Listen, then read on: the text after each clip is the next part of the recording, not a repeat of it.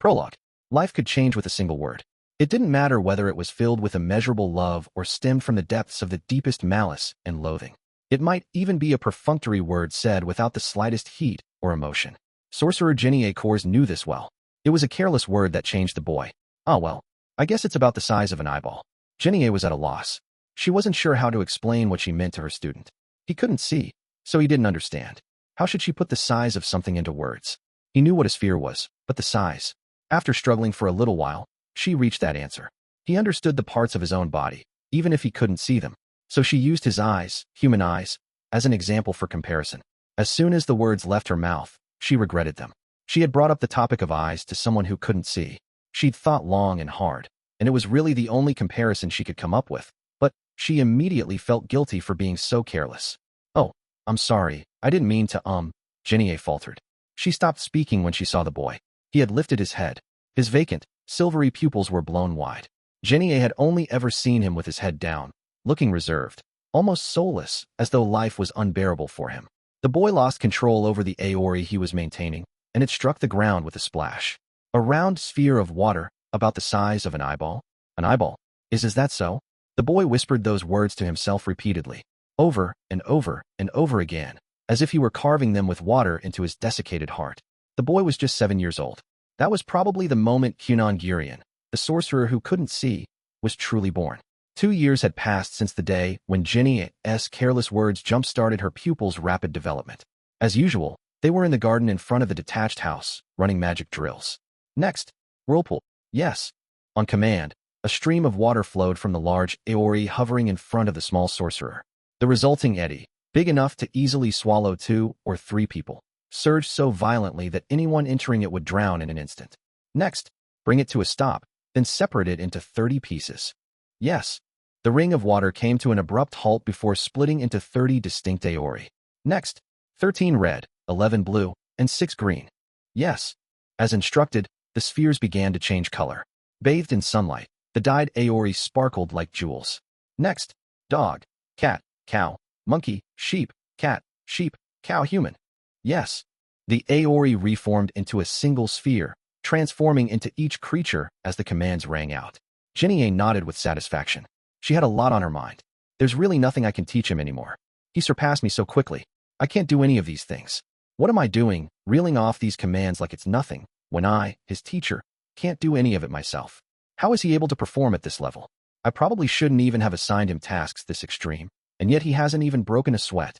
Honestly, she thought, it might be time for me to quit. Chapter 1. The Hero's Scar and the Boy Who Couldn't See. Long, long ago, when the Great War of the 17 Kings broke out between the Demon Lord and the rest of the world, 17 brave warriors were chosen, one from each country. From this country, the Kingdom of Huglia, a prince and holy knight named Hister Huglia took up his sword and boldly went forth to face the Demon Lord.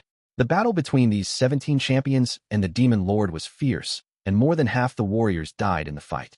Hister had the good fortune to survive, but he returned home missing an arm and a leg. From then on, descendants of warriors who fought in the Great War occasionally gave birth to children who were missing something. Sometimes it was an arm or a leg, sometimes fingers or ears. Some of the children were missing both eyes or simply their eyesight.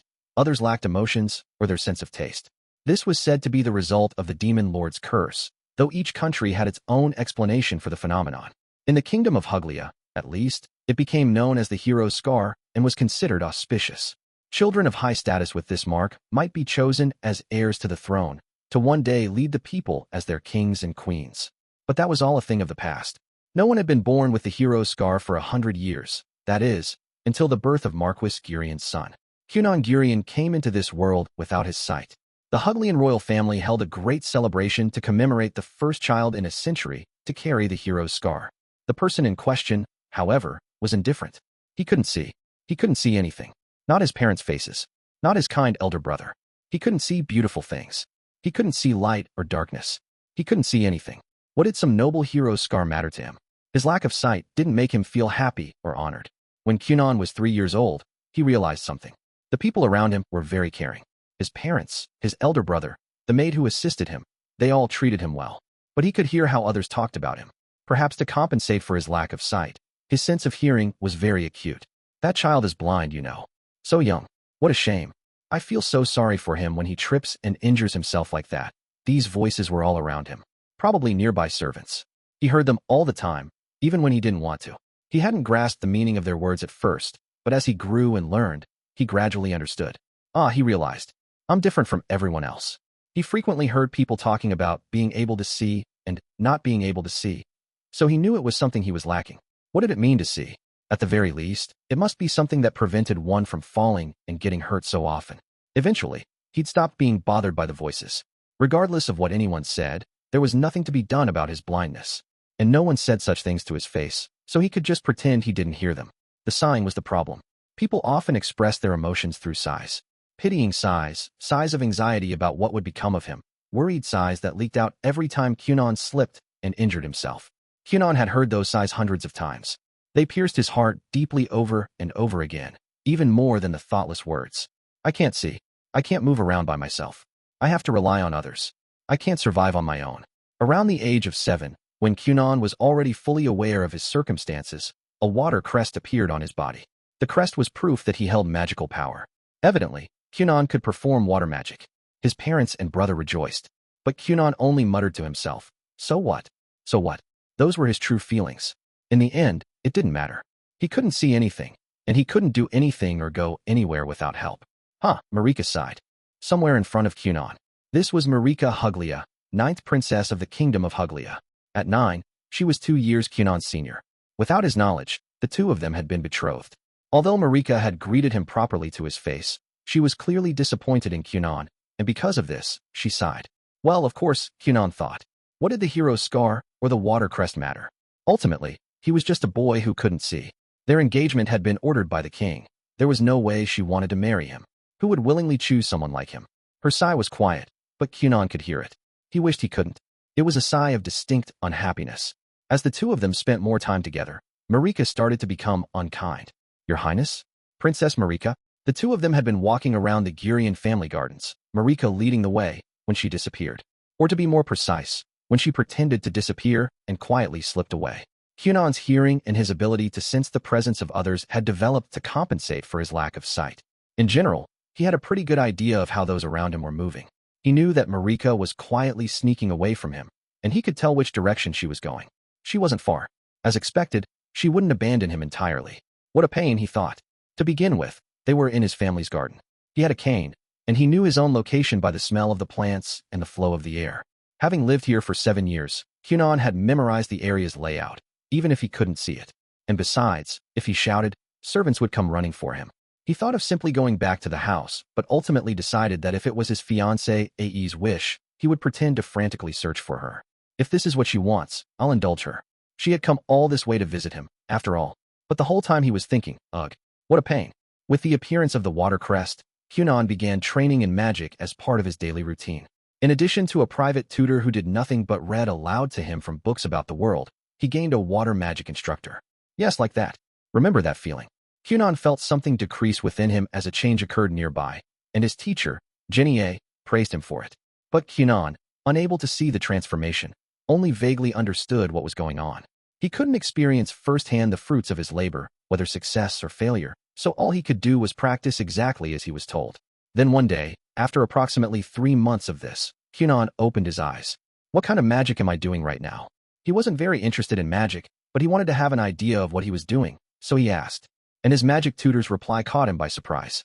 I guess it's about the size of an eyeball. There were several spheres of water floating around him, and apparently, they were each about the size of an eyeball. His teacher's casual, almost rude remark awakened something in Kunon. He felt shaken to his core in a way he had never experienced before. His deepest wish, one he had thought would never come true no matter how hard he prayed, soared up inside him. Yearning flooded his heart. Oh, all I have to do is make eyes on the outside. Kunon possessed magic power, and he could release that power outside of himself. Kunon was connected to his power, and his power was connected to his magic. And in that case, if he made an eyeball with magic, wouldn't he be able to see? With magic, maybe he could obtain the sight he lacked. Can I do it? Was such a thing even possible? No, I will do it. I have to. Whether it was possible didn't matter. He was going to do it, no matter what. Up until now, Kunon couldn't even see the point of living. This was his first great wish. No, it was a desire he had harbored as far back as he could remember. I want to see my family. I want to see the world around me. I want to see everything. What did it mean to see? I want to know. I want to know so badly. Sight was something the people around him took for granted. But for Kunon, it was something he craved more than anything. And so Kunon devoted himself to magic. Amazing. Could a different perspective really change someone's way of looking at the world so completely? Kunon had resolved to obtain sight through magic, and from the moment he decided to pursue that goal, he saw everything in a positive light. The first difference he experienced was the way he ate.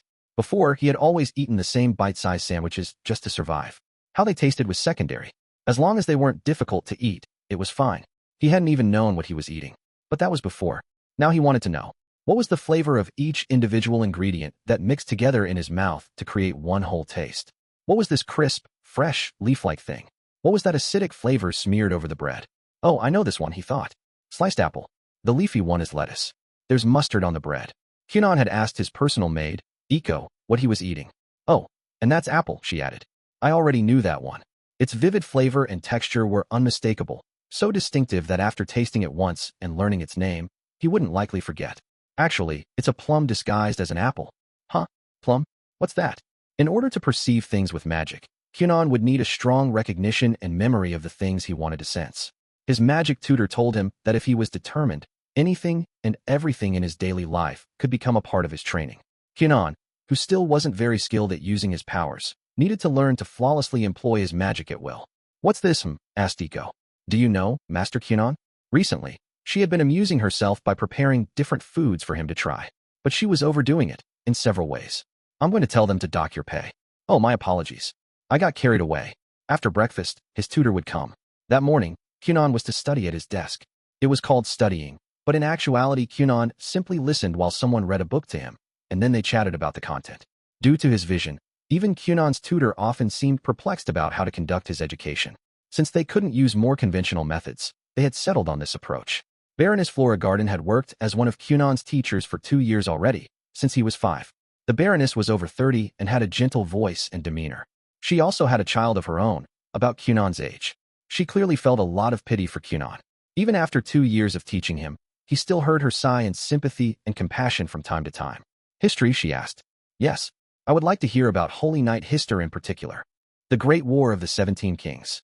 To Kunon, it was a loathsome, old legend, the source of his blindness. He would make a sour face whenever Flora mentioned the story, and so she made a point of avoiding it. In Huglia, the tale was as well known as a children's nursery rhyme, but with Kunon's sensitivities, she couldn't bring herself to teach him about it. At a loss for how to reply, Flora looked to Iko, who was standing against the wall, waiting to attend to her charge should the need arise. Is it okay? Flora asked with her eyes. Iko got the message and gave a small nod. Very well, said Flora. She closed the book she'd brought for the day's lesson. She didn't know why, but Kunon was trying to confront his problems. Or at least, that was how the Baroness saw it. And so Flora decided to go along with his request. After the study session, Kunon had some free time. With his new goal in mind, he eagerly took the chance to practice magic. Aori.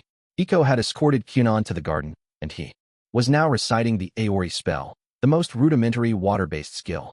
Good job, Master Kunon, she cried. Drawing upon some indefinable power within himself, he created several Aori in the surrounding air. Apparently, he'd managed 4 of them, each about the size of an eyeball. Oh, what do we have here? Iko said. Just an extraordinary sorcerer. That's all. Somehow, he had to make them into real eyes. I don't know what to do. Even his magic tutor said she didn't know, or rather, she didn't seem to understand what Kunon was getting at in the slightest. He wanted to use water magic to make eyes. It seemed to Kunon that most sorcerers thought what he was trying to do was crazy or impossible. Or perhaps, rather than impossible, it had simply never been tried. People who could see would have no need for such things. Excellent form, Iko called out. And that meant there was no one to teach him how. Kunon would have to do it himself. HNGH. He still wasn't accustomed to using his power. Sustaining the Aori spell had winded him in moments. Sweat beaded on his forehead. I just can't help cheering when I see a kid working so hard, said Iko. Before long, his concentration fizzled out, and the Aori plummeted to the grass and burst. Ha ha. Kunon was panting, but then he caught his breath. He cast the spell again. Time slipped by unnoticed as he repeated the incantation over and over and over. Eventually, his consciousness started to blur. Master Kunon. When he awoke, Kunon was in his bed. He must have collapsed, and Iko had carried him there. Not bad. His body was exhausted. All his muscles ached. But he felt okay. To anyone else, it might have been a trivial day. But Kunon had felt alive. Not bad. He would give it everything he had the next day, too.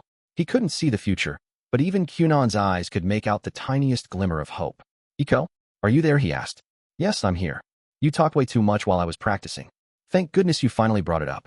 If you had kept ignoring me, I would have gone to bed tonight crying. I should have sent her off in tears," Kunon thought. She was so distracting. It's not enough. Not enough at all. It was nighttime. 1 week had passed since Kunon set his mind on obtaining his eyesight. He was having dinner in his room. As he ate his sandwich, concentrating on the ingredients and identifying each one, he reflected on his day. After gradually growing used to his power and magic, he realized there were far too many things he was lacking. Lessons with a private tutor in the mornings, independent magical study in the afternoons. He'd done the same thing each day for the past week. And he didn't necessarily want to change that, even though he'd seen essentially no progress. But it wasn't enough. "What? I haven't been showing you enough affection," Iko said as she served him. Kunon ignored her. "I get plenty of affection, shoot," he'd replied without thinking. "Oh good, then I haven't showered you with love in vain." "No, you're fine. If you need even more affection, we'll simply have to share a bed, won't we?" "Oh, should we have a sleepover tonight?" "I'll pass." His maid aside, Kunon was loved by his father, mother, and elder brother. He felt crushed with guilt over how much he was loved. And because of his own love for them, Kunon found it hard to be around them. That's why he'd had them prepare a separate building a short distance from the main home, where Kunon now lived with his maid. It had all been at his request. If he lived together with his family, they would worry about him and sigh over him. It would be depressing. Kunon didn't want that. And even now, his family would come to see him occasionally. That's why Kunon felt sure they loved him. For the sake of his family, he wanted to gain his eyesight, no matter what. He didn't want to make them worry anymore.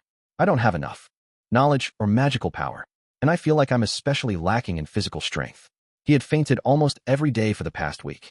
Was it his meager magical power? His weak body? Most likely both were to blame. That's to be expected, isn't it? You're only 7, young master. Your mind and body are still growing. Iko was right. But growth happened slowly. Much too slowly. Kunon wanted to see as soon as possible. He couldn't let the years pass him by as he waited for his mind and body to develop. "But you're right," she continued. "You don't eat much, so you might be a little small for your age." Kunon nodded. "Of course. I'm too small too." Then the solution was clear. He needed to eat a lot more. And I should train my body a bit, I suppose. Because he couldn't see, Kunon didn't move around much. If he did so recklessly, he would just crash into something or fall down. Consequently, he was so out of shape that a short walk could wind him. Iko, on the other hand, never had any trouble, even when carrying him around after he'd collapsed. Until recently, Kunon hadn't cared about living, so it hadn't mattered. But that wasn't the case anymore. "That's true," Iko said. "It might be a good idea to put on a bit more muscle." The past week had taught Kunon that whether he was using his powers or harnessing those powers into magic, it all came down to his physical condition. It was about strength. He'd get nowhere if he ran out of breath after only 2 or 3 spells. To keep going, he needed a certain level of physical fitness. Otherwise, he wouldn't get the most out of his training. There was a well-known story about a foolish ruler of some country or other who went down in history for attempting to implement all sorts of reforms and battle corruption in a single stroke, only to die without accomplishing anything. In short, the ruler tried to do too many things at once and failed. To prevent that from happening to him, Kunon needed to set himself firmly on a single course of action and do what he was capable of, one thing at a time. Surely that would prove the quickest path in the end. Magic was the most important. It would take top priority. Training his body would be second. He would work to achieve a physique suited to using magic. Once he'd used up his magic, he would train his body, and when his body was tired, he would hone his magic. Theoretically, it should be an efficient way to proceed. This is it, Kunon thought. I know what I have to do. Iko, I want to eat more, he said. Understood. Also, I want to start training my body. What do you think I should do? The first ideas that came to mind were walking and running, but things like that weren't possible for Kunon. He would only fall and get hurt. Iko, who had seen him fall countless times, already understood that. How about practice swings? You could stand in one spot to do it. Practice swings? Like with a sword? Exactly. Could you teach me how? Kunon thought he understood what she was saying, but unfortunately, he had never seen it done. Asking a capable teacher to help would be better than simply using his imagination. Oh, I can't. I don't have any experience with swordplay. Why don't you ask the Marquis? If it's just swinging, I'm sure even one of the gatekeepers could teach you. Okay, would you ask him for me? Of course. I'll ask him later today. Oh, both the Marquis and Marchioness are out tonight, I think. I'll try talking to Mr. Balin about it tomorrow, okay? Balin was the Gurion family butler. When both the master and lady of the house were absent, management of the estate was Balin's responsibility. Yes, please do, said Kunon. His to-do list had grown. It would be fun, though, to chip away at it. He was certain that training his body and training his magic were two inseparable elements of a single whole. No matter how difficult the road ahead, Kunon intended to overcome the obstacles and work as hard as necessary to gain his sight. As far as Kunon was concerned, that was his only reason for living. The next afternoon, as Kunon was sweating his way through his magic drills, he heard footsteps he didn't recognize. "Hello, young master. My name is Auro Toro. I'm a former instructor of the Eastern Tiger School of Swordplay." Judging from the hoarseness of his voice, Kunon thought the speaker must be an elderly man. And because the voice came from relatively low to the ground, he was probably short. "Auro. Master Auro, is it?" Kunon thought he remembered a Master Auro as the one who taught his elder brother swordplay. "Yes, the very same," the man replied. "I heard you wish to be taught how to swing a sword. I came as soon as I could. Is it really okay for a well-known master like yourself to teach me? I'm blind, as you can tell, and I can't expect to learn properly." Some of Kunon's old reticence reared its head, but the swordsman laughed. "Ahaha. You know, swordplay isn't proper to begin with. It's a way of training the body so that a weak person may become strong. Transforming a weak creature into a strong one goes against the natural order. Can you really call something like that proper?" Well, Kunon thought, I don't really understand what he's talking about, but it sounds like he's willing to teach me. Chapter 2. The World in Color. 5. Yes. This is worrying. That was Jennie's honest reaction. It was one of her days working at the Gurion house. She had arrived on time and was currently watching her pupil practice magic in the garden outside his detached house. She had landed this job as a private magic tutor fresh out of magic school. The pay was high and the hours were short, and her student was a child so new to magic he probably couldn't even spell the word. He was a novice whose water crest had only just appeared, and he didn't know the first thing about using his power. Even for an unremarkable sorcerer like Jennie, he was an easy pupil to teach, until 5 months ago. Actually, it was 2 months ago, to be exact. She had blurted out one careless word, and much to her surprise, it had ignited her student's desire to learn. The 2 months since the incident had flown by. 6, she called out. Yes. Her pupil had been quiet, always looking at his feet, doing only as instructed. For better or worse, he had been easy to deal with. A child who was all but dead inside. Though after that day, it was like he came to life. Jennie had been happy at first, but soon her feelings changed. She taught him twice a week, and every time she saw him, he was even better. She knew he had started to enjoy magic, but it seemed his devotion was much deeper than Jennie had realized. Can you make another? She asked. Yes. He was progressing too fast.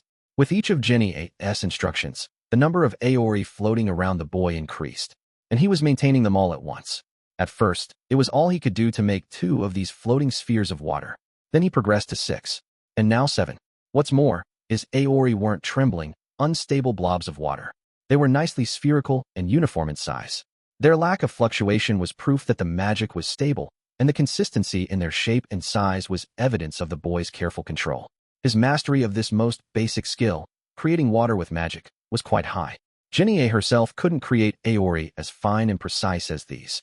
At best, she could produce 5, maybe 6, unstable spheres, and she couldn't maintain them for very long. What should I do? She wondered. Inwardly, Jennie was at a loss. Her pupil, Kunon Gurion, was still a child of 7. Magic was a useful skill, but it was by no means safe. For all its convenience, it could become a deadly weapon at any time. That was the nature of this power. There were spells that could kill an adult even when cast by a mere child. The head of the Gurion family, Jennie's employer and Kunon's father, told her to teach his son only the basics. Jennie didn't approve of parents who let their children have dangerous weapons, so she agreed with the Gurion house's policy. But Kunon had already grasped enough magic to progress to the next stage. At this rate, there weren't many things left for Jennie to teach him. That said, there was no way she could quit. She would lose her livelihood. She wanted to keep this cushy job at least until she found a new one, to line her pockets while she could. And that's why she was worried. What should she do? And that's when an idea had popped into her head. If she couldn't teach him anything new, why not show him how to further develop the skill he already had? Aori. His power was stable and under control, after all. The boy's precision was already so advanced. He should be able to add some variety. That's it. If she lost her job now, she wouldn't be able to make a living. All she needed was to keep it up for another year, even half a year. She had to do her best to hold out there. Of course, the Gurion family's policy on higher-level magic could change, and she might be able to teach him something else. If that happened, she could probably add on another year. Jennie wasn't an outstanding sorcerer, but she wasn't hopeless, either. Though not her strong suit, she could try to teach the boy some magical alterations. Altering spells wasn't a necessary skill until one learned intermediate-level magic. The range of things you could do with alterations was extremely varied, and so if you learned it while still inexperienced, it would be difficult to adequately master. But that was exactly why it was perfect for buying time. Besides, Jinie was genuinely interested as a fellow sorcerer in seeing how far Kunon could go from here. Maybe, just maybe, this boy could reach the world's highest magical rank, Cerulean Sorcerer. Starting today, we're going to do something a little different, said Jinie. Once Kunon's magic drills, which were becoming a bit monotonous, were over, the two of them sat down at a table Iko had prepared in the garden. Usually, they would spend this time talking about magic over tea, but it seemed his tutor had other thoughts today. Different, he asked. Frankly, Kunon was fine with things as they were. He was still lacking in all sorts of areas and wanted to keep plugging away as he was. He was finally able to finish his afternoon drills without collapsing. He felt like everything up until now was mere preparation, and his real practice was about to begin. Master Kunon, his tutor began. The Aori you've been producing are water magic at its most basic. Essentially, it's the first spell a water sorcerer learns. All it does is make water. Yes. Now, let's classify the properties of this spell. Classify. Let's identify its features one by one. Can you think of a few? Kunon considered the question. Create water, make it float, keep the water in a sphere. Something like that. Excellent. Both his tutor and maid clapped. While we're at it, Jinie continued. If we go further by specifying the water's temperature and viscosity, composition, color, shape, luster, and scent, we would end up with a lot more properties. In short, what we call water comes in many forms. Aori. Kunon felt his teacher's magic stirring. He could sense two water spheres hovering in front of him. I just cast two Aori in front of you, Master Kunon. Please try to touch them. As instructed, he reached out to touch the magic before him. There's a cold one and a warm one, isn't there? He said. The left sphere felt cold. The right, warm. Exactly. By adding such alterations, the magic gains character. This is where one sees the difference, or the disparity in talent, between sorcerers. Character? You mean like how the same spell cast by you is completely different when cast by a royal sorcerer?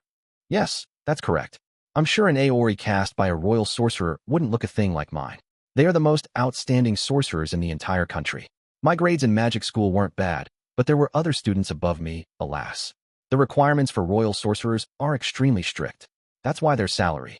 Kunon had been the one to bring up the subject, but he wasn't listening anymore. He pretended to pay attention to his teacher's grumblings, but in his head, he was obsessing over the character of magic. In other words, his tutor was saying that the fine details of a spell could be altered. Kunon felt that this would prove extremely relevant to his ambition to create eyes. Obviously, an ordinary Aori couldn't become an eye, but if he was to change it, alter it, add character, things might be different. One step closer to the goal, Kunon thought, ignoring his teacher as she continued to ramble. The concept of magic character that his teacher had introduced fascinated Kunon. The more he tested it out, the more effective he became.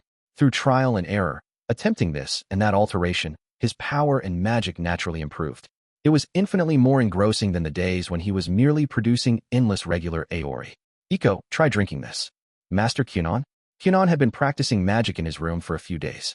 He had avoided doing so before, since a mistake might have flooded the place. But since he was now used to manipulating and controlling his power, he was confident he wouldn't make such a careless error. He ran magic drills in his room, and when his magic was used up, he went outside to hone his body by swinging a staff. Lately, he could tell he was getting stronger. It seemed 2 months was enough time to see some results. Now Kunon had just called out for his maid. Iko had been embroidering in her room, waiting to be of service. He offered her the cup on the table. There was water in it. Oh, flavored water again, she asked. Yep. To create the water, he had taken a normal Aori, divided it down into its characteristics, and added his own alterations. Kunon couldn't see color, so he was testing other kinds of changes. That day he was focused on flavor. Don't mind if I do. Oh, it tastes like apples. It's faint though. I thought a weaker flavor would be perfect for drinking. Ah, I see. That makes sense. If you were drinking a lot at once, something lightly flavored might be best. This is quite delicious. But if I cut off the magic, the taste goes away, like so. Oh, you weren't kidding. Ugh, this is awful. It's really bad. Somehow, it's more bitter than regular water. Terrible. Kunon was aware of how bad it tasted. It wasn't really suitable for drinking. That's why he had altered its flavor. Should he be without drinking water at some point, he wanted to use this flavored water to rehydrate. Magic is amazing, isn't it? Said Iko. For someone like me, who can't use it, it's like a little divine miracle. You're right. I think so too. And if it was a divine miracle, Kunon believed he should be able to make eyes with it. Although his goal hadn't changed, he had calmed down somewhat. It had begun to sink in that the finish line was still quite a ways away. It's going to be a long, hard road, he thought. He had concluded that progressing slowly but surely was the best bet. Kunon knew from experience that his magic would fail if he got impatient. Magic didn't work well when it was rushed. Well, in any case, your being able to make hot water has been really helpful, said Iko. Even just the extra water was very nice, of course. Kunon was barely more than a beginner, but he still had his uses as a sorcerer. Between providing water for everyday use and hot water through alterations, the plumbing situation in his detached house had improved considerably. Before, Kunon had only been able to take a bath about once every 3 days. But since he became able to produce hot water, he could bathe every day. Iko was really enjoying the time, saved not having to prepare the bath, and getting to take her own baths every day as well. Once you're a little more practiced, how would you feel about helping prepare baths in the main house, too? She asked. Oh, good idea. The thought hadn't occurred to him, but Kunon was in favor. The detached house where he stayed with Iko had been built for his own comfort. His family, however, lived in the main house. They had a lot of servants, so preparing the bath probably wasn't a big deal, but if helping with hot water was one of the few things Kunon could do for his family, he would do it happily. The more withdrawn Kunon of the past might not have thought that way, but he was different now. His outlook was much more positive. He hadn't quite realized it yet, but through his magical and physical training, Kunon was starting to believe in himself. After using up all his magic, Kunon practiced swinging a staff the way Master Arrow had patiently taught him. Master Kunon. He was covered in sweat and just about to run out of steam when Iko called his name, breaking his concentration. How long had he been practicing? Without his noticing, the wind blowing over his face had grown cold. He couldn't see the color of the sky, but he wasn't able to feel the warmth of the sun anymore. Dinner time already? He asked. Yes, let's go back to our rooms. Kunon stopped his practice and let Iko lead him by the hand to the detached house. He was uncomfortable from the sweat and wanted to take a bath right away, but, Master Kunon, a letter has arrived from Princess Marika. Huh. This unexpected news threw his otherwise normal day into chaos. The timing was horrible. Chills ran down his spine, and they weren't just from the sweat. We can discuss the details later, said Iko, but basically, she's requesting a visit with you. Iko had permission to open and read letters addressed to Kunon, since he couldn't do it himself. Actually, his father checked his letters before sending them on to the detached house. Marika Huglia was the 9th princess of the royal family. She was still a child, but she was well aware of her position. She wasn't foolish enough to write about royal secrets or private matters in a letter. But just in case, precautions had to be taken. Iko's position would be jeopardized if she accidentally learned something she shouldn't have, so the letter had to be approved before it reached her. Tell her I have a cold, said Kunon. You used that one a month ago. A stomachache. You've used that one too. I fell and scraped my knee or something then. What if she says you can meet anyway? Won't that be a problem? Kunon was in trouble. He didn't need Iko to tell him that. He hadn't seen his fiancée, Ae, in 2 months. They hadn't met even once since he'd found his purpose in magic. They were supposed to visit every 2 weeks, but Kunon didn't have time to see Marika, so he kept feigning illness and declining her requests. For her part, Marika probably had no desire to see Kunon, either. Her fiancé, A, had been chosen for her by His Majesty the King, and so she grudgingly made the visits. If anything, the princess was probably overjoyed to have an excuse not to see him. That said, I can't put it off any longer, can I? He asked. He didn't want Marika to visit, but it had to happen. Even if they kept their distance from each other as much as possible, they couldn't get out of their engagement. It was a royal order, and this was their fate as nobility. I don't think so, Iko said. Since His Majesty and your father have made the decision, putting it off any longer could cause trouble. For instance, what if Princess Marika and His Majesty came to check on your well-being? That was out of the question. Just imagining the king coming all the way to see him made Kunon break out in a cold sweat. Right, I see. Tell her we can meet. He didn't want to, but there was no other choice. And so it was decided that, in a few days' time, Marika would pay a visit. The landscape flew by as the horse-drawn carriage trundled on. The sights streaming past were quite familiar. She'd seen them countless times, and every time, they grew more and more depressing. Ugh, this is awful. Thinking that Kunon must feel the same, Marika heaved a deep sigh. This was Marika Huglia, the 9th princess of the kingdom, and presently 9 years of age. She was the daughter of the current king, not that the distinction meant very much, considering how many brothers and sisters she had. Currently, Marika was on her way to her fiancé's house. Kunon, who bore the hero's scar, had turned out to be a sorcerer, and so Marika had been betrothed to him. To put it simply, their engagement tied Kunon to the royal family. Sorcerers were valuable. Whether in times of war or peace, excellent magic users were essential to the progress and defense of a nation. Marika was like a collar and chain that prevented Kunon from winding up in the hands of powerful nobles or foreign countries. She didn't mind that so much. Marika and Kunon were both the children of aristocrats, and political marriages were unavoidable. It was all part of being a member of the ruling class. The problem was something else. Ugh. From their very first meeting, Marika had found it difficult to be around Kunon. And the more time they spent together, the more difficult and depressing it became. Lately, it was so bad it was like there was a stone settling in the pit of her stomach. And that was to say nothing of how it affected her heart. Marika had met all kinds of children at the school for nobles she attended. Not even one of them was as taciturn, negative, dispirited, or perpetually gloomy as Kunon. The two of them had nothing to talk about, either. Kunon almost never started a conversation himself, and when Marika realized that the vast majority of topics she brought up required sight, she clammed up. Plays, books, stories about her time at school. To someone who couldn't see, they were incomprehensible. She found it truly painful to spend time with Kunon, and she suspected he hated being around her as well. The idea that they could like each other, even a little, was unthinkable. But they were obligated to spend time together, and there was no avoiding it. Ugh. When she thought about living the rest of her life with Kunon, looking upon that sad, dull expression every day, once, she ran away from him. They were walking in the garden without his maid, and she disappeared from his side. She didn't want to be near him. After that, running from Kunon became a habit. Although she knew it wasn't good for either of them, she couldn't stand to be next to him. And yet Marika worried about leaving the boy on his own, and never went so far away that she couldn't see him. What a truly pointless and half-hearted escape attempt, she thought. Kunon hadn't been well for the past 2 months, although he was probably faking it, so they weren't able to meet. But that couldn't go on forever. As the Gurion estate rose into view, Marika's sighs kept coming. It's a pleasure to see you again, Your Highness. At her first sight of Kunon in 2 months, Marika's eyes went wide. He was standing in front of the main house with his usual maid, but he looked utterly different from the boy she had met on her previous visit. I'm so sorry that I wasn't able to meet with you for a while due to my poor health. Oh, why yes. Kunon. Yes. On the off chance that this was someone else, Marika tried calling Kunon's name. But the boy in front of her was indeed the one who answered. It really was him. This was Kunon. His expression was bright. His body looked a little sturdier as well. But more than anything, he looked so cheerful. Before, he'd always had his head down, but now his face seemed to glow. Marika couldn't say with certainty what was different, but without a doubt, his face had brightened. It was so bright that for a moment she thought he might be wearing makeup. So bright that she wanted to ask what kind of products he was using. What on earth? What had happened in the last 2 months? Marika glanced at the maid standing behind Kunon. She had no idea how to interact with the boy, so she looked to his maid for help instead. The woman sensed Marika's gaze and seemed to understand. Your Highness looks as cute as ever today. If I were a big, bearded, middle-aged man, I would be totally smitten with you. I'd pursue you to the ends of the earth. That's not what I wanted you to say. And what's with that scary scenario? Did something happen these past 2 months, Kunon? Asked Marika. Her first plan was going nowhere, so Marika tried asking directly. Plus, she was a little frightened by the way Kunon's maid was looking at her.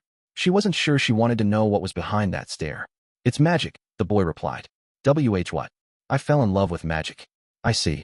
She didn't really understand, but Kunon looked happy, so whatever it was, it must be a good thing. And most importantly, his face was so bright. Your Highness, he began. I'm sorry for always making you worry. Please let me explain myself today. Oh, okay. Marika was perplexed by this change in Kunon, but her bewilderment was only momentary. The magic Kunon talked about and showed her was so enthralling. He made water of different flavors. He broke it down into a fine mist and created rainbows with the light.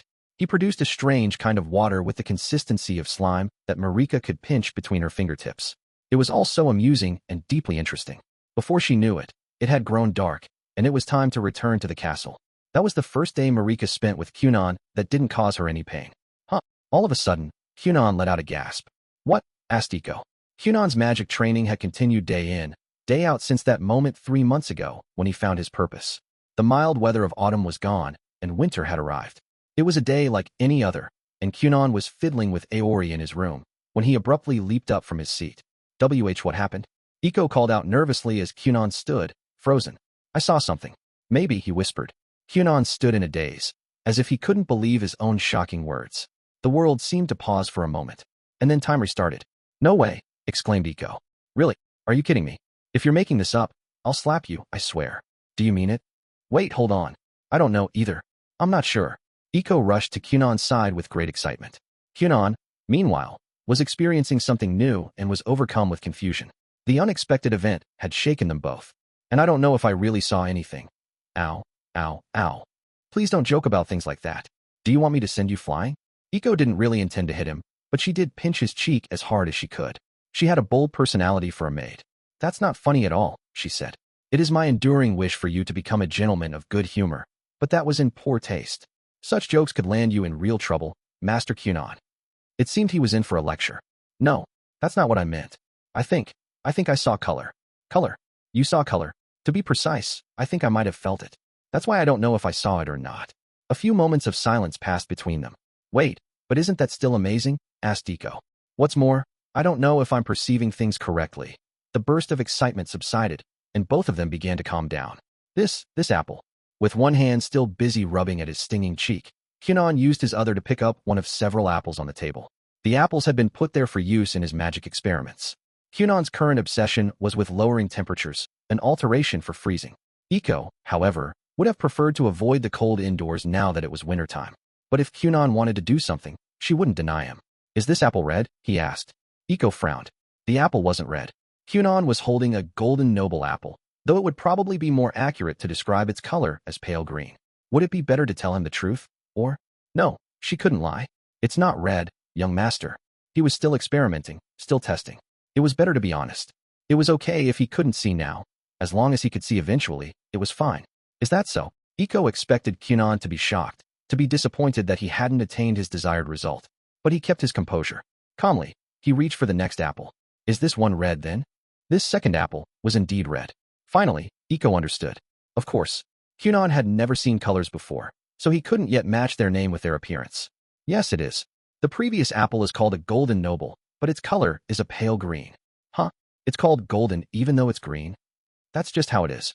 By the way, can you tell how? Many apples of each color, red and green, are on the table. Yeah, 3 red apples and 2 green golden nobles. Right. He was exactly right. In other words, he could really see color. Did I get it? You got it. That's amazing.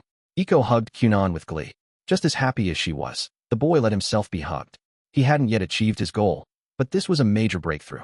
I still have a long way to go though, he said. After this short celebration, Kunon collected himself. He was now able to parse the general color of the things around him. But that was all. Strictly speaking, he wasn't seeing. He was just using his magic to sense his surroundings.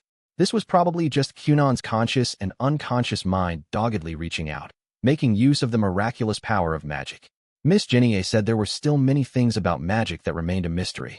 Apparently, some people could move objects using magic, and Kunon had heard of a phenomenon called magical perception. Whatever he had just managed was probably another type of perception. Kunon's goal was to achieve sight through eyes made with magic. It sounded similar in theory, but was totally different in practice.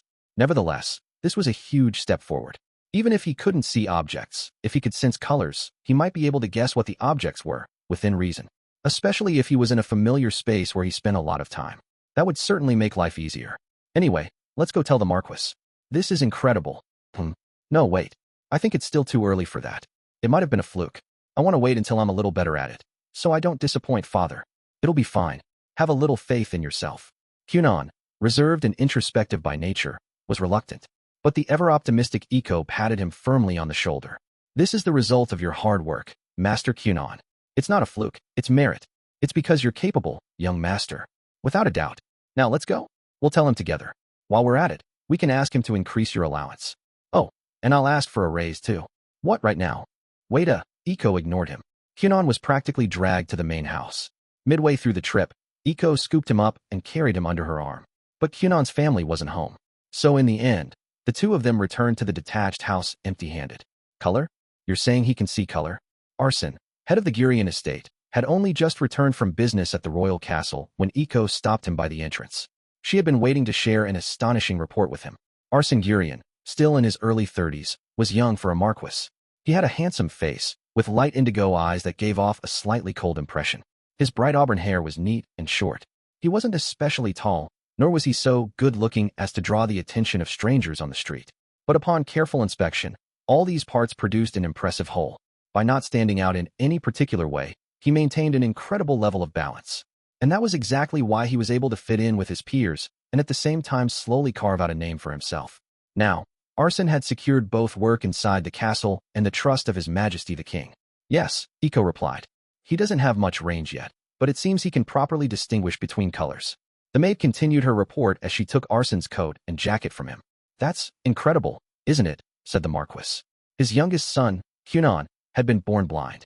His condition was said to be the result of the legendary hero's scar, already considered something of a fairy tale, though the true cause was unknown. Regardless, the truth remained. Kunon could not see. I think so too, said Iko.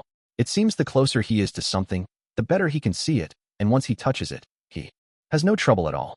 Things were clear once he touched them. In other words, are you saying he could read a book? As expected of the Marquis, Iko thought. Indeed, Kunon could read books. He and Iko had only discovered this after testing his ability in various ways, but Arsen deduced it immediately. Yes, perhaps the best thing to come out of Kunon's new perception was the ability to read. He just had to open a book and trace the words with his fingers. In that way, he could discern the color of the ink on the page and sense the shape of the letters written there. Of course, Kunon couldn't read yet, so he would need to learn first. By the same method, he could make out pictures, so Kunon's current obsession was studying picture books and encyclopedias. I see, Arsen said with a heavy sigh of relief. In that moment, his worries about his son's future lessened considerably. Arsen's body and mind were both exhausted, but his anxiety had vanished. Have you spoken to Tina about this? He asked. No, my lord. Then let me tell her. Tina was Arsen's wife and Kunon's mother, Tina Lisa. She worried more about Kunon than anyone else.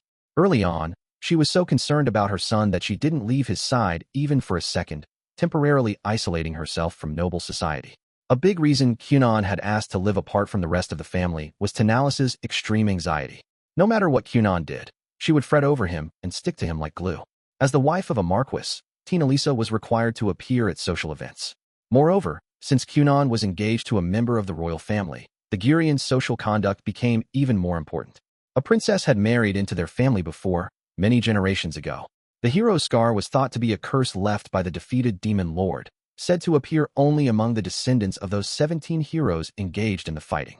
In the kingdom of Huglia, that meant only members of the royal family. In short, though it had run thin, there were still traces of royal blood flowing in the Gurion family's veins. That meant, should everything go topsy-turvy, in a very unlikely scenario, even Kunon might have a sliver of a chance at ascending the throne. And if that came to be, the odds of the Gurion family becoming embroiled in a dispute between royal factions would increase significantly. To secure their future prospects, they needed to make appearances in society. Such was the reality of being promised to a princess.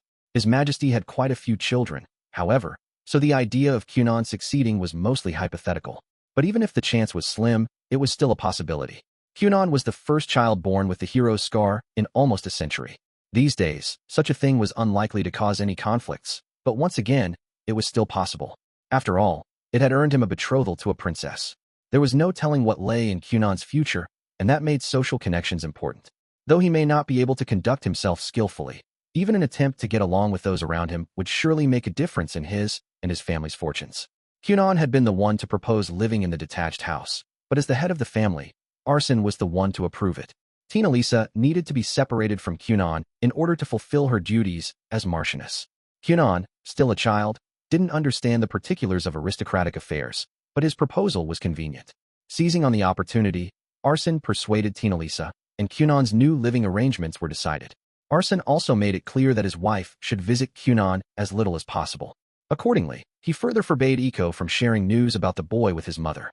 If she had, the Marchioness would be unable to resist rushing to Kunon's side. But this new report was a different matter. He could tell his wife about this. Kunon had achieved something great, and no praise would be too much. Does Kunon intend to return to the main house? Arsen had been hearing a variety of things about his son. 3 months ago, Kunon began devoting himself seriously to magic. He'd started eating more to bulk up, and though he hadn't quite taken up swordplay, he had begun swinging a staff. Recently, Kunon had started preparing baths in the main house, too. Arsen had even heard that his son's relationship with his fiancée, Marika Huglia, was improving. All of a sudden, his reticent, unenthusiastic son had started living optimistically. Arsen couldn't be happier. And it wasn't as though Kunon lived apart from them because he hated his family. In light of these changes in his son's life, wouldn't it be all right if they lived together? Arsen thought so, but it may still be too soon for that. Iko looked reluctant. Right now, the young master is trying to change himself. Every day, tirelessly, he keeps at it. At a time like this, if his environment or lifestyle changed, it could get in the way of his goal. His goal, you say? Arsen had heard about that, too. His son wanted to gain vision through magic. He wasn't sure if such a thing could be done, but if that was what Kunon wanted, Arsene would support him. And now the boy was achieving results. Surely his efforts, thus far and into the future, would not be wasted. Approximately half a year had passed since Kunon left the main house. He had grown used to living by himself, and the rest of the family had become used to life without Kunon. For Arsene, things hadn't changed much, but Tina Lisa was finally starting to return to society. His other son, Ixio, often had trouble interacting with Kunon. It might sound bad, but he seemed more comfortable now. I see. Let's wait a little while longer and see how things go, shall we? The current situation was working well for everyone, Arsene thought. They each had their own business to attend to. Perhaps living together wasn't necessary. If they all, or more importantly, if Kunon was in an environment where he could focus, it was probably best not to get in his way. Arsene therefore made the decision to leave things as they were. Iko was not in a position to express her personal opinions, but she had hoped for this outcome as well. Kunon was in the process of opening up to those around him. Before, he had viewed Iko as nothing more than a servant. She would tell jokes and try to make him smile, but she never got much of a reaction. He might have even thought of her as a nuisance. Perhaps he simply hadn't been interested in people. Or maybe he felt resentment, jealousy, or hatred for them. But now he had begun to respond to her. Kunon, with his unseeing eyes, was trying to perceive Iko, those around him, and people in general. Iko didn't know much about magic, and she couldn't say whether Kunon would get his wish in the future. Nevertheless, she felt it was of the utmost importance for Kunon to open his heart right now, so he could learn things like compassion for others and social etiquette. She wanted him to become a more positive person, even if that meant overdoing it a little. She didn't want him to make that gloomy expression ever again. Who would want to see a child looking so depressed? Iko, thank you for everything, said Arsene. I know it's been quite hard on you, but I don't mind. I'm getting paid, after all. In fact, rather than words of praise, I prefer a raise. Instead of acting humble and expressing vague sentiments of loyalty, Iko brought up her salary. And that was precisely why Arsene felt at ease leaving Kunon in her care. Talk to Balin about money matters. He decides the servants' pay. What? Mr. Balin is such a miser. He'll never agree. A more serious, sincere girl would have worried and moped alongside his son and only wound up depressed. And so Arsene had assigned the most cheerful maid he could find to the boy. He was certain that had been the right decision. In 2 years' time, he would start to have a few misgivings about his choice. But for the moment, at least, he was blissfully ignorant. Chapter 3. 2 years on. Time is impartial. Whether one is an aristocrat or a criminal, nothing is untouched by change. The days and months marched on. Time flew by without a care for people's hopes, personal circumstances, and everyday efforts. Another document has arrived. Books, papers, manuscripts tied up with string, personal expense registers, and so on were spread over half the room, including the floor, to say nothing of the table. The materials were in the barest semblance of order, but the room's owner knew where everything was. Approximately 2 years had passed since Kunon Gurion began devoting himself to magic. He was 9 years old. Life itself had not changed much in 2 years. Kunon still lived in the detached house. He still attended his general studies and magic classes in the mornings and practiced spells and swinging his staff in the afternoons. He also diligently performed his daily routine of preparing the family's baths. The one major change was that Kunon had learned to read.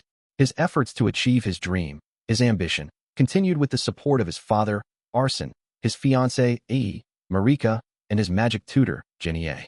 He was determined to gain vision through magic. Success eluded him, but Kunon continued to hone his skills, refusing to give up. The endless stream of books and materials mainly came from Marika and Genie. Still unsure of what effects anything might have, Kunon had asked them to send him every text they could find related to water magic, and he now set aside his evenings to read them. Every day he would wake to find that he had fallen asleep at his table and been carried to bed by his maid. Have you found anything interesting? Iko asked. As she spoke, she set about tidying up the documents and books that Kunon had already looked over. Yes. Kunon, his next book in hand, thought back over the things he'd been learning. Hydromancy, pyromancy, crystallization and vitrification, familiars, demon contracts, water lotus magic, magic mirrors, water mirrors, rainbow-colored fish scales, to list a few things I'm curious about. Though he'd mentioned them, familiars and demon contracts were out of the question. Kunon would be lying if he said he had no interest, but the costs and risks were too high, so he decided to avoid them. When you say hydromancy, is that like fortune-telling? That's right. Hydromancy, or water divination, involves pouring water into a vessel that's been imbued with magic and looking inside for answers to your question. For example, where something you've lost has gone or what the future will be like. That kind of thing. Oh, then could you use it to find my lost youth or the sparkle in my eyes? No need. You're still young and in your prime, Iko. Come now. You know I'm getting on in years. Not at all. I'm telling you, there isn't another servant in this world as pretty as you. You little liar. You can't even see me. The pair laughed together. While opinions about Kunon were still split down the middle, the past 2 years had seen the boy become a much more cheerful person. The key to his transformation was magic. That was all it had taken to brighten his outlook. He'd gained muscle, improved his cold relationship with his fiancée, Ee, and even earned a bigger allowance. Everything was looking up. Then could you find me a husband with whatever Mancy? Don't worry. No man could ignore a good woman like you, Iko. If I wasn't the second son of a marquis, I would have made you my wife. Come on. What are you saying? Talking about someone over 10 years your senior like that. They laughed again. For better or worse, it seemed Kunon had grown a little too cheerful. Yes, well done. Originally, Kunon had begun swinging a staff to build strength and endurance. But Master Auro of the Eastern Tiger School had eventually started teaching him swordplay as well. As it turned out, Kunon surprisingly had an aptitude for it. You're very skilled, young master. Against another child your age, you'd put up quite a fight. Really? Even though I can't see. Certainly. You're doing very well. Your intuition is strong even without your sight, and when push comes to shove, I think you could do quite well. Truthfully, Kunon wasn't learning real swordplay. This was more like a staff technique, and it was not intended for use against an opponent, so it was pretty far removed from typical sword fighting. But Kunon, due to his unique circumstances, thought what he was doing was normal.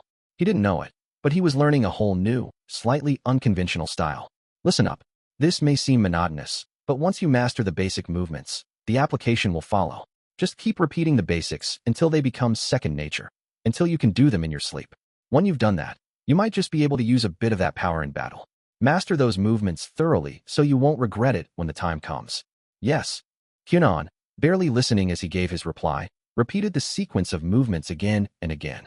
Thus, when building settlements for the people, we must prioritize good sources of water above all else. Splendid. Let's end today's lesson there. Baroness Flora Garden, 2, remained as Kunon's private tutor. The boy had already completed all the courses taught at the school for noble children and was currently in the process of reviewing that information. After 1 or 2 more sessions, Lady Flora expected her employment in the Gurion household would be over. She had started the job at the request of Lady Tinalisa, but now that the end was nigh, Flora felt her chest constrict. After all, she had known the Kunon from 2 years ago. Iko, some tea, please, said Kunon. And today's special for the lady. Of course, the usual black tea then. Kunon was so cheerful now, not a shadow of his former self remained. Lady Flora had also been tasked with teaching Kunon behavior and manners befitting an aristocrat. However, the boy had been so depressed 2 years ago that Flora had held off on it. But then the opportunity had presented itself, and she had finally given him proper instruction. It had all begun at Kunon's request. I want you to teach me how to interact with Marika. So Lady Flora taught him how to behave like a noble, or like a gentleman, as Kunon liked to put it. Like a gentleman with a good sense of humor, if possible, his maid had chimed in. A gentleman with a good sense of humor. Lady Flora welcomed that idea herself. Tough guys and cool guys had their own sort of appeal, but an entertaining man who made the time fly by would be quite the catch. Besides, she thought, the former 2 types didn't suit Kunon at all. The latter was most definitely the best option. Her one concern was that such men were liable to be seen as frivolous. Lady Flora? Yes. A toast, to your eyes.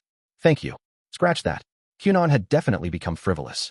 Then again, since he was still earnest at his core, perhaps it was more accurate to say he appeared frivolous.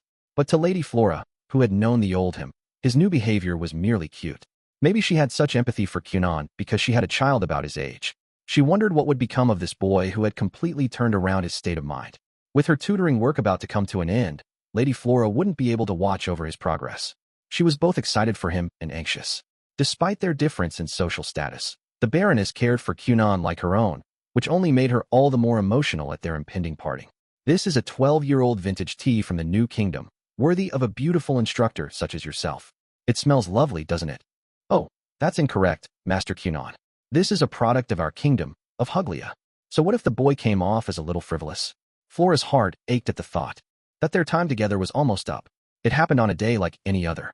Master Kunon, your father wants to speak with you, Iko said from her seat at the dinner table. Right now. Kunon was scanning through some reading materials, a sandwich in hand.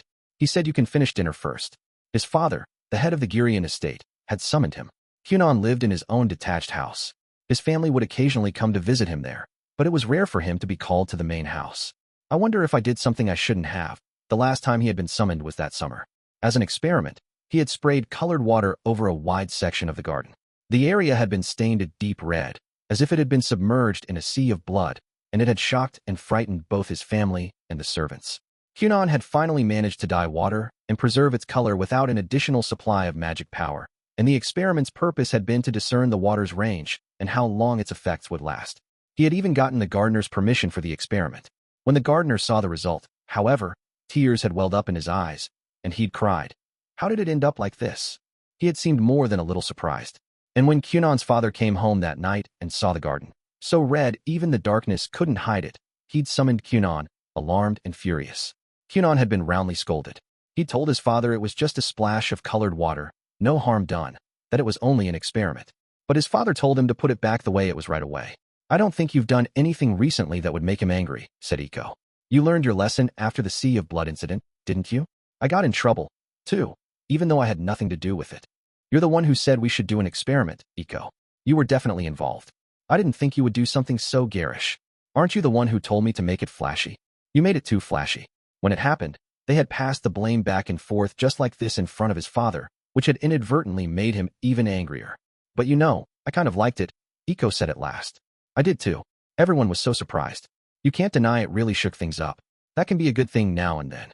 If nothing else, he'd obtained valuable data. When people encountered a sea of blood without warning, they were surprised. That information alone was enough to satisfy Kunon. It seemed he really had become a bit too cheerful. After dinner, Kunon headed for the main house with Iko. It's cold, he remarked. It was only a short distance to the house, so they walked. The path there was paved with smooth flagstones wide enough for a single person, so that Kunon could use the path without difficulty. He strolled along, feeling the way with his cane. Winter was here. Due to the season and the late hour, the wind blowing about them was freezing. Kunon didn't pay attention to things like calendars and seasons, day and night. But at times like these, he couldn't help being reminded. Could you make one of those things, please? Iko asked. You know the ones. Oh. With a snap of his fingers, Kunon produced 2 Aori, each about the size of a person's head. One floated in front of Kunon's face, blocking the wind. The other hung in the air in front of Iko, who trailed behind him. It's so warm and squishy. Iko hugged the sphere to herself, pressing her face against it. By altering the Aori to make them slightly warmer than human skin and give them an ultra-flexible membrane, he was able to create a simple heat pack. Iko loved it. She said it felt great to touch this miraculous soft sphere of water that merely changed shape when squeezed. Marika loved it, too. It seemed this kind of Aori was very popular with the ladies, yet another thing Kunon had learned. In the summer, he would alter his spheres to have a lower temperature. Everyone, not just women, seemed to like that one. Or at least, they found it convenient. Master Kunon, we've been expecting you. The family's elderly butler, Balin, had been waiting at the entrance of the main house and led them inside. Kunon quickly dispelled the Aori. They headed for the drawing room. When old Balin knocked and announced Kunon's arrival, a voice from inside answered, Come in. Kunon was on his own now. Leaving the butler and Iko behind, he stepped into the room. You called for me, father? Oh, mother and brother are here too? Every member of the Gurion family was present. His father, Arson, his mother, Tina-Lisa, and even his elder brother, Ixio.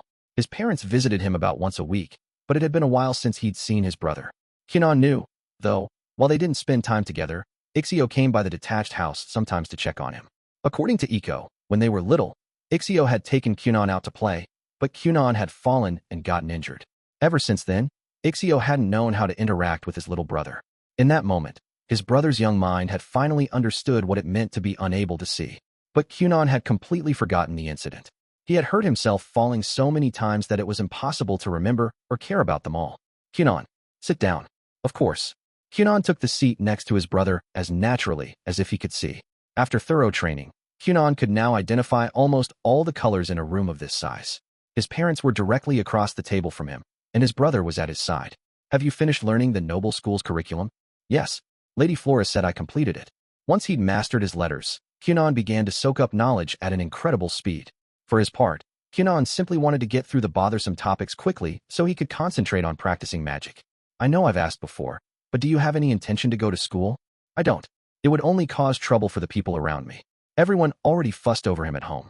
Kunon felt that if he had to deal with it elsewhere, it would be too much. Or at least, that's how he used to feel. He could probably attend school normally with how he was now. But since school wasn't his priority, he now had a different reason for not attending. Have I told you? You're actually registered at school already, Kunon. Ah yes. You didn't tell me, but I heard it from Lady Flora. Something like that had come up during his lessons. You could go to school anytime, you know. Won't you? The Baroness had said. She must have thought Kunon could handle it now, as well. Of course, he told her he had no intention to do so. If I remember correctly, he said, don't the children of nobles have an obligation to attend? That's right, his father replied. Well, considering your circumstances, His Majesty has given you special permission not to. At this point, I, too, feel there's no need for you to go. You should do what you want. His father was showing his support. He was probably assisting Kunon in other ways the boy didn't even realize. However, I want you to think about it a little. Is this because of how I use my allowance? Kunon asked. No, it's not about that. You always object to it, father, and it may seem wasteful. But I believe I put the money to use thoughtfully. Like I said, I'm not talking about money. Father, thank you so much for always working hard for our family. I'm so grateful. Enough already. Drop it. I'm sorry I made the garden into a sea of blood. This isn't about that either. But if you do it again, I'll suspend your allowance for 2 months. Kunon shuddered. Those were not words he wanted to hear. Neither Arson's threat to suspend Kunon's allowance nor his son's trembling reaction had any relation to the topic at hand. Darling, calm down, Tina Lisa said soothingly. Her husband had gotten unusually riled up, but now he sighed as if to expel his irritation. I'm actually talking about Princess Marika, he said at last. Kunon frowned. Why was his fiancée, coming up now? What did Marika have to do with his going to school or not getting his allowance? You may not understand this yet, but as her fiancé, you must fulfill certain aristocratic duties. Those who fail to perform their duties or behave in ways ill-suited to their station become vulnerable in high society. Kunon, if Princess Marika became an object of ridicule because of you, how would that make you feel? I see. So that's how it is. At present, his and Marika's relationship was going very well. 2 years ago, when they had first become engaged, things had been strained. But now they recognized each other as future marriage partners. Kunon, at least, had no reason to reject her. Your mother and I have decided that you are now capable of performing your aristocratic duties. His father had discussed the matter with his mother before making a decision. It was something they couldn't have said, to the Kunon of the past. They had believed Kunon would spend the rest of his life confined to this house, with no desire or intention to venture out into the world. But circumstances had changed. The Gurion estate was now too cramped for the person Kunon had become. He was already gathering up information about the outside world every chance he got. He used up his allowance every month without fail, and his father knew that when the money ran out, Kunon would appeal to his mother until she gave him a little more. One day, Kunon's magic would take him far away from the family home. That day might arrive sooner or later, but it would definitely come. It was that eventuality that had prompted the current conversation. School could provide an opportunity for Kunon to leave the estate, and Arson's suggestion had been made with that in mind. Socializing was essential in the outside world. And so, if possible, Kunon should fulfill his duties as a noble. That was the point his father wanted to make. Aristocratic duties, huh? And that's why I want me to go. Kunon had no desire to attend school. He truly didn't understand what his parents were thinking, either. Unsurprisingly, it was difficult for a 9-year-old child to grasp the rules of high society and his parents' feelings about them. Nevertheless, Kunon thought the matter over. Bothersome as it was, if doing this would someday benefit Marika, Kunon felt he could accept it. His goal to gain his sight was still a work in progress, and he hated to think of abandoning his current lifestyle. But for Marika's sake, he could handle a little detour. No. As I said before, I don't think it's necessary that you attend. Just as Kunon was about to mournfully accept the proposal, his father changed course slightly. I want you to take the advancement exams, he said. Advancement exams? The school for nobles is attended by children between the ages of 6 and 14, but there's no fixed length of attendance. As long as you pass all the advancement exams, you graduate. There are students who finish only a few days after entering, while others learn slowly and carefully. Kunon summed up what he was hearing in his head. If he passed these advancement exams, he wouldn't have to attend school. Lady Flora said he had learned everything taught there. In other words, Kunon should already have the ability to pass the exams. That was why his father was saying to forget about school and just take the tests. He must be sure Kunon would pass. There are 5 advancement exams. If Ixio passes his next one, he'll graduate. Wow, brother is graduating already. Ixio had been going to school since he was 7. His elder brother was 11 now, so he had been in school for 4 years. Kunon unconsciously turned to face Ixio, and his brother added, Princess Marika will also be done once she passes the next exam. I think she'll probably graduate with me. Even if it was only for a few days, Ixio wanted to go to school with his younger brother. After graduating, he would enter the senior level school the following spring. As the family's heir, Ixio would then help out with their father's work as he prepared to succeed. And since Kunon was bound for magic school, this would be their last chance to go together. I see. Then is it okay if I join you? I'm not sure if I'll be able to graduate at the same time, but Kunon had never been to school, and he had never taken an exam. But if Lady Flora said he'd learned everything, then he probably had some hope of passing. And if he failed, he could worry about that when the time came. He felt optimistic. The old, withdrawn Kunon probably wouldn't even have dared to try. What? You're going to school? Several days had passed since Kunon had spoken with his family, and he was sharing the news with Marika. She had come to visit, fulfilling her duty of meeting her fiancé once every 2 weeks. Yes, although I'll only be taking some advancement exams. Oh my goodness. That's wonderful. That means I'll get to experience school life with you. You think so? To be honest, I'm a little confused about the whole thing. Kunon could tell Marika was excited. He was aware of how enthusiastically she was petting the cat he'd made from water, but he didn't know anything about what so-called school life entailed. Don't worry, she said. You can count on me to show you around. Marika was a couple of years Kunon's senior, and she'd begun acting more and more like his elder sister over the past 2 years. Oh, well, if you don't mind, he replied. Of course, leave it to me. But I'm worried, you know. Huh. What about? Well, if I go to school with you, won't all the boys with crushes on you get jealous? Oh, I think it'll be fine. Marika didn't know how to respond. She hesitated, a little embarrassed. Oh, could it be that you aren't very popular? How dare you? I'm popular. I'm a princess, you know. There are as many boys who like me as there are fingers on my right hand. At least 5, in other words. Kunon couldn't say if that was a lot of boys or not, but he made up his mind. He had been half joking, but it sounded like there was a real chance someone would bear a grudge against him. So just in case, Kunon decided to bring his fighting cane to school. At last, the day came for Kunon to attend school. Well, don't you look smart? Master Kunon, could you be the original prince who comes riding in on a white horse? In response to Iko's ridiculous compliments, Kunon adjusted the glittering bow tie that sparkled around his neck and made a bold declaration. It seems my true identity has finally been exposed.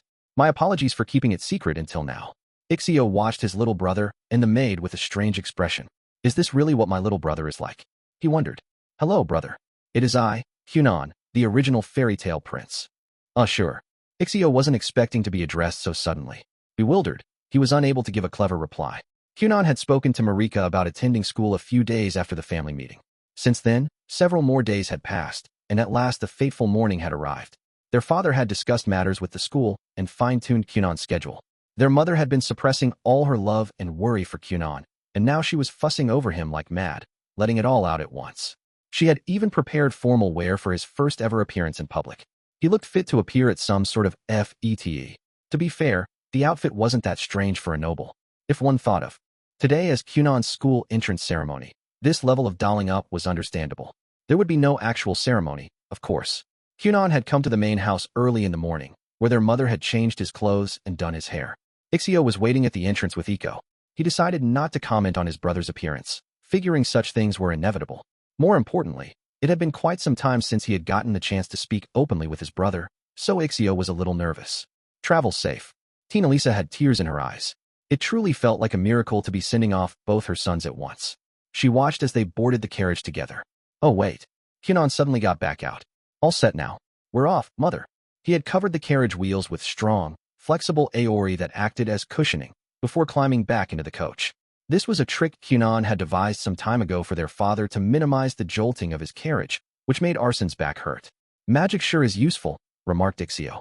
Yep, so useful that even I should be able to find a job, said Kunon. I don't think you'll have much trouble, thought his brother. The carriage started forward, gliding across the ground. Hey, are you sure you aren't nervous? Ixio broke the silence. Kunon was facing the window, even though he couldn't see beyond it. Kunon turned his unseeing eyes on his brother. He was wearing a fashionable leather eye mask that day. He couldn't see either way, but the outside air tended to dry out his eyes. Plus, it hurt if bugs or dust got in them. It must be hard to be blind, said Ixio. It is, but I don't worry so much anymore. Really? Yep, because I'm a bit stronger now. His reasoning was simple and straightforward. To be sure, gaining strength gave one confidence, and with confidence came bravery. Ixio couldn't help feeling strange about his brother's new attitude, since he knew how he had been before. But he had no doubt if he spent more time with the current, cheerful Kunon that he would soon get over that strangeness. You worried about me a lot, didn't you? You blamed yourself because I fell and got hurt, right? But I'm fine now. I used to think I wanted to die, but now I want to live no matter what. Right? Okay, Kunon had grown stronger in both body and mind. I have the strength of will to outlive everyone else in the world. So I'm sorry, but don't worry, brother. I intend to live. I'm going to live so long I'll start to feel guilty. Well, okay then. Once again, Ixio couldn't help wondering. Was this really what his brother was like? For better or worse, magic had changed Kunon. He was different now. Ixio thought on this for a moment. He suspected the negative changes were the fault of his brother's maid. No, he was sure of it. The uncharacteristically smooth carriage ride came to an end as the coach rolled serenely to a stop in front of the school.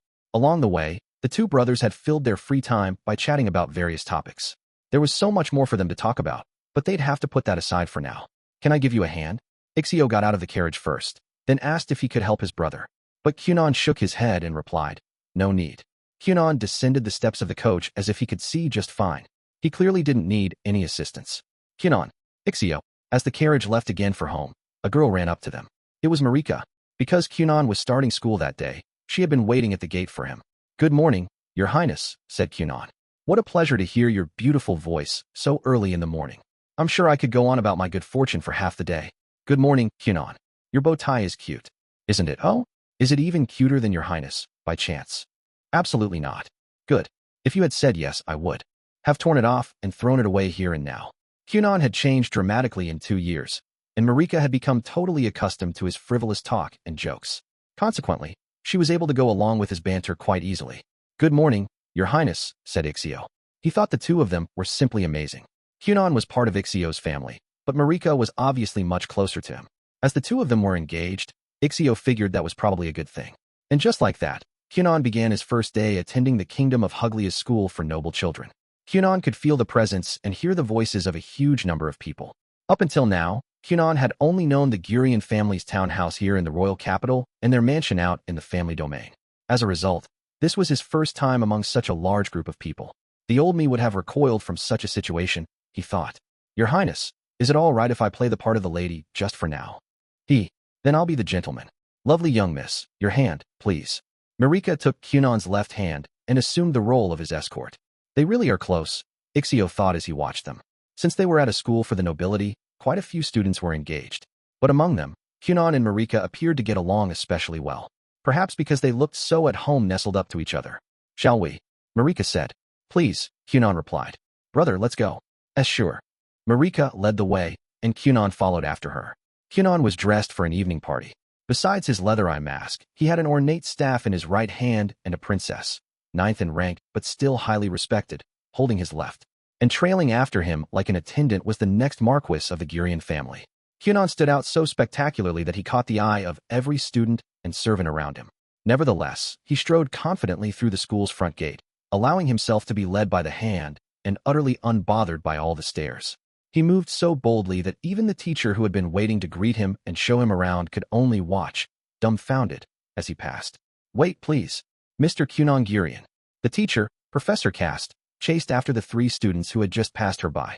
She had been tasked with greeting and looking after the blind second son of the Marquis. She'd been forced to accept this duty, and she had the feeling it was going to be nothing but trouble. Differences in social status weren't acknowledged at the school, but Cast, only 2 years on the job and from the family of a baron, was a little daunted. Moreover, things were turning out very differently than she'd pictured. She had been told to expect a timid child, and yet the boy in question cut a figure so imposing that he seemed like a prince, and Cast had accidentally let him walk right past her. The child looked so stately that she began to doubt that he was Kunon Gurion, or even that he was blind. His presence was simply that unexpectedly grand. Yes. Kunon, Marika, and Ixio all turned to face her. The boy in question's clothing and cane were one thing, but the covering over his eyes was of particular note. It seemed irrefutable proof of his blindness. My name is Cast, and I teach at this school. I'm here to welcome you. Oh, is that so? It's a pleasure to meet you, Professor Cast. My name is Kunon Gurion. I'm a lady right now, so I'll curtsy. Huh, what was that? Kunon spread an invisible skirt and drew back his left leg in a perfect curtsy, just as a lady would do. What? A lady, you say? Maybe there was a clerical error?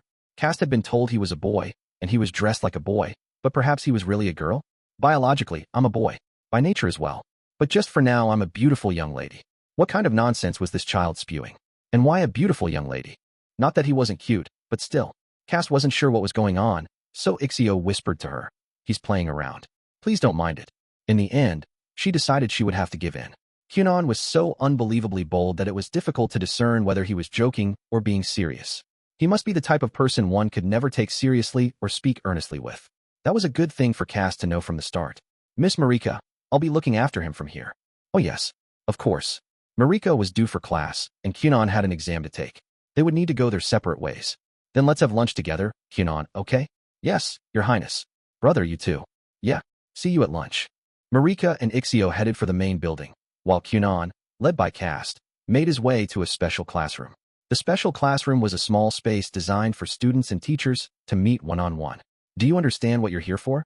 Cass was standing at a podium, while Kunon had taken a seat. Yes, he replied.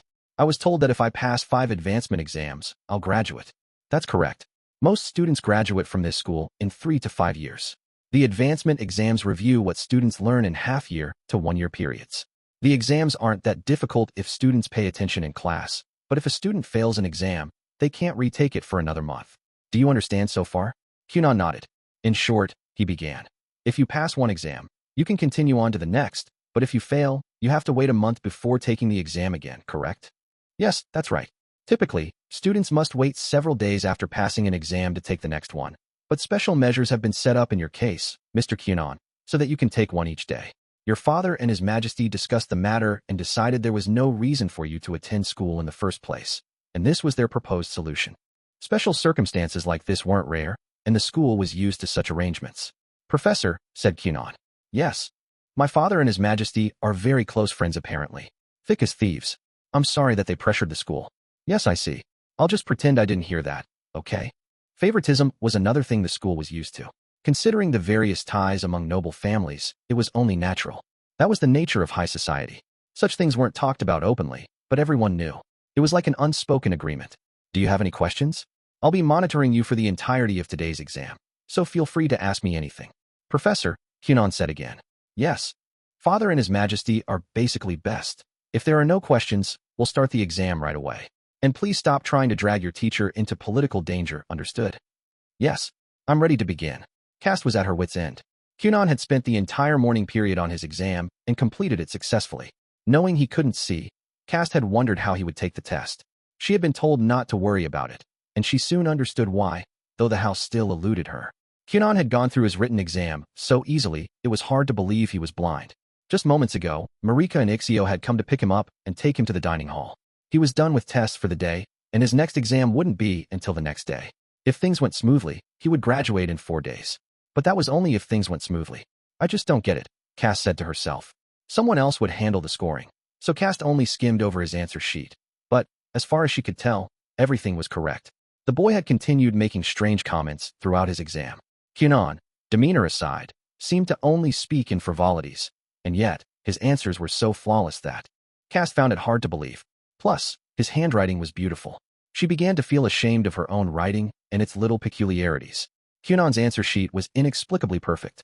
Brother Lyle, Kunon couldn't see. Consequently, he was fairly sensitive to changes in his surroundings. It was his 3rd day at school. The exams were easy, he was in a new environment, and he was having a pretty fun time. Kunon was almost convinced he would have enjoyed attending school normally. However, he was learning that large groups of people came with a mix of many different beliefs and ways of thinking. Though things had been peaceful so far, Kunon had a feeling that peace was about to be spoiled. Approximately 6 other students were standing in front of Kunon, Marika, and Ixio in the cafeteria. The rest of the lunchroom was thrumming with activity, but the air around them had fallen dead silent, the congenial mood overwritten by a rising tension. And then Marika had said the word brother. It seemed someone connected to her was involved. Marika, is that kid your fiancé, eh? The speaker sounded like a young boy, but with a large build. His voice was intimidating, and its condescending tone reeked of arrogance. Regardless of who it was, it stood to reason that if Marika didn't like him, Kunon wouldn't, either. Prince Lyle, did you need something? Ixio asked, moving in front of Kunon as if to protect him. If his brother hadn't stepped forward, Kunon might have done so himself. Instead, he decided to sit back and see how Ixio took care of the problem. Watch it, Gurion. I didn't give you permission to speak. Learn some respect. I believe we are to leave social rank behind at school. Wah. Leaving things up to others wasn't really Kunon's style, though. He was hungry, and his time at school with Marika and Ixio was limited and extremely precious. He wasn't about to let anybody get in his way. Besides, whoever this person was, he made Marika and Ixio nervous, so he probably wasn't very nice. Kunon broke a water sphere down until it was invisible, then concentrated all the droplets into a single spot on the pants of the large boy who had been speaking. The water soaked into the boy's pants, and a stain appeared. Huh, what's that? Ixio saw it first. Then Marika. The boy in question seemed to catch on from their reactions. Then Kunon remarked coolly, "Oh my, I think he peed his pants." A commotion broke out. The people around them had been keeping their distance so as not to get involved. But now they started murmuring loudly in disbelief. And no, he's wrong. I did no such thing. The boy covered the wet part of his pants with both hands, shaken. Only Marika and Ixio knew. Ah, this is Kunon's doing. Hey, Kunon. Kunon. The nuisance had gone. The boy and his gang seemed to have decided there was nothing they could do to regain the upper hand, and had hightailed it away as quickly as possible. At last, Ixio and Marika turned to look at the person responsible. "Brother, what are you going to eat?" asked Kunon. "I'm going to have hamburger steak." "Wait a sec, Kunon," said Ixio. "That was you, right? What will you be having, princess?" "I'm thinking hamburger steak for me." "Well, it's Kunon after all. It won't matter what we say." Ixio was surprised to hear what seemed like resignation in Marika's voice. So she sees him that way too? He thought. He'd been under the impression she and Kunon were surprisingly alike, but it seemed Kunon was a little more out there. It was possible Ixio had underestimated the extent of his brother's transformation. It seemed Kunon had become much stronger and more spirited than he'd imagined. At this point, Ixio was beginning to wonder if Kunon had surpassed such adjectives and was turning into something else entirely. What that something else might be, Ixio was still unsure. So who was that? The three of them sat down at an empty table in the cafeteria, which had now regained its pleasant atmosphere. Kunon, after a change of heart, had ordered a sandwich. He got his hamburger steak between two pieces of bread. Once he could discern colors, Kunon had learned proper table manners and could now eat things like soup and salad without issue. Nevertheless, sandwiches were still the easiest for him, and he preferred to relax during his meals. "That was my brother, 6th Prince Lalhuglia. He's a year older than me," Marika answered. They didn't think of each other as siblings, since their mothers were different. But without a doubt, their father was one and the same. For generations, the rulers of the kingdom of Huglia had produced numerous children. The reason behind the practice was unclear, but it was said to be due to the higher birth rate of valuable sorcerers within the royal family. And well, there was a little royal blood in the Gurion family, too, so that theory seemed decently credible. However, precisely because the royal family had so many children, those born later received little attention. Heirs up to third in line for the throne were afforded special care, but those of lower rank who lacked magic were treated about the same as ordinary noble children. Marika and Lyle went without guards at school, and though palace life was often thought of as glamorous, theirs was surprisingly modest. Even their allowance was fairly average. "What?" said Kunon. "Was that really your elder brother, your highness?" "Like Ixio is to me." "Yes, we have different mothers, but he is officially my brother." "That can't be." "It's true." "Why do you think it isn't? Don't all elder brothers cherish their younger sisters?" "I wish that were so." "Can it be?" "Brother, is her highness telling the truth?" "She is." Ixio, who had lost some of his appetite due to his brother's mischief, had ordered a light beef stew, salad, and bread. He'd still asked for a large helping of the stew, however. If Kunon was found out, there would definitely be trouble. Ixio desperately hoped it wouldn't come to light, at least until after his brother graduated. "So it's true. I see. Then I've made a mistake. If he's Princess Marika's elder brother, then he's mine, too." That was certainly true in theory, and Ixio was relieved to see that his brother was still capable of serious feelings and consideration for other people. Kunon was clearly something of an oddball, but Ixio took solace in the fact that he still had proper human emotions. "I see. Then why did brother-in-law block our path so uncouthly, with such open ferocity and malice?" "Don't talk about him like he's a wild monster," Ixio said, only to be ignored. "It's probably because I've moved up in the world," said Marika. "He must have come to keep me in check." "Moved up? In check?" "Yes. My fiancé, A, is a sorcerer, on top of having the hero's scar. Thanks to you, my position in the royal family has rapidly improved. If that was all, he probably wouldn't have cared, but... Kunon, this is your debut, right? From now on, our positions in society will improve. Brother Lal probably hates being inferior to me. That said, according to Marika, small changes in the rank of princes and princesses at their level meant very little. It's all quite complicated, isn't it?" said Kunon. "It is, but there's really no need to worry. For the crown prince, or those first or second in the line of succession, there are various obligations. But Brother Lyle and I don't hold much value for the royal family." Kunon didn't understand anything about royalty or nobility or high society. Why would he? He hadn't intended to have anything to do with it. Even his tutors had passed on only the bare minimum of information on the subject. He wouldn't even have come to school if his father hadn't convinced him that not doing so would make him vulnerable in the future. Without a doubt, there were elements at play here beyond Kunon's understanding. But for now, there was a more pressing issue. I think I should apologize to brother-in-law. Absolutely not. Marika and Ixio rejected Kunon's idea immediately. It was better if the two of them never crossed paths again. Though they hadn't consulted each other, both Marika and Ixio had reached the same conclusion. No one could say what mayhem Kunon might cause if he met Lyle for a second time. The prospect was truly terrifying. Huh? What? The only one who didn't understand was Kunon. Kunon successfully passed the first 4 advancement exams. At last, the 5th exam, the one that would determine his graduation, had arrived. This was the only exam he would take together with Marika and Ixio. For the first, and likely the last time, the 3 of them would be doing the same thing, in the same classroom, at the same school. It won't be just the 3 of us, you know, said Ixio. There'll be about 20 people taking the exam at once. Oh, I see, said Kunon. Of course, there are more students than teachers, so that makes sense.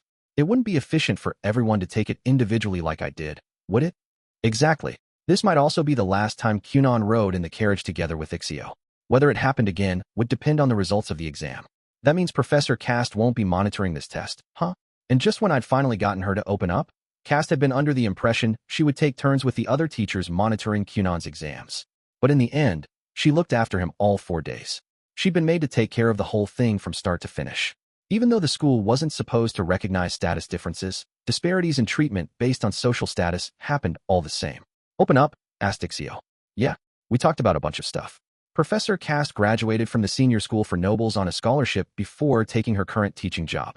It sounds like a man she had a thing for said he wanted to be a teacher, and she was aiming to chase after him. The thing is, the man failed the exam and went back home in tears, and Cast passed it alone and got a job.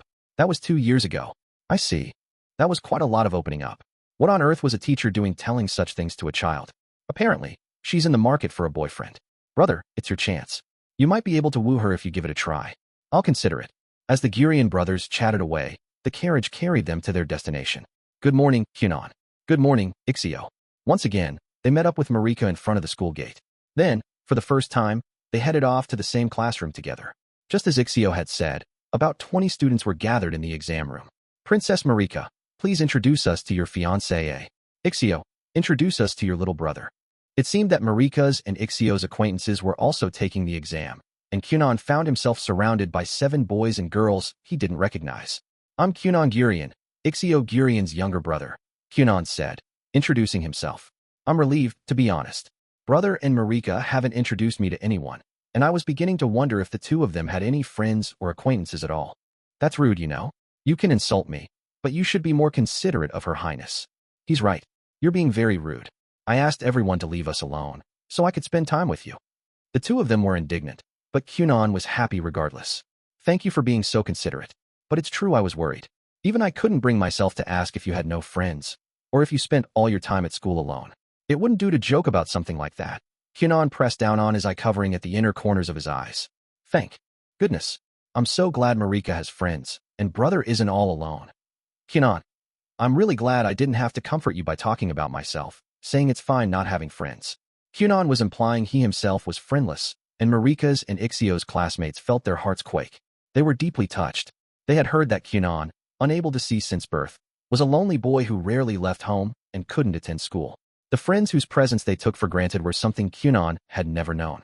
As they pondered this, someone spoke up. I don't think it really bothers you, does it? Said Marika, delivering these heartless words with a straight face. Kunon just nodded casually. A person can do surprisingly well on their own, you know. Uh-huh. I thought you would say that, Kunon. Marika's and Ixion's friends were at a loss. But Kunon and the princess seemed closer than they had thought and appeared to be having fun, so everyone decided to let the matter go. Hey, Marika, surrounded by their mystified friends and laughing to themselves, Kunon and Marika were rudely interrupted. Oh, Brother Lyle. It was Marika's elder brother, the one they had run into the other day in the cafeteria. Apparently, he would be taking the graduation exam with them as well. A bolt of tension shot through not only the area around Kunon, but the entire classroom. Lyle didn't have a particularly good reputation. Frankly, people hated him. He was unruly, had a big ego, was shielded by the might of the royal family, and didn't listen to what the teachers had to say. In many ways, he was considered a nuisance and a problem child. There was even a rumor that he had banded together with a group of like-minded ruffians and would go around doing some pretty awful things even a child wouldn't normally get away with. He was someone to avoid at all costs, and yet, brother-in-law, Kunon rushed over to Lyle, who had forced his way into their little group, and took his hand. It's very nice to meet you, brother-in-law. I'm Princess Marika's fiancé, Kunon Gurion. I'm so glad I got to introduce myself. Because of the commotion, I wasn't able to the other day. WHWH, what the hell, kid? What is with you? Lyle tried to shake Kunon off, but the boy wouldn't let go of his hand. He was surprisingly strong for a small child of 9. Come now, I'm your brother-in-law, you know. Oh, what a manly voice you have. I'm sure your face is manly, too. If my eyes could see, I would surely gaze at it for hours. Ha ha. Hey, Marika, what is up with this kid? What's his deal? Lyle was baffled. No one had ever been so friendly upon first meeting him, no matter what the reason. He had no idea how to respond. What are you guys laughing at? Lyle's usual arrogant bad boy persona had vanished, and his face was bright red with frustration and embarrassment. He looked oddly adorable as he struggled, unable to turn Kunon away. Lyle finally looked like the 12-year-old he was. It seemed Kunon was strong, indeed, and his strength came in many forms. After that, Kunon, Marika, and Ixio, along with Marika's and Ixio's friends plus Lyle, took the graduation exam and passed without incident. With that, Kunon's 5 days at the school for noble children came to an unremarkable close. That day, Kunon was to have a magic lesson.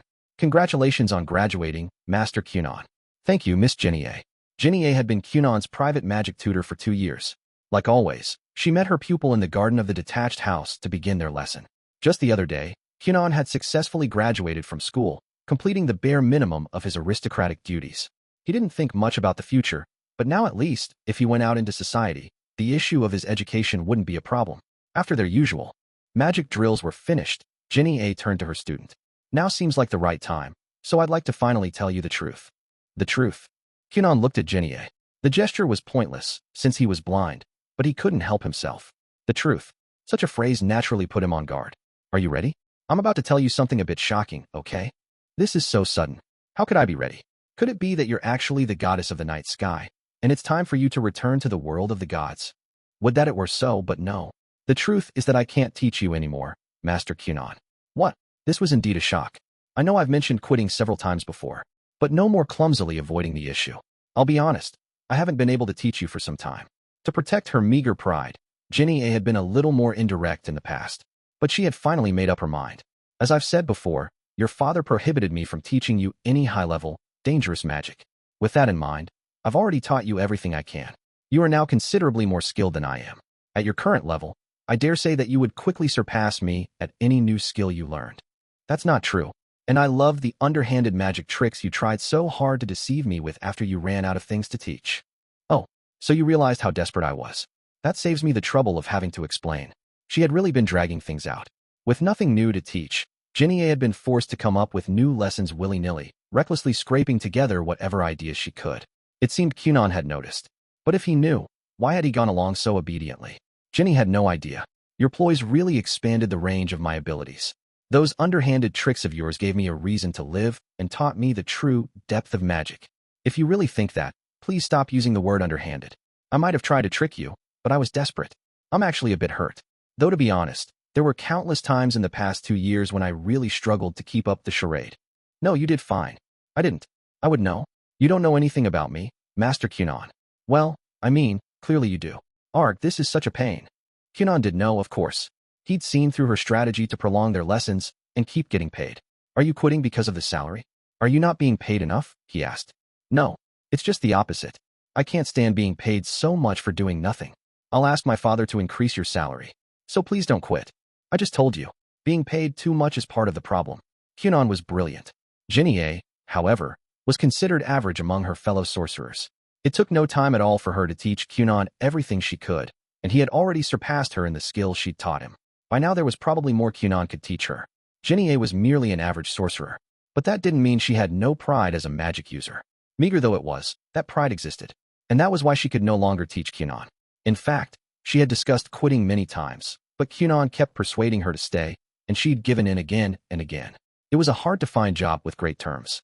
Even if she had to struggle in vain, she didn't want to stop teaching Kunon, and she genuinely wished to watch over his progress. Plus, the salary was good, and the job itself was easy. She got a lot of days off, and the snacks served at the Gurion estate were delicious. As the guest in a noble household, she could experience a little taste of the high life. In many ways, it was a difficult position to give up. However, Jinie had reached her limit. Master Kunon. She grabbed the boy by both shoulders. You deserve a much more brilliant sorcerer than me as your teacher. I can't help you grow any further. I can't guide you. Honestly, I think I've already helped you more than I should have been able to. Excuse me for singing my own praises, but I think I did a pretty good job. That was the main reason for Jinie's ongoing inner conflict. She could no longer nurture Kunon's talent on her own. He was brilliant, and he could progress even beyond what Jinie taught him. But the end was in sight. She wanted to entrust him to a better sorcerer than herself. It was for Kunon's sake, too. Jinie's presence was becoming a hindrance to his growth, and her meager pride wouldn't allow it to continue. It was time to let Kunon go, to let him spread his wings in an even greater, wider world. Truthfully, it was long past time.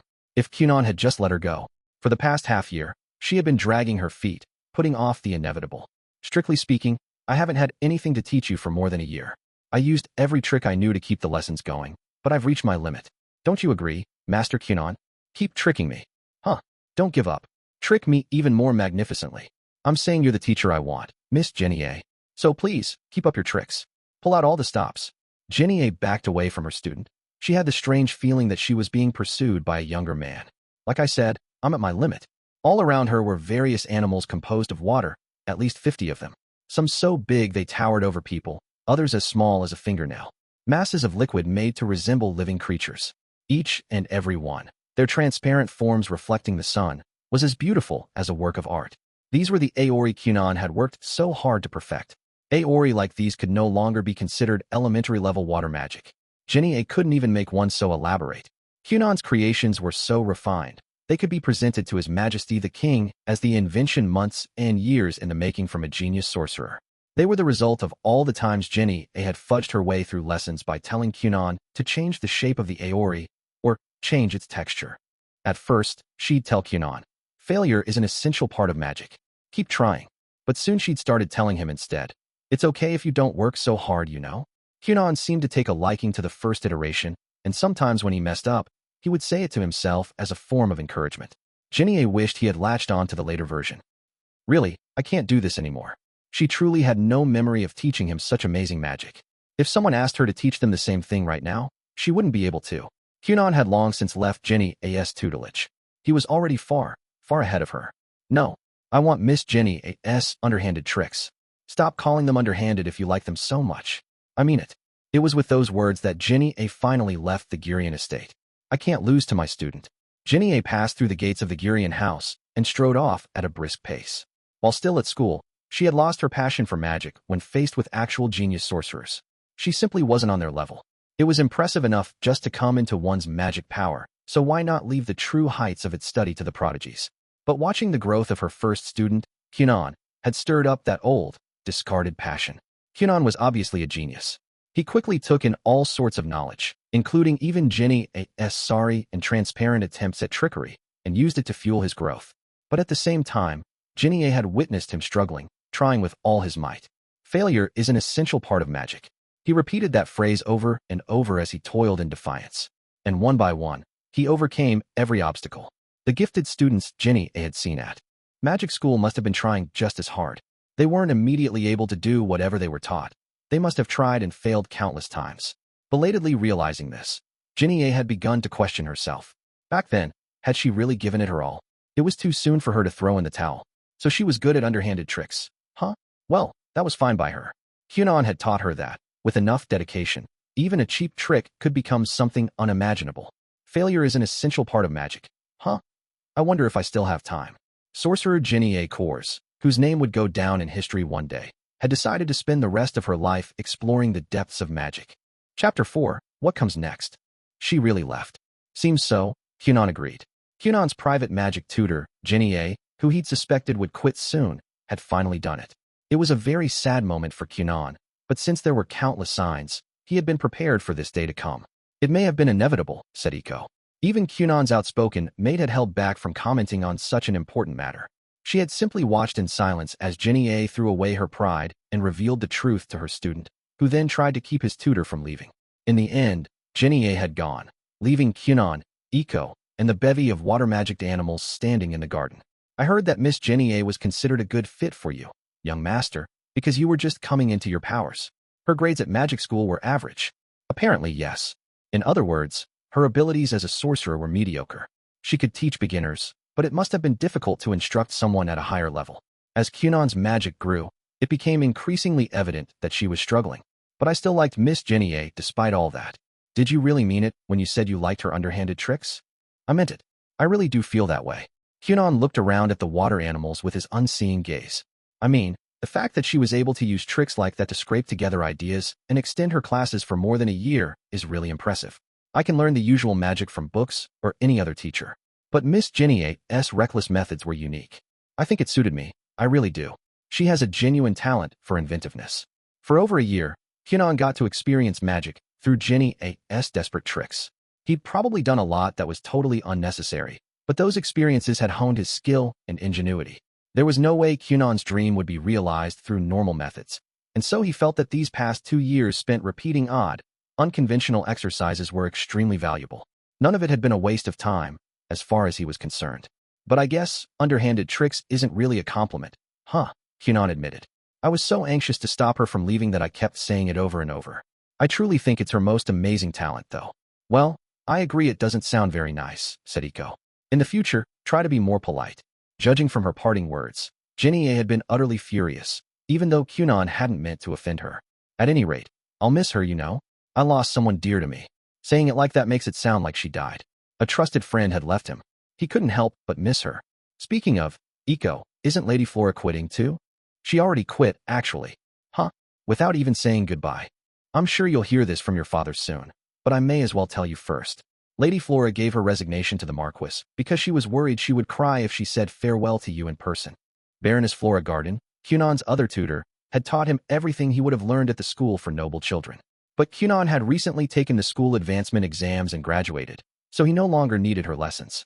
She was a talented woman who could also handle material taught at the senior school, but as Kunon was not going to inherit the Gurion estate, he had no need for such instruction. I see, said Kunon.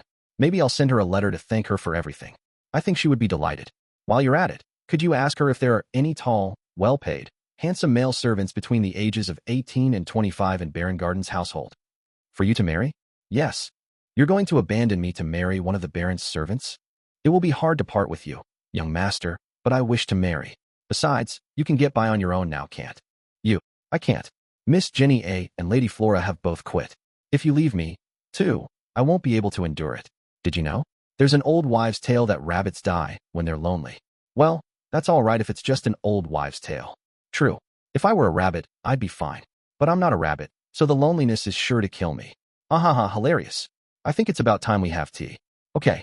Make sure to mention my future husband in your letter. All right. Not a chance. Perhaps, like Jenny A, this was a good opportunity for Kunon to make a change. He felt like his life had come to a turning point with the receipt of his graduation certificate. And now that his private tutors were all gone, his daily routine began to shift. Lessons and magic classes had taken up almost all his mornings, but now that time was completely free. Kunon liked spending his free time immersed in his books and research materials, so that suited him just fine, but Jenny A's words continued to weigh on his mind. She'd encouraged him to take a more brilliant sorcerer as his teacher. Time was finite. Kunon could read books and do research as much as he wanted by himself, but he wouldn't always be able to train with a teacher. Kunon still considered Jenny A to be his first choice, but it wasn't as though he had no interest in other sorcerers. They held the thrill of the unknown, whole swaths of knowledge he had never encountered, and brand new experiences, something 9-year-old Kunon was still overwhelmingly lacking. By getting along well with his teachers, Kunon had learned all kinds of things that had nothing to do with his schoolwork, and he considered those lessons valuable as well. He was sure he wouldn't achieve his ambitions by simply fumbling along alone. His knowledge, experience, and magic all had a long way to go. If Kunon wanted to reach his goal, a new magic instructor might be necessary. Do you think I need a new magic teacher, Iko? The hand he was using to read paused as Kunon posed the question to his maid. Iko was standing by in the same room. Royal sorcerer Xianli Finroll is famous for being extremely handsome. Iko replied excitedly. Let's have your father invite Master Xianli to be your new magic tutor right away. Come on. Right now, hurry. Master Xianli, huh? I'd prefer a female teacher, though. Don't be greedy. He's a royal sorcerer, you know. There are probably female royal sorcerers, too. I'm going to tell Princess Marika that you chose a female sorcerer for terrible ulterior motives. Please don't. But there must be elderly women who are sorcerers, too, right? They're still women, no matter how old they are. I don't remember raising you to be an ageist pig. That's not gentlemanly. That's true. I apologize. You're right. An old woman is still a woman. I'm quite clueless about such affairs. What affair could possibly involve a 9-year-old boy and an elderly woman was a total mystery, but Kunon seemed already convinced of what he was saying. Anyway, let's ask Father about finding a new magic teacher, he said. As they say, when one door closes, another one opens. Upon Kunon's graduation, his private tutors had left the Gurion estate, but that had given him a chance to meet new people. A new magic teacher? That night, Kunon consulted with his father about his ideas. Kunon had begun dining in the main house every once in a while, and he seized the opportunity to talk to Arsene, who had returned from his work at the palace. It wasn't a private matter, so it was a perfectly acceptable topic for the dinner table. Did Miss Jenny quit, then? His father asked.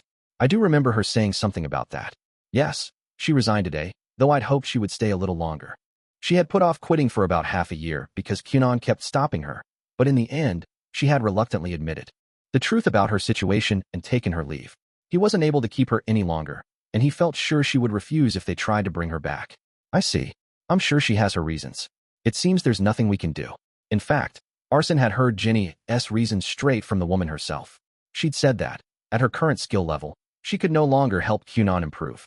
Iko had further told him that it would be a kindness to let Jenny go, as she was struggling considerably to come up with lessons. With these things in mind, Arsene was able to readily accept Kunon's request. It seemed the time was right for a new magic teacher. So I was thinking I'd like Master Xianli Finroll, the royal sorcerer, as my next tutor. Wait, Kunon. This, however, Arsene could not accept so readily. Oh, Master Xianli. He's rumored to be quite handsome, isn't he? Tanalis's interest was piqued. I've heard his name, too. Ixio chimed in. Hold on a minute. Asking a royal sorcerer to teach you is out of the question. The Marquis was a civil official with regular dealings at the palace, and this idea was giving him pause. Oh, it's not possible, even though you're unfathomably close with His Majesty the King. It can't be done, and tell Iko to come to my room later. The maid needed to be reprimanded for putting such nonsense into his son's head, but she wasn't present, so that would have to wait. Listen, all right? Royal sorcerers, as their title implies, work in the palace. They're as strictly regulated as the military, and they take orders only from His Majesty and those in their direct chain of command. To put it simply, they don't have a lot of freedom. They are only rarely allowed to leave the castle, and their contact with outsiders is severely limited. It would be difficult just to meet one of them, let alone invite them to our home. Even I couldn't secure a meeting with a royal sorcerer. They're researchers operating outside political authority and social status. Royal sorcerers were the most outstanding magic users in the kingdom, and their rare powers were employed in service of the country. Because many of their projects were confidential, they weren't allowed contact with the outside world. What was known of them were mostly rumors, such as Xianli's good looks, which Tinalisa had mentioned a moment ago. Is that so? Then how about something like this? Said Kunon. I accompany you on a visit to the castle, and then somehow lose my way, only to be saved by a passing royal sorcerer who somehow takes me on as their pupil. What do you think? Kunon looked very satisfied with his plan. The idea itself was full of holes, however. Just why was he so proud of it? I think it's a little too vague. Vague? Personally, I'd call it a meticulous strategy with a 90% success rate. How on earth were his and his son's perceptions so different? The success rate couldn't be even 10%, and calling such a reckless plan meticulous was downright absurd. Meticulous strategies don't use the word somehow, and I believe you used it twice. Really? But I thought it was perfect. What do you think, mother? I think you're always perfect, Kunon. Tinalisa was sweet on her youngest son, sweet enough to give him extra pocket money in secret. Darling, is there anything that can be done? She asked. Kunon seems very set on it. Fine, I'll try asking, but don't get your hopes up. And Arsene, for his part, was sweet on his wife. After dinner, Kunon was called to his brother's room. Ow, right there. The long-standing unease between Kunon and his brother had melted away at school. Now they spent much more time together as if to make up for the years they had missed. Ixio was lying face down on his bed, unclothed, and Kunon was affixing water he had altered to be cold and adhesive to parts of Ixio's arms, legs, and back, anywhere. That was generating excessive heat. In other words, places that were bruised and sore. Kunon would apply medicine to the bruises and seal it in with water, creating a kind of wet compress to reduce inflammation. Did Master Arrow come today? No. Lately I've been commuting to his training hall and practicing with his other students. Master Arrow Toro taught Kunon as well, providing the boy free lessons in his spare time. But his main job was teaching Ixio swordplay, and he only helped Kunon on the side. Master Auro had said himself that since he was simply teaching Kunon swinging and basic forms, he didn't need to be paid. Even so, and unbeknownst to Kunon, Master Auro attended to his training quite keenly. Kunon simply had no basis for comparison. That sounds fun. It is. Though, once I advance to the senior school, I'll have a lot less time to practice. Ixio had just graduated from the school for noble children and would enter the senior school next spring. He'd been told he could do as he pleased until then, and after rushing through preparations for the senior school's entrance exam, he'd become engrossed in his training. Have you decided if you're going to magic school? Ixio asked. Not yet, said Kunon. The school is in another country, and it's far away. Besides, you have to be 12 to get in. Kunon was 9 years old. Even if he wanted to go, he didn't meet the age requirement yet. But he thought it would be nice if he could do something about his eyes by then. He'd like to gain his vision by the age of 12. If that wasn't achievable, perhaps he would need to shift his focus. Currently, he was putting all his effort into acquiring his sight. But what if he couldn't manage that by the time he enrolled in magic school? In that case, he might have to make magical accomplishment his primary focus and let his other goal become secondary. Someday, Kunon would have to leave the Gurion estate. Once he married Marika, he would receive lands and a title, however insignificant. But he wasn't sure what that life would be like. He needed to figure out a way to earn money, just in case. He didn't want Marika to go without anything in her daily life. Ambition, reality, future prospects. Up until now, Kunon had focused only on himself and his goal of creating eyes. But recently, he'd begun to think of those around him and of the future. He was still only 9, and yet he felt adulthood creeping toward him. Anyway, it sounds like the entrance exam for magic school is difficult, said Kunon. I bet I'd fail even if I took it. No, you'll be fine, his brother replied. Definitely. I guarantee it. Really? I still only know 2 spells, you know. Really? You could pass it right now. I'm sure of it. Ahaha. You're just saying that because I'm your brother. No, I'm not. I'm being serious. I have complete confidence in you. Ixio wasn't a sorcerer himself, so whether his confidence counted for anything was up for debate. And yet he seemed so assured. His face seemed to say, you don't even need to ask. It's obvious. Ixio might not be a sorcerer, but he had done some research. Specifically, he had looked into what his little brother's water crest was capable of. That was why he knew that Kunon's magic was utterly unlike anything that had been done before. It was also why he could say with confidence that Kunon would be all right. Not even professional water sorcerers could use water magic for healing. Not long ago, Ixio had received a rather deep cut on his arm. Now he didn't even have a scar. Kunon had affixed some adhesive water to the wound to treat it, and it had healed in no time. Why did Kunon think he would fail the entrance exam when he was capable of that kind of adaptability? He hadn't said it over dinner, but Ixio believed Kunon himself would likely become a royal sorcerer in the future. Besides, he had heard there were a lot of eccentric magic users, so even Kunon's personality wouldn't be a problem. Ixio felt certain his brother would fit right in and do fine. The kingdom of Huglia was an ancient country that had existed long before the Great War of the 17 Kings. The soil was good, agriculture was thriving, and the kingdom leaned conservative. Relations with neighboring countries were positive, and there hadn't been cause for conflict for quite some time. Because the country was old, it had a rich history full of various happenings. But recent years had proved relatively unremarkable. At the moment, Marika was in her private room in the royal castle, relatively simple for a princess, reading a letter, when she suddenly kicked back her chair, stood up, and let out a cry. Oh goodness. It's an emergency, Laura. Marika's maid, Laura, knew things must be dire. When she delivered the letter from Marika's fiancé, the princess had snatched it up, opening it, and examining its contents straight away. And as she read, Marika's expression had flipped through several emotions. Surprise, delight, then back to surprise. Kunon is coming to the castle, she exclaimed. That was a serious matter, indeed, thought Laura. More than 2 years had passed since 9th Princess Marika was betrothed to Kunon Gurion, the second son of a marquis. They were obligated to meet with each other once every 2 weeks, and Marika would always travel to Kunon's residence for those visits, out of consideration for the other party's circumstances. But it seemed that this time her fiancé was coming to the castle. Marika had appeared gloomy when she was first engaged to Kunon, but now she looked forward to spending time with him. She would say things like, why do I only get to see him once every 2 weeks? I know once every 2 or 3 days is too much, but can I at least go once a week? At some point, this had practically become her catchphrase. Kunon Gurion, the boy with the hero's scar, who had been born and raised without his sight. Marika's every joy and sadness seemed to come back to him. Naturally, Laura was interested in the boy who had so completely charmed her mistress. If she had been born blind, Laura would most likely have lived in despair. But according to Marika, Kunon Gurion seemed to be quite the cheerful young lad. The princess was always telling stories about him, and he sounded so sunny and delightful she could hardly believe her ears. All this only made her more curious. Is Master Kunon coming to see you, your highness? Huh. Right. As she checked over the letter, Marika's expression gradually clouded over.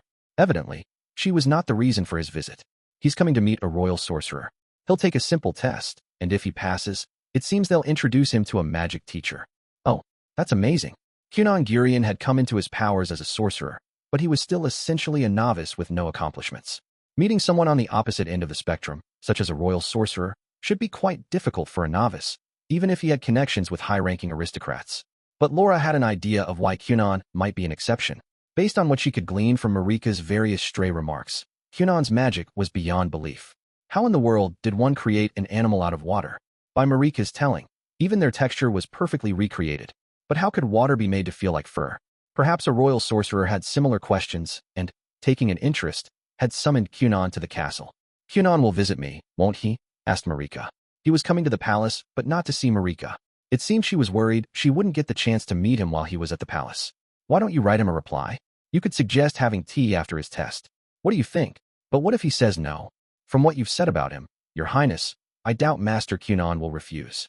If Kunon Gurion was at all like Marika had described, he was the type to respond with something like, Alas, I'd hoped to be the one to ask you to tea, my princess. Will you allow me to refuse just for a moment, so that I can invite you instead? But, if he does refuse, a girl in love could be overcome by even the smallest of matters. Laura saw her younger self in Marika, and it was both heartwarming and a little embarrassing. I sure have gotten old, she thought. But that was beside the point. Princess Marika, just to be certain, Marika had apparently decided on writing a letter and had taken some stationery out of a drawer. Her pen was hovering over the page as she dwelled on what to say first, but when she heard Laura's voice, she looked up. What? If Kunon says no, I'll bawl my eyes out, and I won't allow you to complain. Laura was afraid her mistress might do just that. When Marika cried, it was a real pain and went on for ages. But that was also beside the point. I think we should prepare a strategy or take measures against Her Highness the Third Princess, His Highness the Fourth Prince, and all the other princes and princesses, Laura suggested. You're right. The young girl's expression changed from that of a lovesick child to that of a wee politician. She may be the ninth princess with little hope of succeeding the throne, but her stern, intimidating face was clearly that of a royal. She would have her way. I wonder if they know yet about Kunon's visit. I believe they do. If the royal sorcerers have already been contacted, I'm sure the information has been leaked by now. In other words, they were already one step behind. Marika was in an unfavorable position when it came to the information war within the royal family. She had no chance of winning. Her elder brothers and sisters, and sometimes even the royal consorts, held more sway than she did. No one paid the slightest attention to someone with a rank as low as hers. But it would be an act of self-destruction to give up on the fight. Doing the best she could was part of Marika's duty as a princess of Huglia. Then do you think the date of his visit has also gotten out? Well now, I'm not sure about that.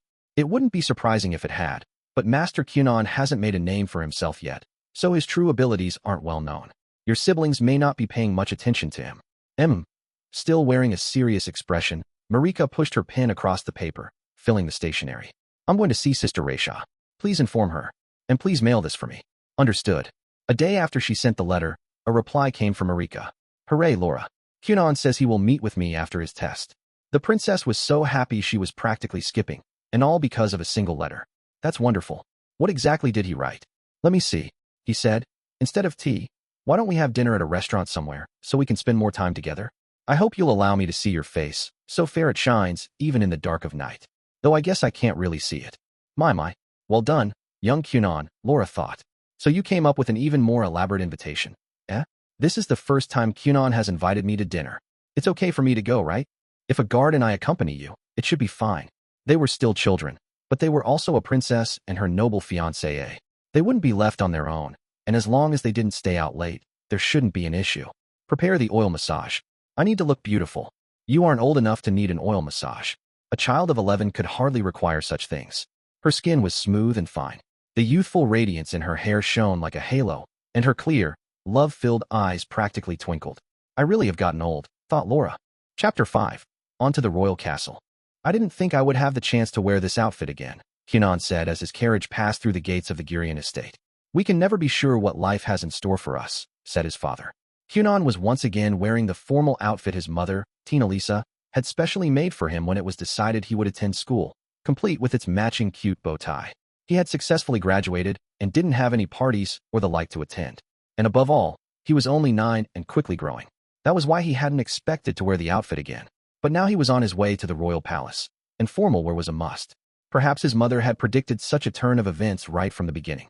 His father, Arsene, was sitting across from him, also in formal attire. In Arsene's case, however, it was simply his everyday work outfit. "It's true, you know," he said. "I never thought the day would come when you would accompany me to the castle."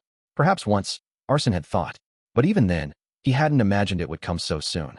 He'd harbored vague expectations of taking Kunon to meet His Majesty just before his son's marriage to Marika, or of bringing him to sign papers dissolving their engagement. After all, Kunon's only connection to the palace was his fiancée, Ai. But Kunon had defied his father's expectations. The other day, Arsene had approached His Majesty and casually broached the subject of Kunon's desire to study under a royal sorcerer. He was preparing to be rejected when he unexpectedly received permission for a meeting. He had asked why and was told that the royal sorcerers had shown interest in Kunon's magic. It had nothing to do with connections or favors. "How marvelous," he said. Arsene was a civil official in a department completely unrelated to magic, so he didn't understand much about it. However, he could tell that this wasn't ordinary. He was touching it. This marvel called magic. "Why don't you get a real one, father? With your resources and influence, it wouldn't be any trouble." "I can't. I wouldn't be able to work at home anymore." Despite what he was saying, however, Arsene continued intently petting the water cat curled up in his lap. Or maybe this display was merely proving his point. If he was this taken with the cat, how would he get any work done with a real one around? This cat was a mass of water Kunon had made with magic, the result of countless hours spent refining his skills and altering form, texture, and temperature. You might say it was the culmination of what he had learned from Jenny A's underhanded tricks, technical skills. Over the past few months, Kunon had only become more capable of mimicking the real thing. In fact, of all the animals Kunon could produce, cats were what he was best at. That was because he had touched a real cat with his own hands. Some time ago, a black cat had wandered onto the estate grounds, and it still occasionally paid a visit. "I bet if we made full use of the resources and power of the Gurion family, we could gather up all the cute kittens in the world," said Kunon. "Don't talk nonsense. Tina is a dog lover." As if she would allow cats. That aside, such animals like to hang around their owner's feet and posed a tripping hazard for Kunon. For that reason, the question of allowing animals in the Gurion household had long since been settled. No one ever even talked about wanting a pet. Really? Both Princess Marika and Iko said keeping cats was like a pastime for nobles. A pastime? They said it was a sort of status symbol for the nobility to keep cats outside their manors. I thought it would be fine to have them inside, but I was told it's rude to bring them into the home. I'm almost certain that's a metaphor for mistresses, not a rule about actual cats, thought Arsene. But he decided to keep that thought to himself, since Kunon was still only 9 and too young for such talk. Iko was one thing, but if Marika had said it, too, she must have meant it literally. If it had only been Iko, Arsene would have given her a stern talking to and a pay cut. What Arsene didn't know was that the things Iko said were picked up by Kunon, whose words and actions had a considerable impact on Marika. Keeping cats outdoors, huh? It was an oddly appealing idea. As a child, Arsene had done nothing but study, and as an adult, he worked all the time. He'd lived a serious life without any real hobbies.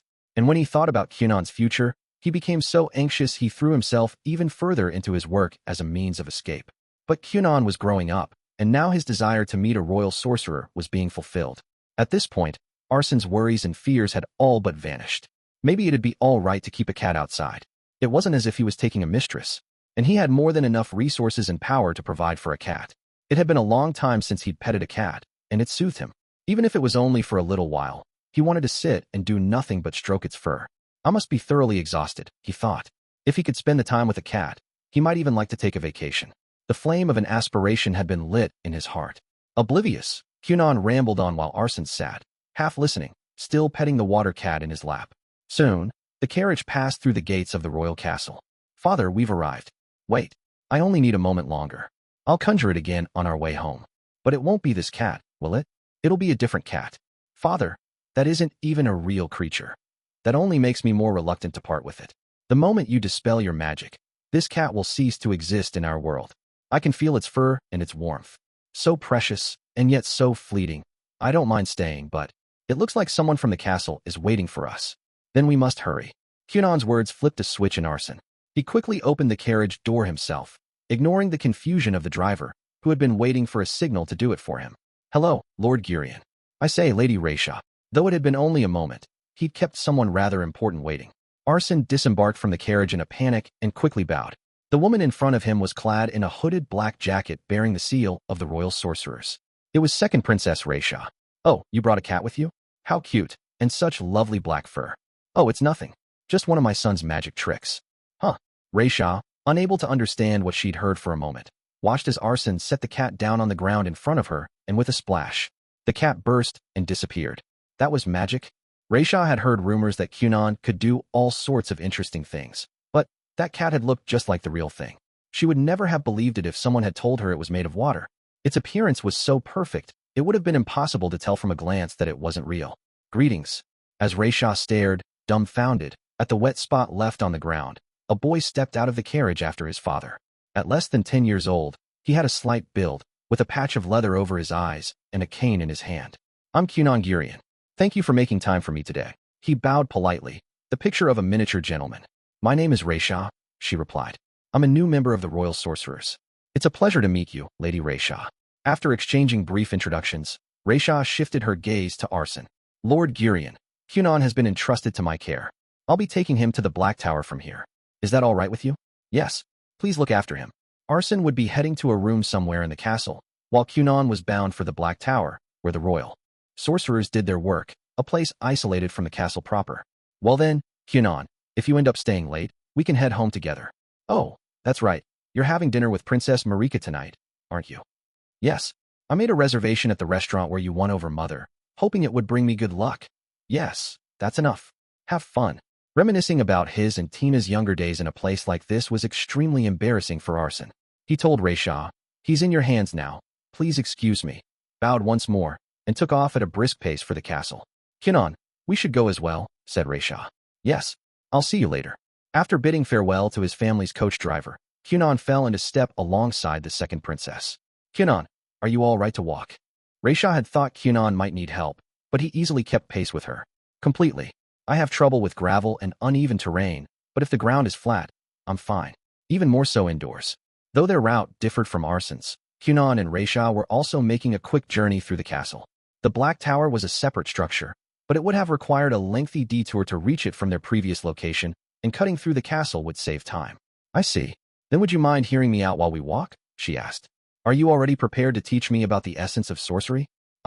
I'm still a rookie, so I can't teach you something like that." "Then perhaps a new interpretation of compound magic?" "Oh, or a practical method for applying the old interpretation to a new one. A new theory on three-dimensional and oblique magic circles." "Amazing. You're simply amazing, Lady Raisha." The words he was spouting were so advanced it was hard to believe he was just a child. Raisha now had a good idea of why this boy who had yet to attend magic school was seeking a royal sorcerer as his teacher. She could also sense how excited and passionate Kunon was about being there.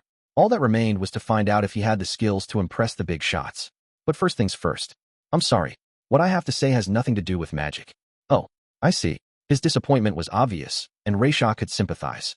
She, too, would rather discuss magic all day than the boring subject at hand. All she wanted was to study magic without being bothered. She wanted to know all about Kunon's wildly unique abilities. She was dying to ask about them, but whether she wanted to, there was something Raisha had to say first. "Marika asked me to look after you." Her Highness Marika? This caught his interest. It was nice to see that the two of them got along well. "You probably aren't interested in this at all, but try to pay attention, okay? Every generation, there's a struggle for succession among this kingdom's heirs, and we're in the midst of one right now. At present, His Majesty the King had 17 children. He had more daughters than sons, 10 princesses as opposed to 7 princes. Among them, 3 had shown magical talent, the second and third princesses and the fourth prince. Raisha, the second princess, had decided to live as a sorcerer and renounced her right to the throne. She was now working as a member of the royal sorcerers, and though she remained a member of the royal family, she had no part in succession disputes. The third princess and the fourth prince were the problem. As you probably know, the first prince is set to inherit the crown, but he can't let down his guard because succession to the Huglian throne is decided largely on merit and depends on one's record of accomplishments and contributions to the kingdom. The designated heir is often replaced. To put it plainly, those aiming for the crown will want to have an excellent sorcerer on their side to add to their list of accomplishments. Marika is worried about you being dragged into the dispute. Hey, what was that? What just happened? As Raisha made her way through the dull and bothersome explanation, she happened to glance at Kunon, who had been listening in silence. That was when she saw him gliding. What was going on? He hadn't been walking. She was sure of it. Instead, he'd been moving forward smoothly without taking a single step. Said Kunon. Don't act like you don't know. I saw it, That's it. He was gliding. It looked like he was sliding around on a layer of ice. Oh, this? I'm just riding on Aori that I've turned into little sleds made of ice. They're spread very thinly over the soles of my shoes. Even after hearing the theory behind the magic, Raisha didn't quite understand it. The trick is to stay a little light on your feet, he explained. If you put your whole body weight onto them, it creates friction, and you don't slide as well. There was no way she could understand the trick when she didn't even comprehend the basic mechanic. Would you like to glide, too, Lady Raisha? It's fun, and it isn't difficult. I'd love to have a beauty such as yourself join me. I'll do it. No, wait. Our conversation comes first. Raisha was a sorcerer, too. She couldn't help but be intrigued by new and unfamiliar magic. She was fascinated. She didn't care a whit about her family's tedious battle for the throne. Between the water cat from earlier and the gliding just now, Kunon had already captivated Raisha's curiosity and interest. However, that was all the more reason for her to finish. Let's wrap this up. Whatever you do, don't carelessly involve yourself in any camp or faction, okay?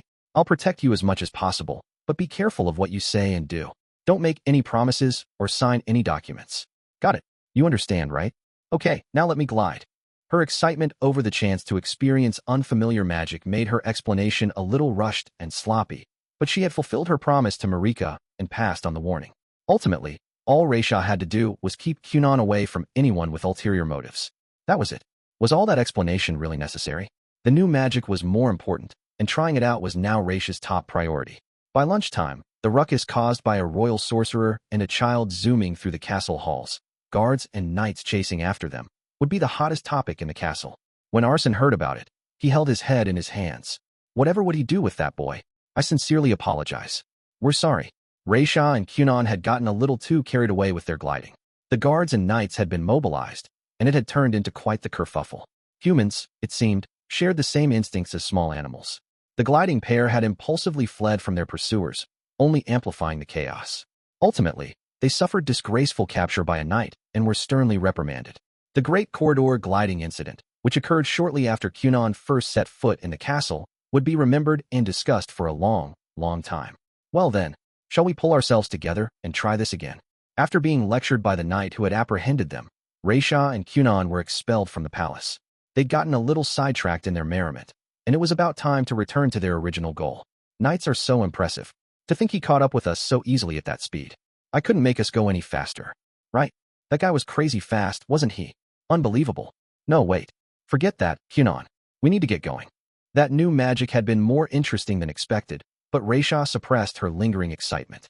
She needed to get Kunon to the main base of the royal sorcerers, the Black Tower. Most people who became royal sorcerers were enamored with magic. Raisha was sure many of them would be able to understand and share the enthusiasm she was feeling. And for that reason, they would probably be angrier over Kunon's late arrival than the pandemonium he'd caused in the castle. Welcome, Kunon Gurion. I am Grandmaster Lundamont. I command the entirety of the royal sorcerers. The man sounded older than Kunon's father, perhaps a little past middle age. And nice to meet you, Grandmaster Lundamont. My name is Kunon Gurion. Kunon had made it to the Black Tower and was immediately brought to the Grandmaster's office, or at least a room that seemed like an office. Kunon was seated across from Grandmaster Lundamont, with Raisha standing at his side. His heart was pounding. From the moment he set foot in the Black Tower, he was filled with nervousness and excitement. He was overwhelmed at the prospect of meeting the people he'd seen here. Every single one of them was cloaked in highly concentrated magical power. With Miss Jenny A as his only reference point for another sorcerer, just coming to the Black Tower was a valuable experience for Kunon. It was totally different from being around his former tutor. This was an entirely new kind of magic power. Lundamont, in particular, was extraordinary. Kunon had already noticed a difference in how Raisha's power felt compared to Jenny A.'s, but it had been within the realm of his expectations. This man, however, was something else. He was so exceptional, so much more amazing than Kunon had thought possible, that he almost wondered if this man was the type of sorcerer spoken of in legends and fairy tales. I apologize for selfishly taking up your time today, Kunon said. No need for that, the man replied. We're the ones who wanted to meet you. We would have visited your home if it were allowed. Kunon felt small. Perhaps it was the man's deep voice or the intensity of his magical power, but Lundemon's commanding air seemed to pin Kunon in place. You have a watercrest, I hear. Where is it? My left shoulder. I see. As expected, you're a 2-star. 2-star. You'll learn more about this at magic school, but basically, there are 5 ranks of sorcerer's crests. Kunon's eyes widened under their leather covering. This was probably common knowledge for a sorcerer, but since Kunon was still only an apprentice, it was his first time hearing about it. Aren't there 7? He asked. Kunon knew that magical crests were divided into 7 types: fire, water, earth, wind, light, dark, and foul. His was water, and he was pleased with that. You're not wrong. But we call those schools of magic, and as you say, we have verified 7 types of crests. But each of the 7 types consists of 5 ranks. That's what I'm speaking of. In other words, strictly speaking, there were 35 crest variations. So I'm a 2-star? It sounds like that second from the bottom, yes? That's how it looks to me. 2 stars are the most common statistically. You might say it's the average rank for a sorcerer. Raisha is also a 2-star. And the ranks. Is there some difference between the star levels? Not particularly. Your rank has nothing to do with your ability. The only clear distinction is the total amount of magical power. Although, as we continue our research on crests and the like, we may find other points of difference. Kunon nodded. If it was only a difference in how much power one had, it shouldn't be too big an issue. If he'd been told each rank signified an unimaginable disparity in talent that would impact his abilities as a magic user, he might have been pretty depressed. But since that wasn't the case, it didn't bother him. Grandmaster Lundemond, are you a 3-star? Oh ho, you can feel it. The potency of magical power I feel from you is on a completely different level. It's like something else entirely.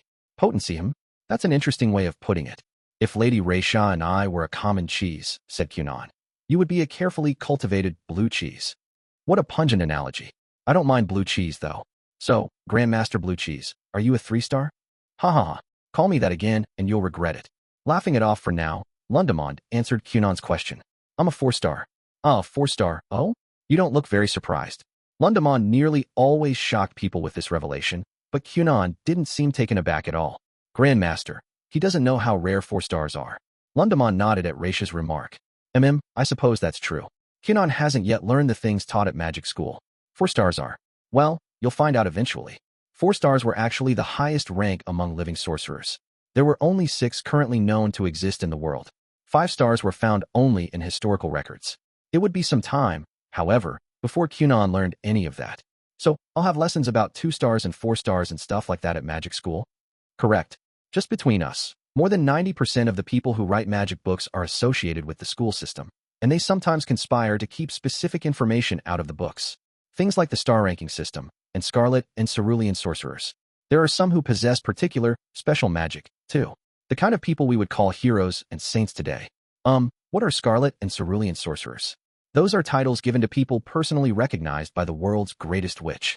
You should research them yourself at magic school if you want to know more. To get back on topic, the point is that books alone aren't sufficient as teaching materials. Though, I suppose a 9-year-old like yourself isn't yet in need of such information anyway. The minimum age for enrollment in magic school was 12. In short, Kunon was too young. He had heard of the world's greatest witch, but everything else Lundemond had just mentioned was new to him. He was interested, but he decided to do as the man said and drop it for now. All right, Kunon. Shall we? Pardon, the test. We're quite curious about you. We're eager to see your magic. Oh right.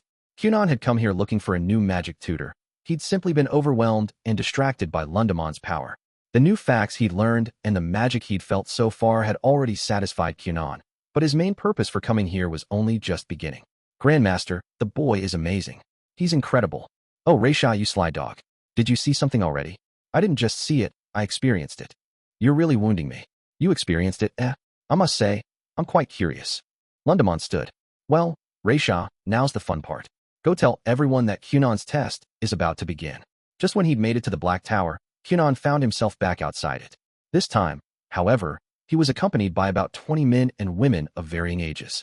Even without his sight, Kunon could discern differences in sex and age based on the magic power he felt from each person. The older someone was, the more concentrated their magic felt. In other words, it was less dispersed. This was probably due to an increased ability to control their power, which had come with age, or to be more precise, with practice. Royal sorcerers must never skip their daily training, study, or research. The difference in their magic power, then, was down to skill. To Kunon, everyone here was full of experience and wisdom, each one a pioneer in the history of magic within the kingdom of Huglia. And all of them were focused intently on him. He could feel their gazes and the intensity of their interest clearly. The fact that Kunon was a child who couldn't see likely didn't mean a thing to them. All that mattered was that they were about to see magic they hadn't seen before. That's why Kunon had their attention. He was nervous, but he was also excited. Surely any of these sorcerers would be able to guide Kunon as his teacher into the deepest realms of magic. Shall we begin? Grandmaster Lundamond, leader of the Royal Sorcerers, signaled the start of the test. Kunon nodded to show he was ready. First of all, Kunon, how many spells can you use? 2. Though he feared the number was too low, Kunon answered honestly. He could show off all he wanted, but that didn't change the fact that he only knew 2 spells. Contrary to his fears, no one reacted. No one scoffed or showed disappointment. They simply kept looking at Kunon. That is sufficient. It seems your teacher, Genie Kors, followed your father's instructions.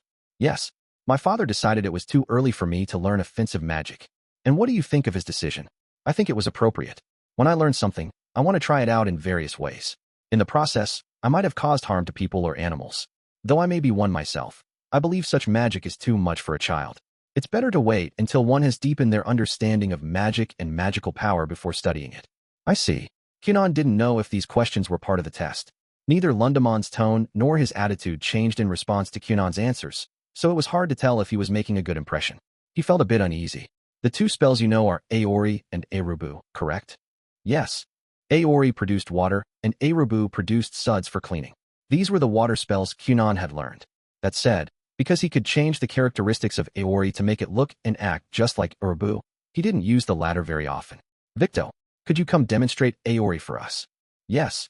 The young male sorcerer Lundamond had called forth cast Aori as instructed. More than 30 spheres appeared, floating in the air around him. Kunon, could you use your own Aori to steal these away? Kunon was astonished. Stealing someone else's magic, the thought had never occurred to him before. The Aori spell was used to produce and control water, but there was another version of it, one that used water that already existed. This second version was all about manipulating water. There was no need to produce any. It focused only on the control portion of produce and control. The 2 variations seemed similar, but they had completely different effects. However, Genie had told him that because both versions used about the same amount of magic, there was little need for the one that only controlled existing water. Kunon had agreed with her logic, but there was something he hadn't realized. Using water that already existed meant water created by other sorcerers could be targeted as well. Kunon felt the scales fall from his eyes. It seemed so obvious now, but it had never even crossed his mind. All at once, he was raring to go. Even if he went home right now, he would probably feel satisfied with what he had learned so far. But Kunon's thirst for knowledge was clamoring inside him unabated. He wanted to pass this test and forge a connection with the Royal Sorcerers by any means possible. That's enough. Lundamond's voice rang out, and Kunon fell to his knees. For the first time in a long while, he had been desperate. He was casting spells with everything he had, and in the end, he was left gasping for air. Well done, Kunon. You're quite good, aren't you? Lundamond praised him, but Kunon felt differently. Victo had created more than 30 Aori, and Kunon had only managed to steal away 2 of them. A mere 2, despite sparing no effort. Manipulating water came naturally to Kunon, but this was his first time using water that resisted him. It had been quite a struggle, and it hadn't gone at all the way he had hoped. Sure enough, the ability of a royal sorcerer was far superior to Kunon's. What did you think, Victo? Lundamond asked. I was surprised. I didn't think I would lose a single one. I mean, when I was little, that kind of control was extremely difficult. Could I have him?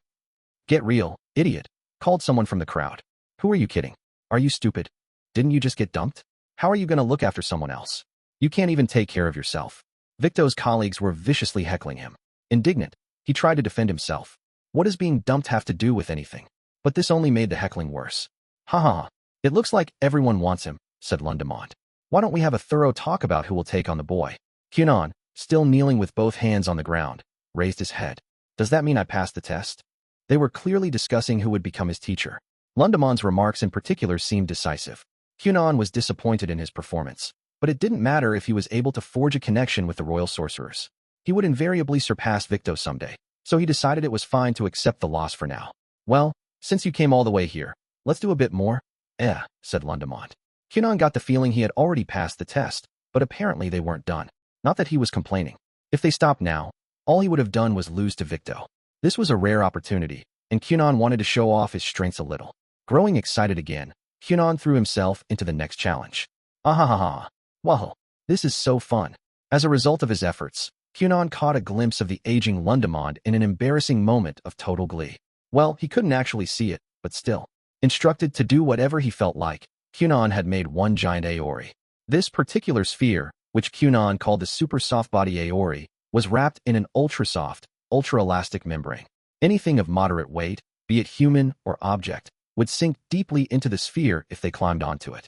Lundamond had jumped atop it with glee, and he was swallowed up in the soft, squishy mass. Perhaps because it felt so pleasant, the older man seemed to become a child again as he excitedly tried swimming, rolling, and leaping around in the sphere. Kunon was a little taken aback by the display. When Marika had done the same, it hadn't seemed so strange, but an older man letting himself go like this was something else entirely.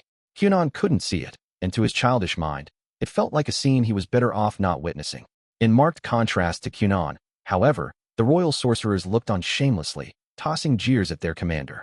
Unfair, Grandmaster. Me next. Let someone else have a turn, old man. Apparently, they were more interested in trying the Aori than they were in the older man's embarrassing display. This incident, which Lundamond would later describe as the most fun I've had in 20 years, would go down forever in the annals of the historic Black Tower, as that time a child made a fool of the 4-star Grandmaster. While some of the royal sorcerers played noisily on the super soft body Aori, Lundamond and the others who were finished horsing around stood near the sphere, studying it. It looks like it could be used as a cushion. It does. You could probably use it to lessen the impact of a fall, depending on the height. It has an interesting texture. It would be good as a bed, I think. True. In fact, it looks like someone's already sleeping in it. Sometimes I use it for napping in the afternoon. You can also raise or lower the water temperature somewhat. Kunon had casually joined the group, but no one seemed to mind. To what extent did the super soft body Aori have the characteristics of water? What would happen if you set fire to it? In addition to these questions, the sorcerers exchanged heated comments, such as, I wonder how long the magic's duration is, and it would be a little better for sleeping. If it was slightly more flexible, and no, I think it's exactly the right softness. Oops, that's right. We have to continue the test. Lundamond suddenly came to his senses.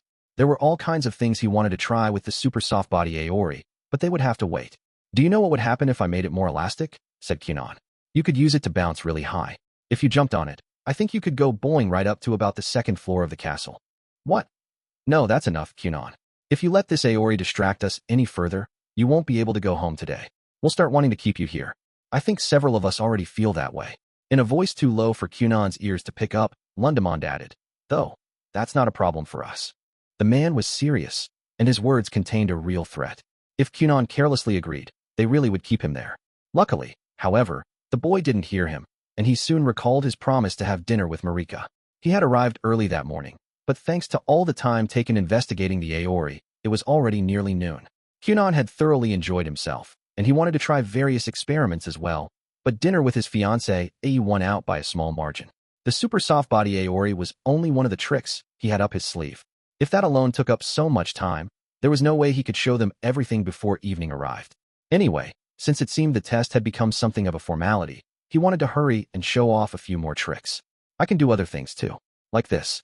A black cat suddenly appeared in Kunon's outstretched hands. They'd already become sidetracked. He didn't need Lundamond's prompting to move things along, did he? Kunon decided to speed things up and demonstrate as much as possible in quick succession. He wanted to hear as much feedback as he could from these extraordinary sorcerers. I'm going to show you everything I've got, one after the other. It's not like I have anything to hide. Is this the animal reproduction I've heard about? Yes. Someone took the cat from Kunon's hands. Oh, its body is warm. Incredible. It feels like a real cat. It's only an imitation, though, said Kunon. He could make many animals based on information from illustrations and reference books.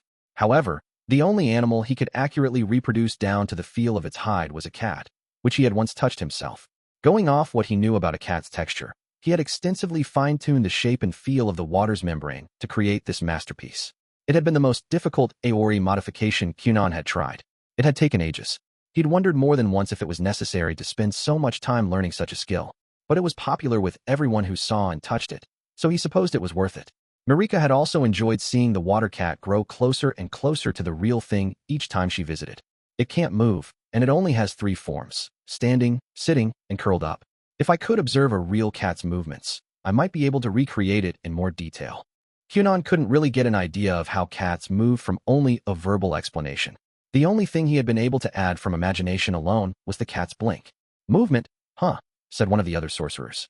You'd have to keep altering the Aori to make it appear to be moving, to change something's shape and color and make it look alive. Haha, now that's something you can only do with water. Let me see. No way. I'm going to keep it and raise it. Well, it's not alive, so you can't raise it, thought Kunon. In other words, said Lundamond, if you know the details of something's shape and understand its movement, you can reproduce it with water. Kunon nodded. I think so, he said. Actually, he had already done it once. He'd created a copy of his maid, Eiko, out of water. For the motion, he'd referenced his own movements. He couldn't make the particulars of the face, so the model was a bit flat, but he was able to create a water doll that looked like Eiko, if only from a distance. But according to Eiko, the doll's movement was quite strange. Its movements were strange? It seems there's some sort of difference between the way a real person walks and the way a water doll appears to walk. Eiko hadn't been able to explain it well, so Kunon had a hard time grasping the problem. He had other things to do, and Eiko had found it unpleasant and asked him to stop, and that had been the end of it. My maid didn't like it, so I haven't made much progress with my research. To be honest, I'm not really prepared to show you. The royal sorcerers, however, were researchers. Grandmaster, wouldn't it be easier to see it? One said. Exactly so, replied Lundamond. Kunon, why don't you try demonstrating it for us here? They wanted to get a good look at any new magic, skilled, or otherwise. Understood. At the time, Kunon had casually agreed. Later, he would come to regret this. I should never have said yes. Some thought should have been given to why his maid had disliked the water doll. But neither Kunon, Lundamond, or the other royal sorcerers gave it any consideration. The water doll was, originally, an Aori, nothing more than a simple spell for creating and manipulating a water sphere. Naturally, the water doll, retaining the characteristics of an Aori, floated a bit above the ground. This was the reason Eiko had found it unsettling. It had the shape of a human and moved like a human, but it worked by a non-human logic. It walked as if gliding along the ground, occasionally started to float, and if it encountered an obstacle, it either flowed through it like water or burst open. While it looked somewhat human from a distance, its odd movements gave it the inhuman quality of a ghost or a spirit. What happened was an accident. Kunon, however, was sure they would have carried on until something happened, so perhaps it was inevitable. A maid cleaning a room on the third floor of the castle just happened to glance out the window, and at that exact moment, a figure went by outside. It moved from above the window to below it. For a second, the maid was unable to recognize what she'd seen and couldn't understand what had happened. A beat later, the maid's mind finished processing the sight, and she screamed. Someone had jumped. A person had fallen from the window of one of the upper floors. And judging from the brief glimpse of color, the person was dressed in the clothes of a servant. It had to be one of her fellow maids. Guards and knights who had heard the woman's shriek burst into the room, and the frightened maid explained what she had just witnessed. There was chaos. Maids from all over the castle gathered, paling at the thought of one of their colleagues jumping from such a height. As they began checking to see who was missing, gossip started to spread. Meanwhile, one of the knights had the presence of mind to open the window and look down. No one was there. There was no sign of someone having jumped. Had the maid been mistaken? No, she was genuinely terrified. There could be no doubt that she had seen something. There was no one outside. What could be seen, however, was a group of royal sorcerers, gathered in front of the black tower in the distance, making a racket. Oh, is that it? He said. Flying round and round in the air above the sorcerers was a doll shaped like a human and dressed as a servant. And so the culprit behind the uproar was revealed. The incident was settled with the royal sorcerers and their grandmaster being docked 1 month's pay, and with a reprimand for Kunon. The young sorcerer was in a world of trouble. My most sincere apologies. Knights and officials rushed to the Black Tower, and after some scolding, the royal sorcerers and Kunon expressed their genuine regrets to the party most injured by the incident. The maid who had screamed upon seeing the doll. The sorcerers outside had no idea what the dolls would look like from inside the castle. Even when a large crowd of people came running out toward them, the sorcerers responded with curious expressions, asking what had happened, as if they were completely uninvolved. When they heard that Kunon's water doll had caused considerable panic because it looked like someone had jumped out of a castle window, they apologized profusely. Then and there, Grandmaster Lundamond declared, of his own volition, that he and the other royal sorcerers would give up 1 month's salary. It was further concluded that a part of that money would be given to the maid as a settlement. Though they couldn't undo the damage, it was important that everything be concluded privately. That way, when someone brought up the incident, it could be brushed off with something like, "Oh, that matter has been settled." This was because some of those in power tended to make a big fuss over responsibility, and it would quickly become annoying. Once things were settled, the guards and knights withdrew, leaving behind a group of very penitent sorcerers. The knight who had caught Raisha and Kunon in the great corridor gliding incident that morning had been present again just now. and his gaze had been especially painful. Kunon, of course, couldn't see it, but Rayshaw felt it keenly. My, it seems we got a bit carried away. Lundamon sighed. In fact, it was he who had asked Kunon, how far can it fly? Have you tried it before? Why don't we test it out? I guess making people fly is a no-go. It was fun, though. Rayshaw sighed as well. She had been the one yelling, faster, faster. I've already gotten in trouble twice, just this morning. The doll's creator, Kunon, joined in the sighing. It was his first time at the castle, and he'd already been reprimanded twice in a single morning. One time, and he might have gotten off with a stern warning, but twice was unheard of. That was 2 times too many. His father was sure to give him a talking to later. Kunon felt a gloominess wash over him. So what are we going to do about this kid? One of the royal sorcerers asked Lundamont. They sounded just as dejected as Kunon felt. Judging by the voice, this was Victo, right? There's no use in getting depressed, so let's pull ourselves together. The sorcerers recovered from the incident so quickly that Kunon began to doubt they felt any remorse at all. It was true, however, that they'd get nowhere by moping around. Wahoo! Some of them launched themselves onto the super soft body Aori with shouts of glee. Give me the cat. Don't touch it. It's mine. And some of them fought over the water cat. Yeah, I don't think these adults feel even a shred of guilt, thought Kunon. But he decided to let that go. Failure was an essential part of magic, and by experimenting and failing, one could improve little by little. There was no point in worrying over every mistake, though perhaps they could have worried about this one for just a little longer. Next, let's trade ideas, said Lundamont. We can talk over lunch in the tower. Sure, said Kunon. By the way, what was the outcome of my test?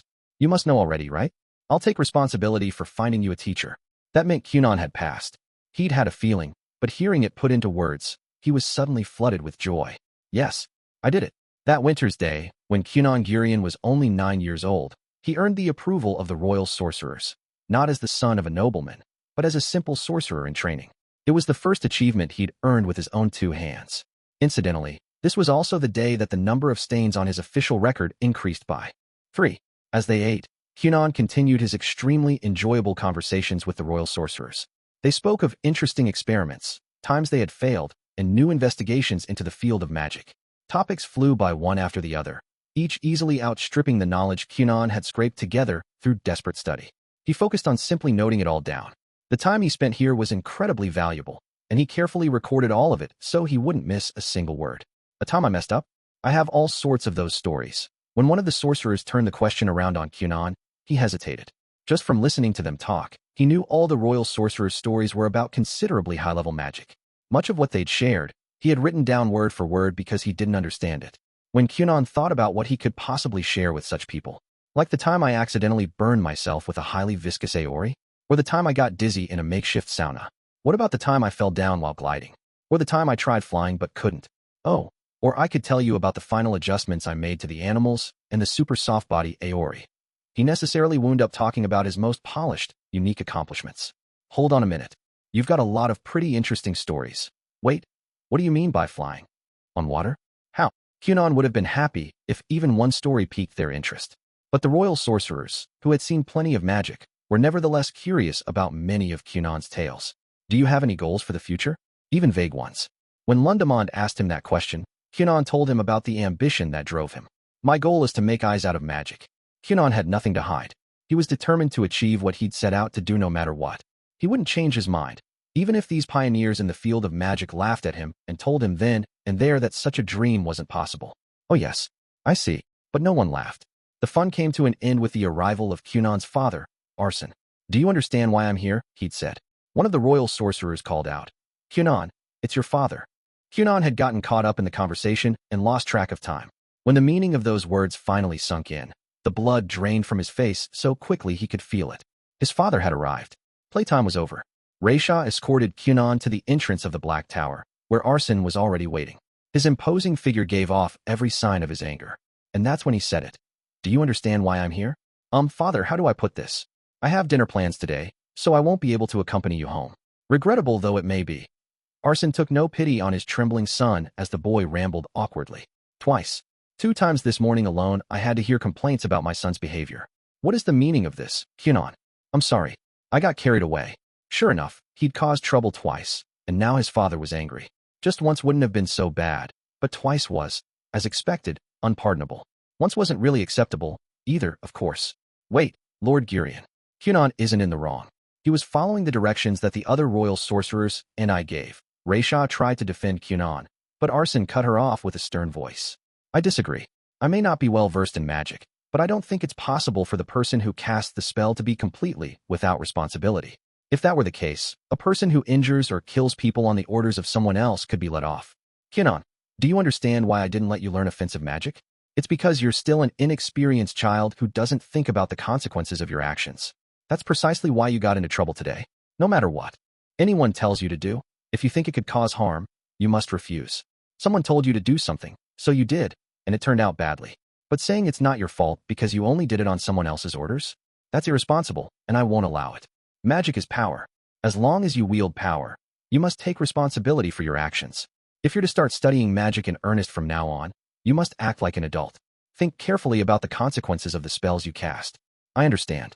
I'm sorry. Kunon's apology was sincere. Arsene was right. There was no excuse for what he'd done. Even if he was following Lundemon's directions, Kunon should have thought about what could happen before using his magic. He was the one who'd made the water doll fly near the castle. If he had stopped to think about why the Black Tower was located so far away, he would have quickly realized that it wasn't a good idea to cast magic in the castle's direction. There was no excuse. I'm sorry too. Raisha, who had encouraged Kunon to use his magic, apologized alongside him on behalf of the other sorcerers.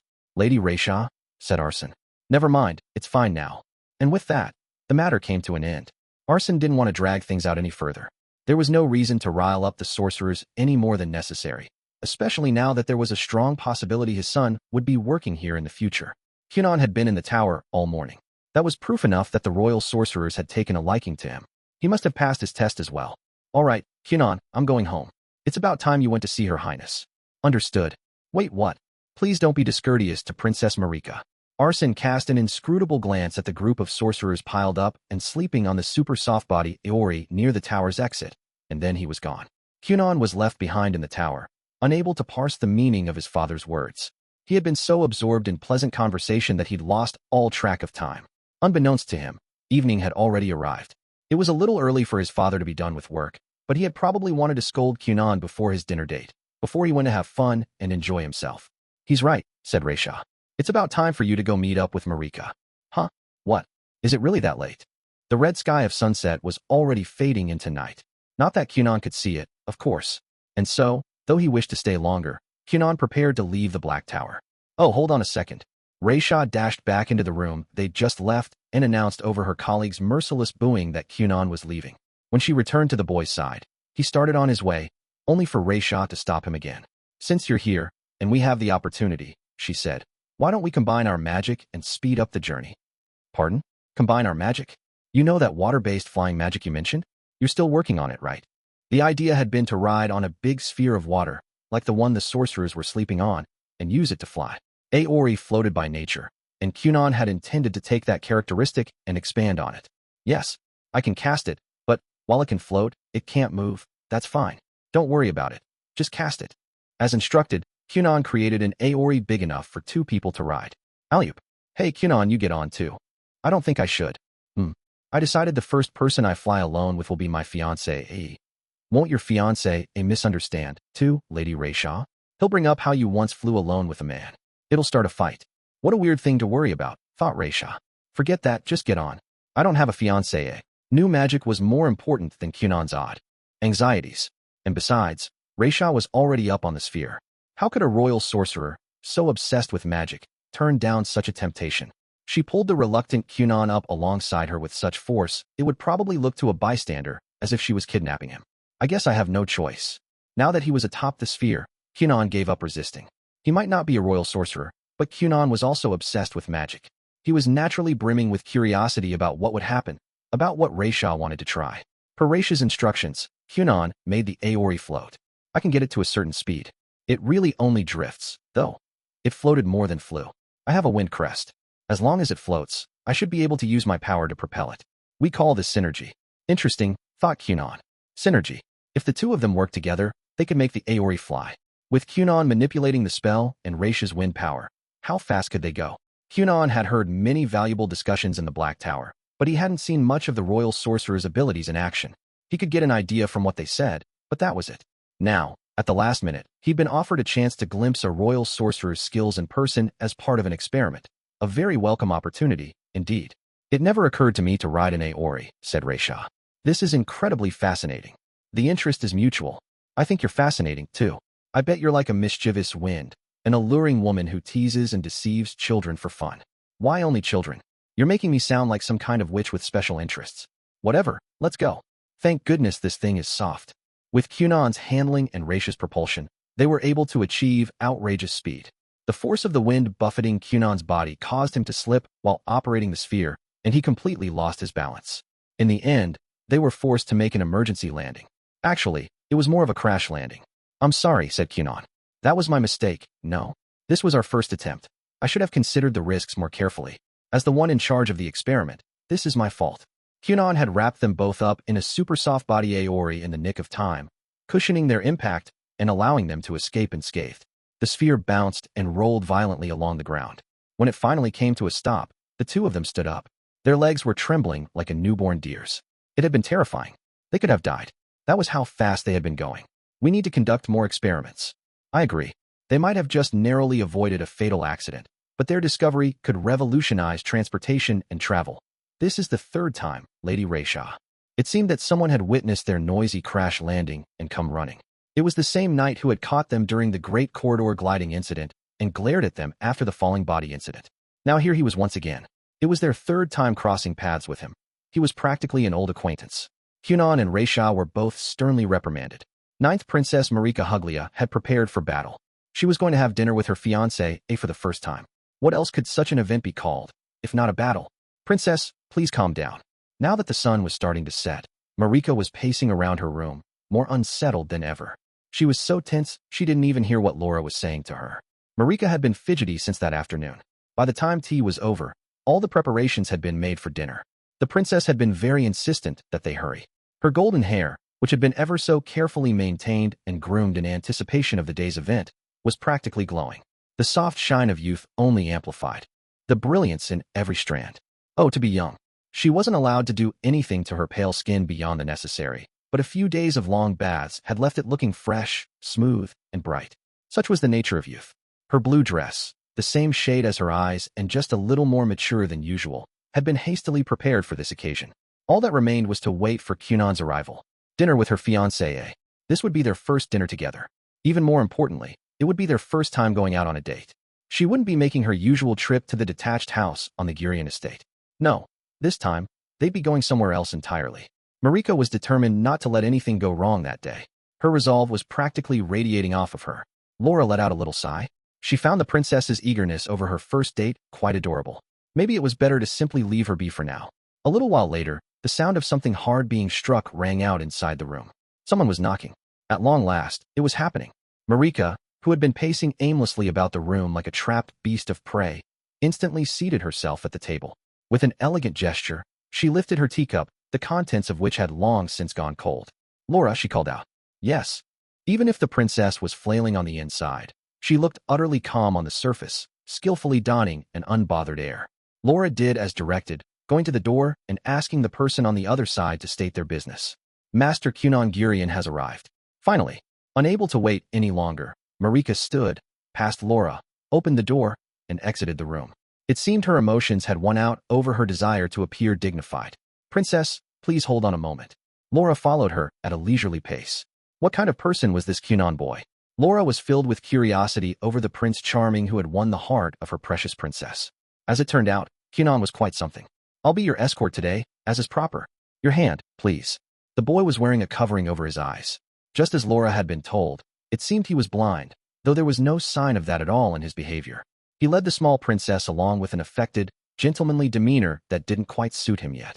When getting in and out of the carriage, he offered Marika his hand, then accompanied her into the restaurant where he'd made their reservations. Once inside, the tiny lady and gentleman pair became the center of attention.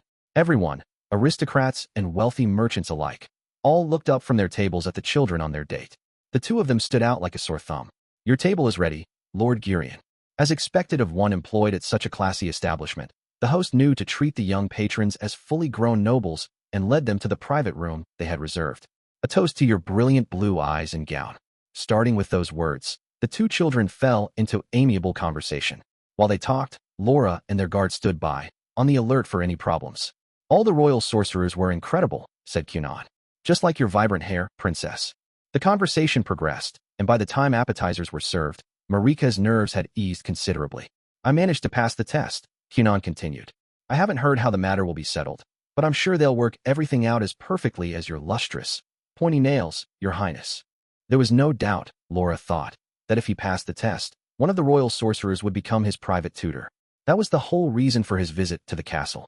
It was quite a big deal for royal sorcerers to leave the palace. It wouldn't normally be allowed, but in this case, who could say? Anyhow, it wasn't something for a lowly maid like Laura to fret over.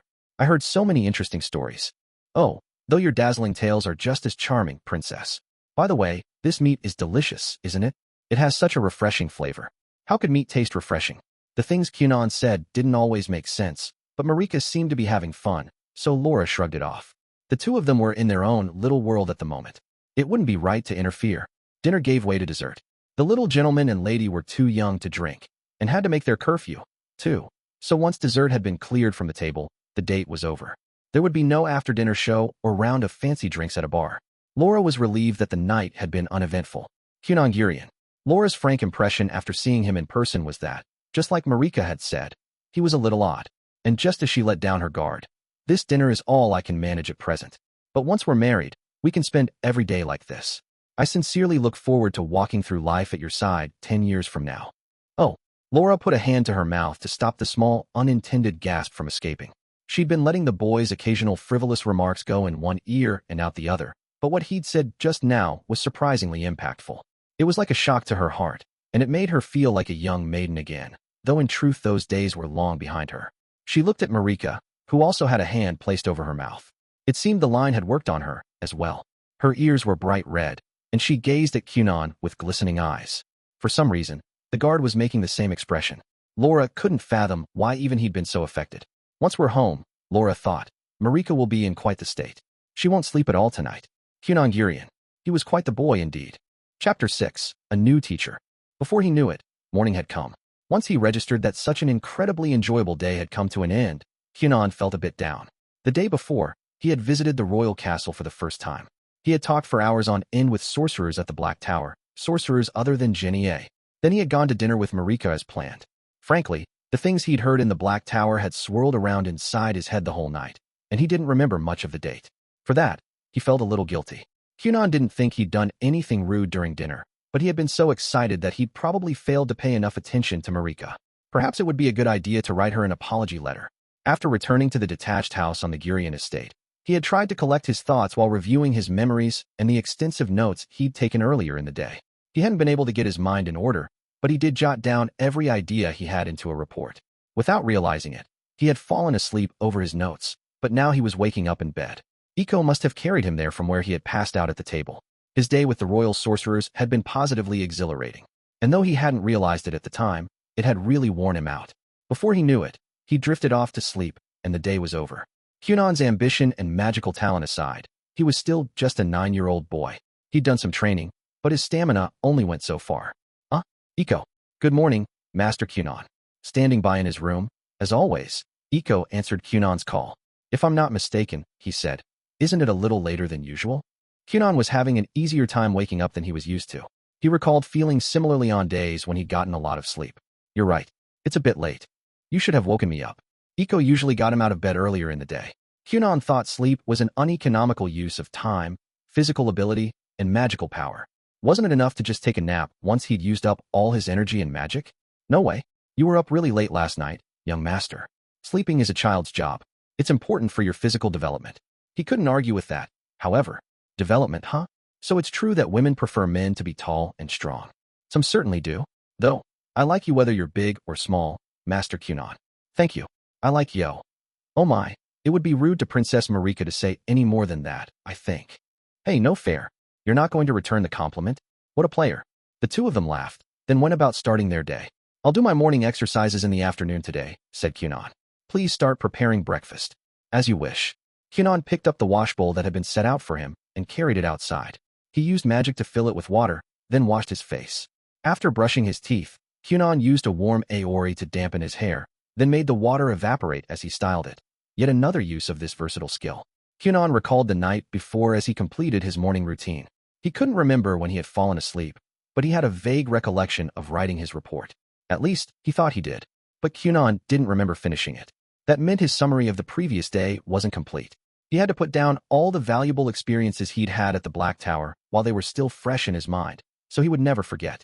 Speaking of memories, the first things to pop into his head were the 3 times he'd been reprimanded at the castle.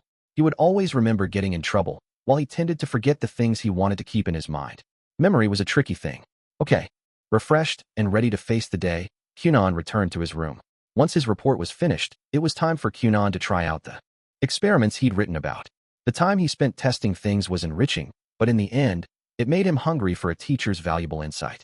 That desire had only grown now that he'd spent such a satisfying, stimulating time at the Black Tower. After several days of this, feeling engaged but ultimately unsatisfied, good news finally arrived. Yes, Eiko, I'm getting a new teacher. Grand Master of the Royal Sorcerers, Lundamond, had promised to take care of finding Kunon a new instructor.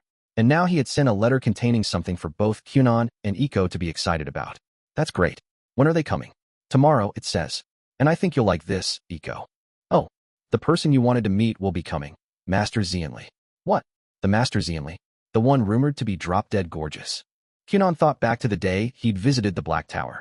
Kunon didn't have much interest in the man, or rather, he'd been enjoying himself so much that he'd completely forgotten about Xianli. He thought he remembered him being mentioned, however, during a moment of idle chatter. Something like, what a stroke of bad luck for Xian, being out when such an interesting kid drops by. Since they had nothing to do with magic, the words hadn't really registered with Kunon, but he vaguely recalled hearing them. It seemed the allegedly handsome royal sorcerer, Xianli Finroll, had been absent on the day of his visit. And now that same Xianli would be coming to the Gurion estate to be Kunon's teacher. Will it really be him? I'll have to do my makeup tomorrow. Showing your beautiful side to someone besides me? I'll go mad with jealousy. I'm sorry, Master Kunon. There's no time to joke around. I have to tidy up my nails. I have to cut my hair. I need to lose weight. Please excuse me. Eiko dashed out of the room in a tizzy. A moment passed. Getting rejected by Eiko kind of hurts. Kunon, now alone in the room, muttered sadly to himself and sighed as he put away the letter. Then he returned to writing his report on the results of the day's experiments. Soon, the next day had come. Kunon was waiting with his maid, who had been acting strange all morning, and the day before, too, when their guests finally arrived around midday. Standing with Eiko at the entrance of the main house to greet their visitors, Kunon sensed something unexpected. A carriage had entered the grounds and stopped a short distance away from him. That was all well and good, but aside from the coach driver, 3 people emerged from inside. Kunon. And one of them was Marika. Your Highness. Kunon wasn't expecting her that day. Marika visited once every 2 weeks. Their dinner date the other night had been a special case, since Kunon happened to be at the castle. The only person he was expecting was his new magic teacher, Xianli. I decided to come along, she announced. Oh, okay. Oh my, aren't you happy to see me? Kunon responded immediately to Marika's downcast tone. No, I'm just surprised to see you so unexpectedly. I must prepare my heart every time I meet with you, princess. Running into you suddenly, I was overwhelmed by your loveliness and beauty and am at a loss for words. I feel like a hare being stared down by a fox. Though I don't really know much about staring. Oh, is that a new perfume? This one has a very nice, mature scent. It suits you well. Wow. I've been told I'm too young for perfume, so I never wear it. I'm using a new soap, though. Buffeted by a stream of words she barely understood, the bewildered Marika only managed a bashful reply to Kunon's last statement. Somehow, he'd managed to hide his confusion at their unplanned meeting. Reactions in ordinary situations like this tended to linger in the mind. Kunon felt it was better to come off as a little silly than to risk leaving even the slightest of lasting wounds on a woman's heart. Such was the spirit of a gentleman. Hey, Dario, there's a brat here who seems like he's going to be a major playboy someday. Shut up. That's Master Kunon Gurion. Standing behind Marika were 2 men who had gotten out of the carriage alongside her. Kunon heard one of them say something quite rude, but he ignored it. He could handle a stab at his reputation if it meant sparing a lady anguish. This, too, was the spirit of a gentleman. How do you do? Welcome. My name is Kunon Gurion. Marika moved out of the way, allowing Kunon to take a step forward to greet the men. He wondered which one was the guest they had been waiting for. Most likely, it was the man on the left. The man on the right's voice sounded familiar. So you're Kunon? The man on the left spoke. I'm Xianli. Lundamond told me there was an interesting kid I had to meet, so I'm stopping by. Just so you know, if you don't interest me, I won't come again. Got it. Kunon swallowed hard. It wasn't Xianli's uncouth manner that caught him off guard. What overwhelmed him? now that he could finally feel it up close, was Xianli's magical power. It was so potent. His power was thick, practically viscous. If Lundemon's magic was like blue cheese, Xianli's was like honey. So you're Xianli. The word slipped out of Kunon's mouth unconsciously. To be honest, the man was more incredible than Kunon had imagined. He was probably more knowledgeable about magic than any of the royal sorcerers Kunon had met the other day, excluding Lundemon, of course. Kunon could sense as much through his magic. Xianli was probably in his mid-20s, about 2 or 3 years older than Jinie. Despite his youth, he had the magical power of a much older, seasoned sorcerer. Kunon wanted Xianli to be his teacher. He knew it as soon as he met him. He didn't know whether the man was as handsome as the rumors claimed, but there was no mistaking his ability. In that case, there was no reason to hesitate. Address me properly. Listen, I hate kids. If you start crying or screaming, I'm gonna leave right away. I didn't come here because I wanted to. Keep that in mind. You're saying you came because of the fetters of a hierarchical society, yes? I'm well aware of such things. I understand completely. Fetters? Ah, whatever. A little thrown by Kunon's grin, Xianli gave up admonishing him. And you there? Kunon continued. You're the knight who looked after me the other day at the castle, correct? The man on the right's presence also felt familiar. Kunon immediately connected it with unpleasant memories he would rather have forgotten. Yes, about the other day. I'm not sure how to put this. I was just doing my job. So let's let bygones be bygones and start over, if you don't mind. Their only interactions had consisted of the other man scolding him, so it was naturally difficult to find the right greeting. Kunon could say, "Thank you for looking after me." But the knight couldn't very well reply. It was no trouble, and there was no need for him to repeat the other day's warnings here and now. My name is Dario Sans, he said at last. I'm a knight of the Third Order. And with that, the self-introductions were over. Kunon still didn't know why Marika and Dario had come, but that could wait until later. Well then, please follow me, he said. I live in a detached house, separate from the manor. By the way, Master Xianli, are you as good-looking as the rumors say? I can't see, so I have no way of telling whether you have an attractive face. Huh? Of course I'm good-looking. Wow, amazing. Are you making fun of me or something? Not at all. Did I offend you? It was true Kunon's words hadn't been rude on the surface, but something about his tone came off as oddly teasing. Kunon was a bit different than the children Xianli had met before, and the royal sorcerer was already starting to feel a little bewildered.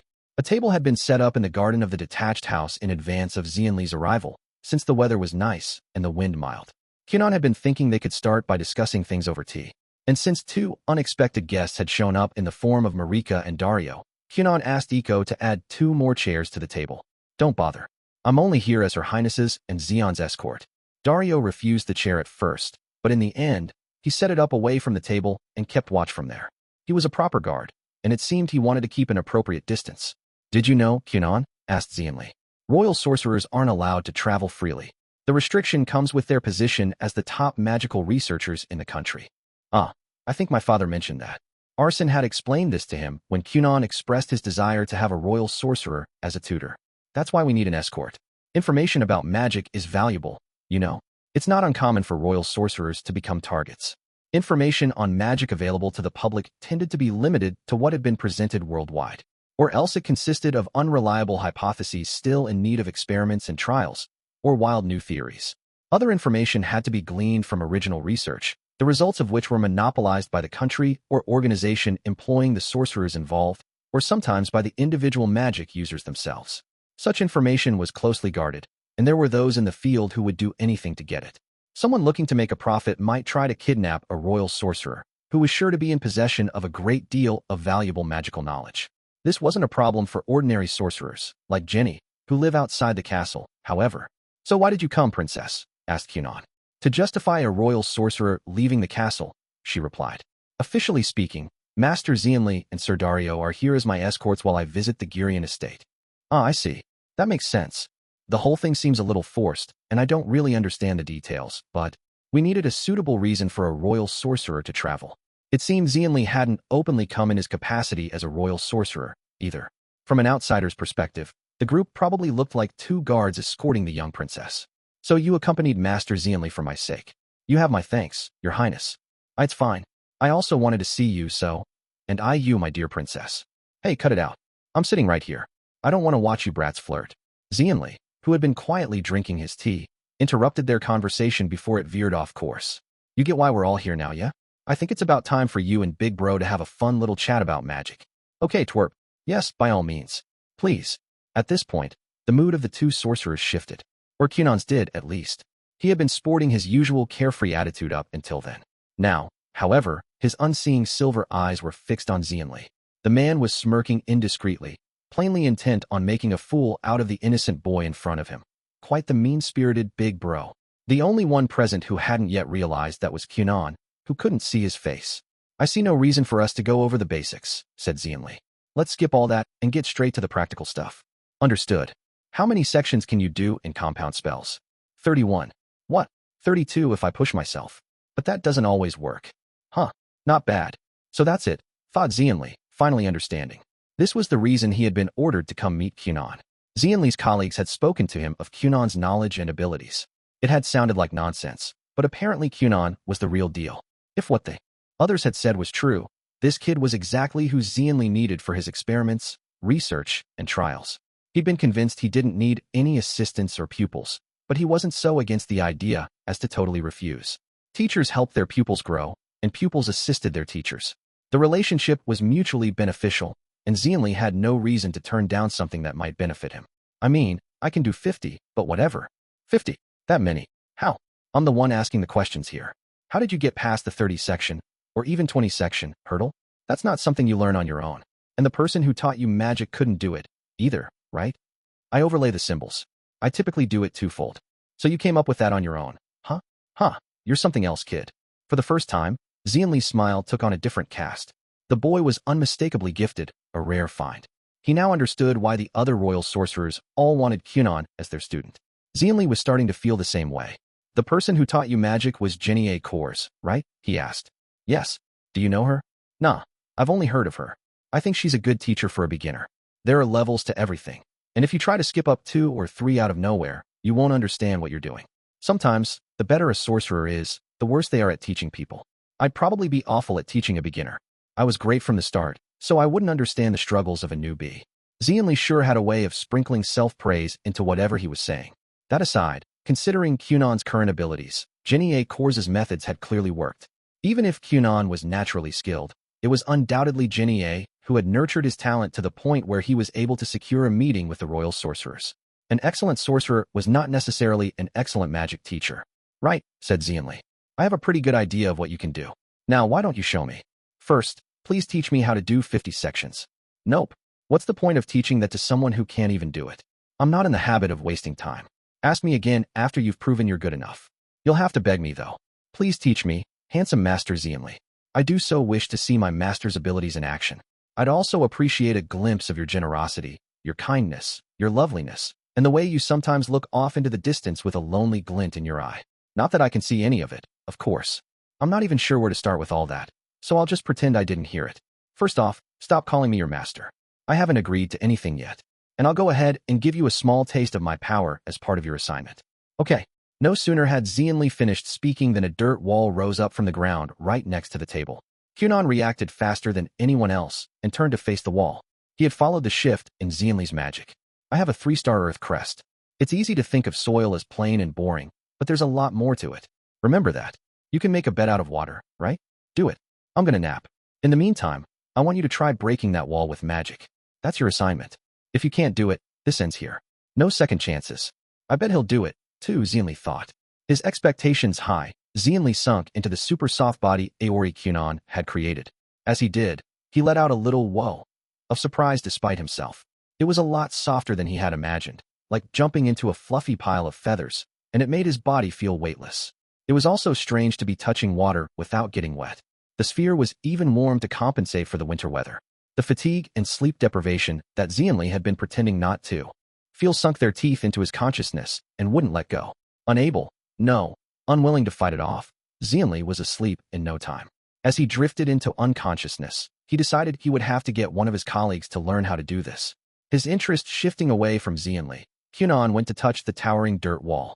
It was like a single wooden board made of hardened soil. The wall was a rectangle, not too thick, precisely shaped and measured as if prepared by a carpenter. It didn't budge at all when pushed on, and produced only a hard knocking sound when he tapped on it with his cane. Kunon suspected that even if he swung at it with all his might, the wall wouldn't crack. On the contrary, it would probably break his cane to try. It was a tremendously solid structure, smooth to the touch. and seemed to be made only of simple dry dirt. But the magic holding it together was incredible. Just like Kunon's Aori, the wall was an independent form with its own store of magic split off and tucked inside it. Rather than continuously consuming magic, it had been filled with power when it was made. The wall would keep standing until either its creator dispelled it or its supply of magic power ran out. From what Kunon could sense, this wall would probably last for about 2 days. Kunon could sustain his spells for half a day at most. This wall alone had already given him a good idea of Xianli's abilities. Any of the royal sorcerers, not just Xianli, would have a lot to teach Kunon. But this man's magic stood out even among the likes of his peers. No wonder he was prone to singing his own praises. As a sorcerer, Xianli was leagues ahead of Kunon. I see. There were things to learn even just from touching the wall. The magic within was considerably condensed. Condensing it like this both extended the spell's duration and preserved the wall's solidity. Packing magic tightly into one's spells must be common practice among sorcerers. Kunon had reached the same conclusion through his own reasoning, but such techniques must be the norm. That said, this density was on a whole nother level. It was the product of a compound spell with over 40 sections. How had Xianli managed so many? Magic was all about symbols, in other words, magic circles. That was how spells were derived. When drawn with magic power, magic circles emitted that power in the shape they were made, and the result was called a spell. Sorcerers used various spells by rearranging magic circles. Many magic circles assembled with specific words had been discovered and disseminated, but those were just foundations, known as standard magic. The true essence of magic was in the unique spells sorcerers developed out of this standard magic, those specialized with character. Compound magic was about dividing the base symbol, the magic circle, into as many sections as possible and reconstructing it. In other words, it was about altering standard spells over and over. The number of divisions and reconstructions corresponded to the spell's depth of character and its caster's magical ability. The higher the number, the greater the difficulty and the trickier the spell was to control. Failure was common. That was what trials were for. Kunon had managed to overcome the 20-section hurdle, as Xianli called it, by tightly stacking one base magic circle on top of another. As a result, when Kunon created an Aori, he was essentially casting 2 of the same spells at once, each with 10 sections. Kunon glanced back at the sleeping Xianli, engulfed in the super soft body Aori, and heaved a small sigh before returning to the table. "Let's chat for a while, princess," he said. Huh. When the conversation turned to magic, Marika had simply watched without butting in unnecessarily. She was surprised to see Kunon sit back down. She wanted to ask if it was all right for him to take a break, but she didn't. After all, she had no understanding of magic. Xianli seemed pretty worn out, and he'd only just gotten to sleep. Kunon couldn't bring himself to wake the man right away, so he decided to kill some time. He'd understood as soon as he touched it. Kunon could destroy a wall like that with ease. Huh. Xianli let out a yelp as he snapped awake. Yeesh, I totally passed out. Ow. It was difficult to stand up after being ensconced in the squishy mass of the super soft body Aori. Xianli managed to roll out of the sphere, landing on the ground before getting to his feet. He hadn't expected to fall so deeply asleep that he'd completely lose consciousness. At most, Xianli had hoped to get in a light nap. The sky was still blue. He couldn't have been out for very long. "Did you sleep well?" Kunon asked. Marika and Dario, however, looked aghast. Both of their faces seemed to say, "This guy actually fell asleep?" But Xianli didn't let trivial matters like that get to him. "Hey brat, you're looking awfully calm. You give up on breaking down the wall." Kunon was sitting at the table, having a pleasant conversation with Marika. Xianli sat back in his seat at the table without waiting to be invited, then snatched up one of the scones the children were having. The man had no manners. The dirt wall he had made for the assignment was still standing. "Oh, is it okay for me to destroy it now?" "Huh? Yeah, go ahead. If you think you can." Kunon lifted a hand toward the wall, and a stream of bubbles spread out from his palm, covering the structure's surface in little suds. Rubu. This was a cleansing spell that generated tiny bubbles to lift the dirt from an object and one of the fundamental spells of water magic. Xianli snorted into his tea, a black tea prepared for the group by Kunon's overly dolled-up maid. He was smiling. He looked pleased. "You understood the goal of the assignment, then? I expect the dirt wall becomes extremely fragile if you allow it to be oversaturated with water, yes?" I realized it immediately, since it was as dry as that hardtack stuff they make to break people's teeth. That's not what hardtack is for. However, in general, you got it. But why use Rubu? Your specialty is shape-shifting Aori, right? I thought you'd bring it down after some trial and error with your go-to move. A number of failed attempts with Aori would have destroyed the wall, too. As long as one kept trying, it would eventually be brought down. Xianli had heard that Kunon didn't know any offensive magic yet, so he'd prepared a wall that could be demolished through means other than direct impact. an assignment the boy was capable of completing. However, he had probably intended the amount of magic necessary to saturate the wall to be nearly equal to the total amount of Kunon's magic power, so that he would only succeed after mustering all his strength. It would have been a difficult task if Kunon had opted for such a simple, straightforward method. I thought this way would be easier. Just as the words left Kunon's mouth, the upper portion of the wall started to crumble along with the bubbles. Each bubble working on the wall entrapped a small amount of dirt and lifted it away from the structure. The spell recognized the dirt wall itself as something to be cleaned. Easy, huh? Not bad. I'm not interested in brainless, brute force approaches. This kind of clever workaround is more like it.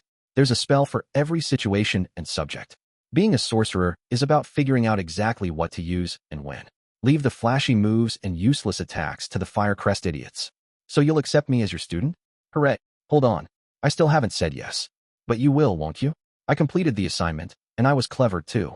TSK. Guess I've got no choice. Kunon's straightforward enthusiasm made Xianli want to resist. But a promise was a promise.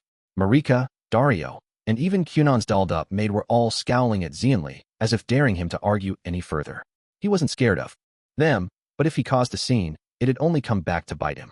Kunon, starting today, you're my disciple. You better be grateful. You've got to be the luckiest kid in the world right now, since you have me as your teacher. Xianli Finroll. Meeting him was a major turning point for Kunon, but the same could be said for Xianli. From that day onward, the latter's name and ever-growing list of accomplishments would become known all over the world. But there was someone else, too, who reached a major turning point that day. Haha, the luckiest kid in the world. It's true. I've found a teacher, and I have Princess Marika at my side. What more could I want? Kunon, please, said Marika. You probably know this, interrupted Xianli, but let me say it anyway. Your teacher takes precedence over your fiancé, AE. What? Marika stared at Xianli. Kunon had never heard her speak in such a low tone before. He thought she sounded just like a demon escaped from the depths of hell. Iko had told him women were scary when they were angry. It seemed she was right. This was his first time experiencing Marika's anger, and she sure was frightening. Though, to Kunon, Marika's anger was special, much scarier than anyone else's. He can focus on love when he's an adult, said Xianli. Now that he's my disciple, Kunon's going to magic school for sure. He's got all kinds of stuff to do before then. There's no limit to what I can teach him, and he'll be helping me with experiments, too. He won't have time to play around. And anyway, what are you going to do, Princess Marika? What do you mean? I'm asking if you're fine with just sitting back and watching while your boyfriend works himself to the bone. Don't you have something you should be doing, too? He's my disciple, you know? From now on, Kunon is going to keep improving, succeeding, and racking up accolades. He might even earn a peerage. Who knows how long he'll stay your boyfriend? He won't be as popular as me, but before you know it, girls will start lining up for Kunon. You get it, don't you, Ninth Princess? HNGH. Marika gritted her teeth and swallowed her objection. As soon as she heard, girls will start lining up for Kunon, the faces of her own sisters appeared in her mind. As the ninth princess, Marika's position in the royal family was particularly weak. And because her elder brothers and sisters had more influence and liked to throw their weight around, she had no chance in the information war going on in the royal family. If her sisters really did set their sights on Kunon, on the ninth princess's fiancé, Marika would most likely lose him. She wouldn't even be able to put up a fight. It was just as Xianli said. He was exactly, hopelessly right. Kunon was rapidly distinguishing himself as a magic user and had progressed enough to become the disciple of a royal sorcerer. And what was Marika doing? She had gotten her education, as was expected of someone in her position, but that was all. Marika hadn't earned anyone's recognition. She didn't have any goals. She had simply resigned herself to life as a low-ranking princess who didn't even merit having a guard with her at school. When she really thought about it, something dawned on her. She was no longer good enough for Kunon. When she was younger, Marika had run from him, despairing at being his fiancé. Now things were different. Kunon was leaving Marika behind. She hadn't realized it before because whenever she called out, Kunon had always turned back to look at her. But the truth was that there was already a huge distance between them, a distance wide enough for someone else to occupy. If someone wanted to, they could fill that gap easily. There were likely quite a few people who already recognized Kunon's value, his high probability of success, far better than a low-ranking nobody like herself. Master, please don't tease Her Highness. I'm not trying to tease her. I'm actually cheering her on because I think you guys make such a good couple. Xianli wasn't lying. He might sound like he was trying to mess with them, but everything he said was true, though he had made the comment half in jest. You say that, said Kunon. But I bet you like teasing girls, don't you? You seem like the type. Huh. You don't say what you mean, and by the time you realize it, you're too late, right? Because you're not good at showing affection, you bully the girls you like, and then someone else comes in and steals them. Kunon was talking baseless, childish nonsense. It wasn't worth taking seriously.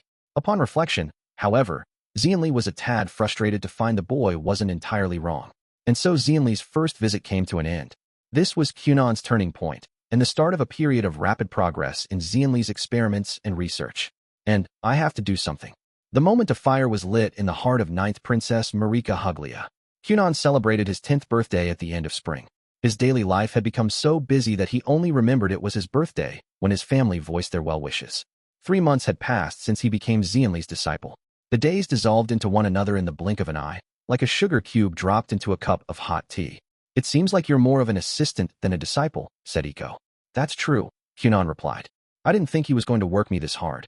It's almost like your job is making clean drafts of manuscripts. You're right. Maybe next time he's here, I'll ask Master to pay me for my work. Kunon sat back to take a break, sipping some tea Iko had brewed for him. Every morning, he woke up and toiled away all day in his room doing paperwork. He kept at it until evening, when he switched to physical and magical training until nighttime. Then, when his training was done, he collapsed into bed and fell asleep. As of late, that was his everyday routine. Xianli really did work his student to the bone. Every few days, he would send Kunon more documents. As a result, Kunon had a new reason for remaining in the detached house. Xianli kept sending more and more notes, scribbles, and hastily scrawled ideas about magic, which he called reports, with instructions for Kunon to compile them and make clean copies. Kunon's room was now full of such writings. For those in the know, each of these was like a leather pouch full of gold coins. Any documents produced by a royal sorcerer, even scribbled notes, were top secret and strictly confidential. As long as Kunon's room was overflowing with such things, he needed to keep other people away from it as much as possible. He was now more tethered to the detached house than ever. Basically, the only person who came and went from the building was Iko. Kunon saw his family only when summoned, and he always went to them. He'd told them not to visit his room unless absolutely necessary. There sure are a lot of pictures on these. Iko could read simple words, but naturally, she didn't understand documents full of technical terms. The ones Xianli sent, however, were covered in pictures. There were some she could understand and others that were complete nonsense to her. It also wasn't unusual for Xianli's writing to be scrawled so messily that it was illegible. Frankly, Kunon had a more difficult time deciphering the man's chicken scratch than compiling clean copies of the reports. Magical engineers sure seem like interesting people. Huh, said Iko. Magical engineer, that was Xianli's role as a royal sorcerer. He also performed ordinary earth sorcerer tasks, such as making molds and repairing buildings. But he had set his sights on magical engineering, creating magic tools, as his main work. Magic tools were implements that moved when magic power was channeled through them. Because they required magic to function, their use wasn't very widespread at present.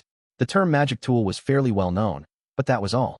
Xianli's goal was to create magic tools that even an average person could use. Specifically, he was working on sculpting tools using earth magic. This process was somewhat similar to what Kunon did with his Aori. That must be why Lundamond introduced us, Xianli had once explained. Kunon agreed. The more he read Xianli's notes and learned about the role of an engineer, the more he thought that had to be the case. How like the Grandmaster to take such things into consideration. I can't make heads or tails of any of this, admitted Iko. But if you're satisfied, then so am I. Really? I have your support? Of course. I'm here to help out with your daily needs, so you can focus on your work and make your dreams come true. After all, I know better than anyone how talented you are. You sound like the burden lover of a struggling actor, Kunon retorted. If you get famous, will you cast me aside? I would never.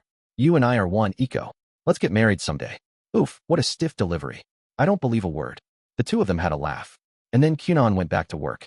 Marika's visits increased from once every 2 weeks to once per week, and she always arrived with the same group of 3, herself, Xianli, and Dario, the knights serving as both observer and guard. Marika provided an excuse to bring along Xianli, who was ostensibly here for her protection. This was because Xianli taking Kunon as his disciple was being kept under wraps as much as possible. Kunon didn't fully understand why, but it seemed to have something to do with the complex issue of royal succession. Hey there, darling disciple. Are you finished making the copies? Xianli arrived in good spirits. Thanks to foisting his paperwork onto his pupil for the past 3 months, he had managed to totally fix his lack of sleep. His mood was much improved. I'm about halfway done, Kunon replied. What? Stop dragging your feet. Get it together. As if a never-ending stack of paperwork that kept on growing was something Kunon could finish. But he had grown accustomed to his teacher's unreasonable demands. Did you get my message? He asked. You gotta stop writing stuff like, I love you, master, and I respect you so much in the margins. It's really embarrassing to show that stuff to Lundamond and the other royal sorcerers. What's embarrassing about being close with your favorite student? Don't worry about it. Let's show off our great relationship. The ones who wanted you for themselves won't stop harassing me. Welcome, Princess Marika, said Kunon, turning toward her. Hello, Kunon. Hey, you've got some nerve, ignoring your master. As soon as greetings were over, Xianli and Kunon began their experiments. There were so many things they wanted to test out, and the time they spent together once a week was extremely precious to both of them. The paperwork was Xianli's way of teaching his student. Kunon had to understand the meaning and purpose of the notes, then rewrite them in simpler terms. That way, it stuck fast in his memory. The messy, scribbled writing encouraged Kunon to hypothesize what was being said based on his reasoning skills and understanding of the topic. If he was following the content, he could make an educated guess. They could meet only once a week, so they didn't have time for lectures. That's why Xianli was using this format to pass his knowledge on to Kunon. Well, that, and because it allowed him to push a bothersome task off on someone else. What do you think of this? Xianli asked. I think there's too much pressure. It might work if we strengthen the vessel or reduce the amount of imbued magic. But it won't move right with less magical pressure. The fact that Kunon could follow their conversations without much input from Xianli was proof of his method's success. A novice who hadn't known the first thing about magical engineering 3 months ago, Kunon was now able to keep up while discussing the matter with an expert. Kunon knew this was all thanks to his master's teaching. Even if the amount of work he'd been given was so unreasonable, he was starting to think the man owed him wages. Okay, let's try to make one. I'll leave the internal mechanism up to you. Understood. Xianli used earth magic to make the general framework for the device, and Kunon improvised the inner workings using Aori. Xianli was able to make the hard components, but the flexible parts were a challenge for him. That was where Kunon came in. As Xianli and Kunon immersed themselves in constructing a prototype for their experiment, Marika and Dario stood facing each other a short distance away. Let's have a good match. Indeed. The two readied themselves, wooden swords in hand.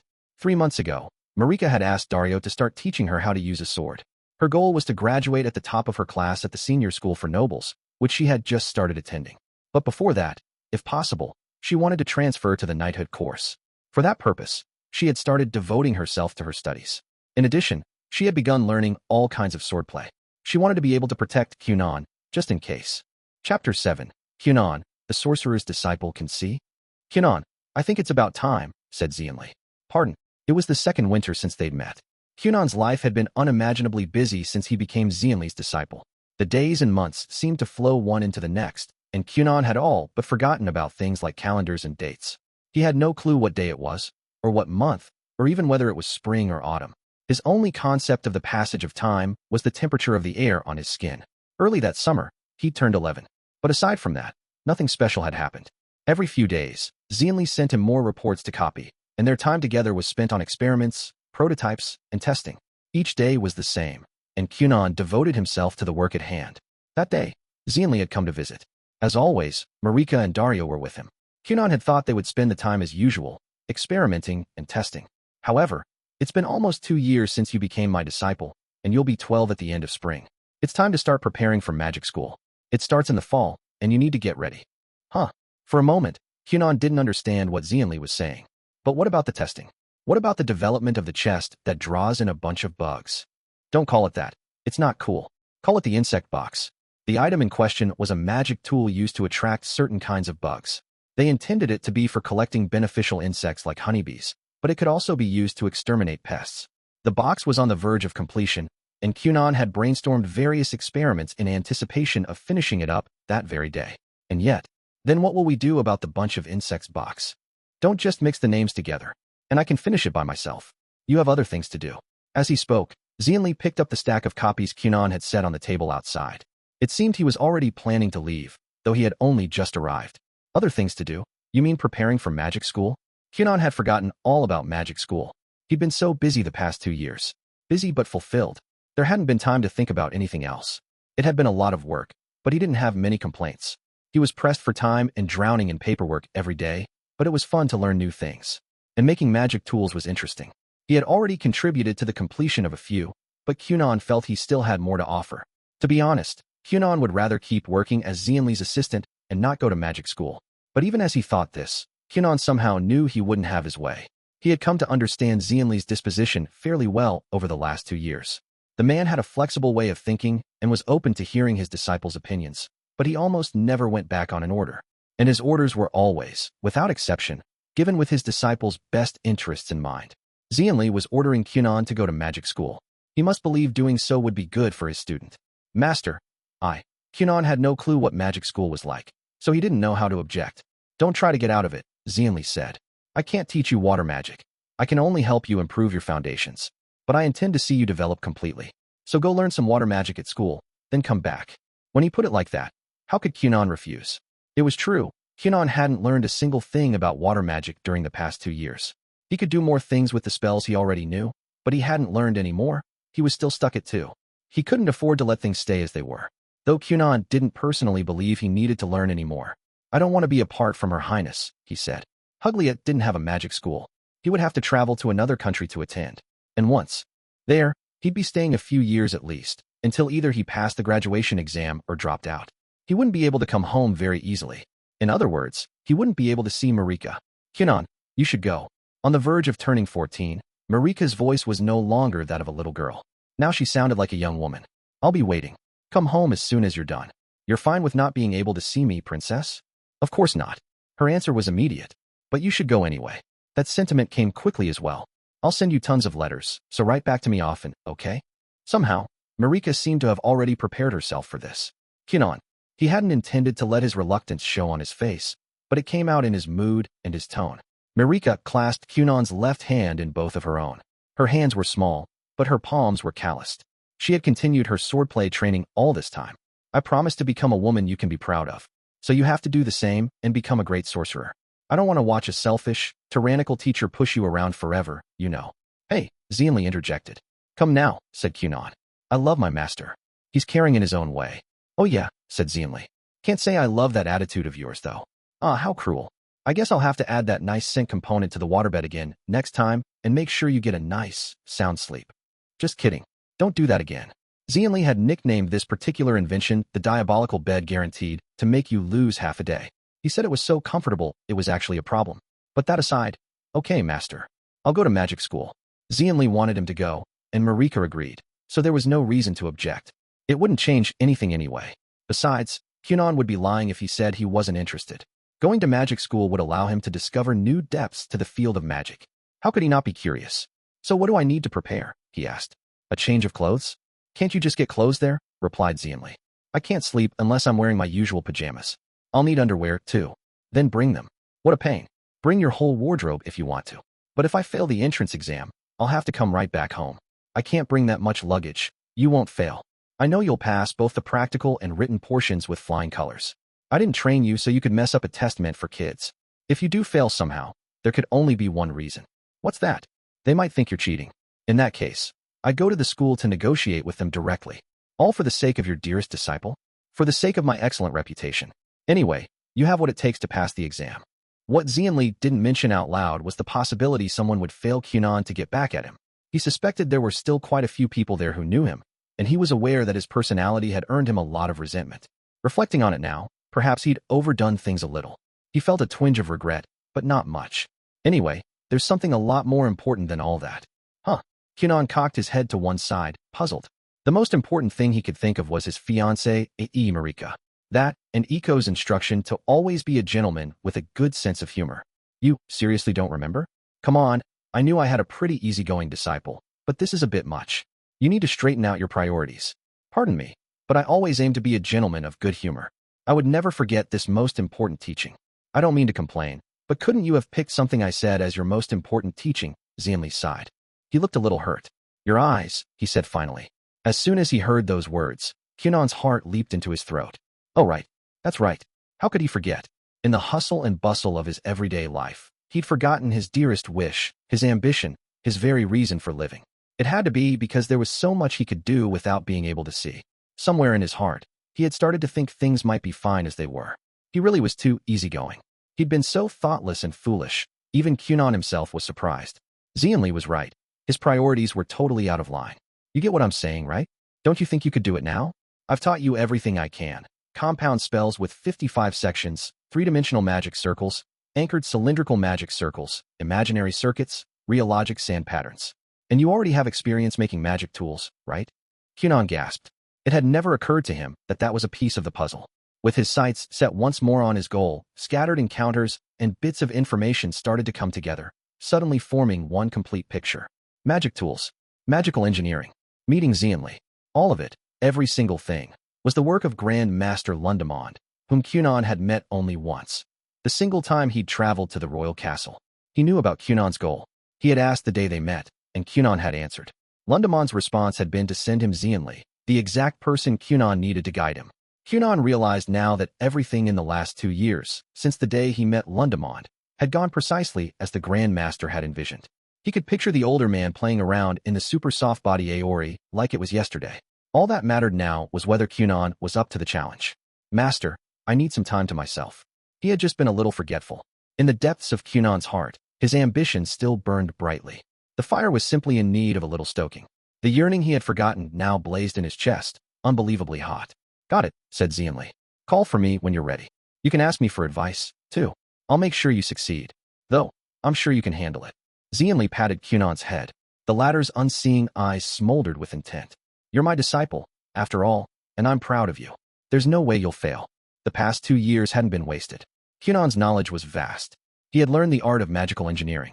Before, he had been lacking in every aspect, and his goal had felt utterly out of reach. But that was then. Now, hate this. Hey, you're being annoying, ow. Dario, seated across from Xianli, kicked him in the leg just as he started to complain. They were in the carriage on their way back to the castle, the same day Kunon had decided to attend magic school. Marika was beside herself. All she could do was cry. Or rather, sob. She had put her whole heart into encouraging Kunon to go to school, telling herself, this won't be such a big deal. But in fact, this turn of events was so painful, she might have fallen to her knees at any moment. Kunon was going to gain his eyesight with magic. Her fiancé may have gotten waylaid by the chaos of everyday life, but Marika never once forgot his goal. What's more, she was thinking ahead. What would happen if Kunon could see? Could they really go on as they were now? Kunon was already way out ahead of her in life. If he could see, too, what reason would he have to stay with someone like her? Would he start looking at other girls? She was only the 9th princess. With such little power and sway, she might as well not even be royalty. Wouldn't it be better to marry into the house of a duke? That would ensure a much greater social status and stronger political support. As he was now, she had no doubt Kunon would achieve whatever goal he strove for. Xianli had made incredible strides in the field of magical engineering these past 2 years. Their relationship as master and disciple wasn't public, but Kunon was behind all that success. Xianli's list of accomplishments was amazing. He had developed 7 new magic tools, published 5 new magical theories, and produced a manual detailing how to efficiently conduct magical experiments and trials. His name was known and celebrated not only in Huglia, but all over the world. He had also grown in popularity with the ladies. There was no way Kunon, who had acted as Xianli's right-hand man the whole time, wouldn't be recognized for his work. In effect, he already had an impressive record. If his accomplishments were made public, his contributions would be so great he might receive a peerage. What Xianli had predicted 2 years ago was already coming to fruition, and Kunon would probably only accumulate more achievements at magic school. The girls around him wouldn't be able to keep their hands off him. He may seem frivolous at times, but Marika knew that Kunon was a very sincere person at heart. If he wasn't, he would have long ago abandoned the burdensome paperwork Xianli dumped into his lap.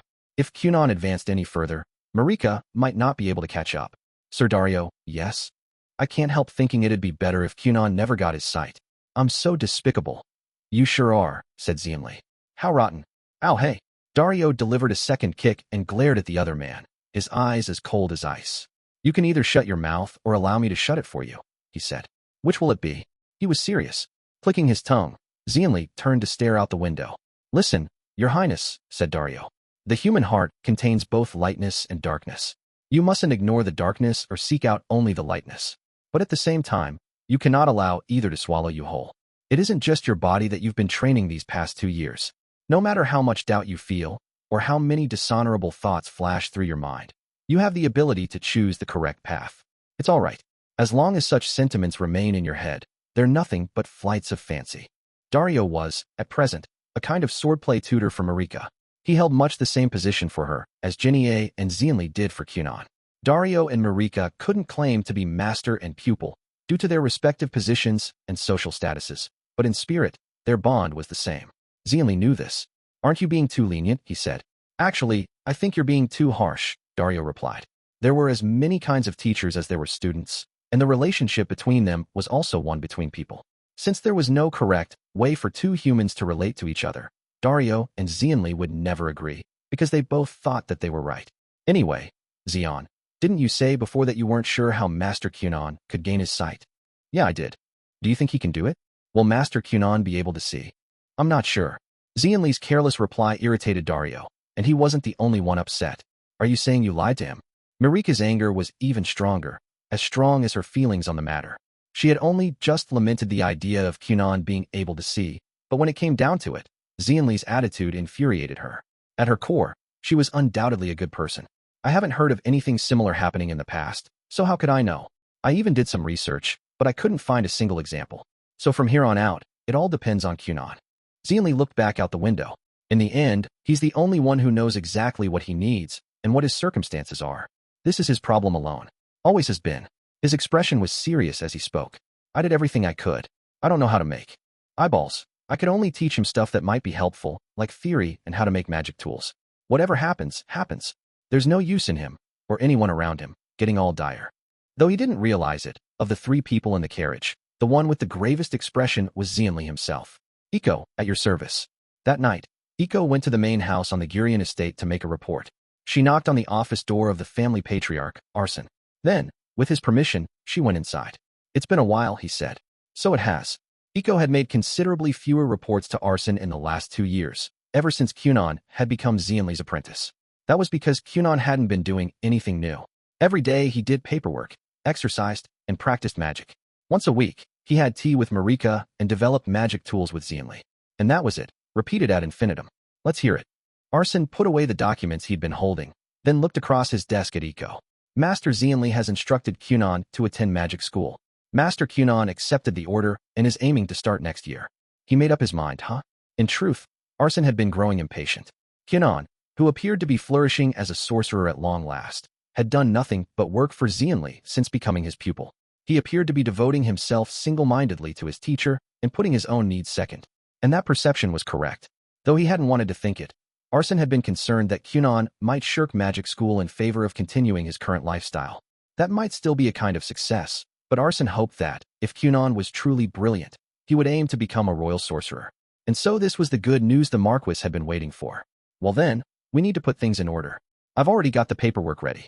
As he waited impatiently, Arsene did as he was wont to do. He prepared. He had been thinking of showing the paperwork to Kunon at some point and recommending that he attend.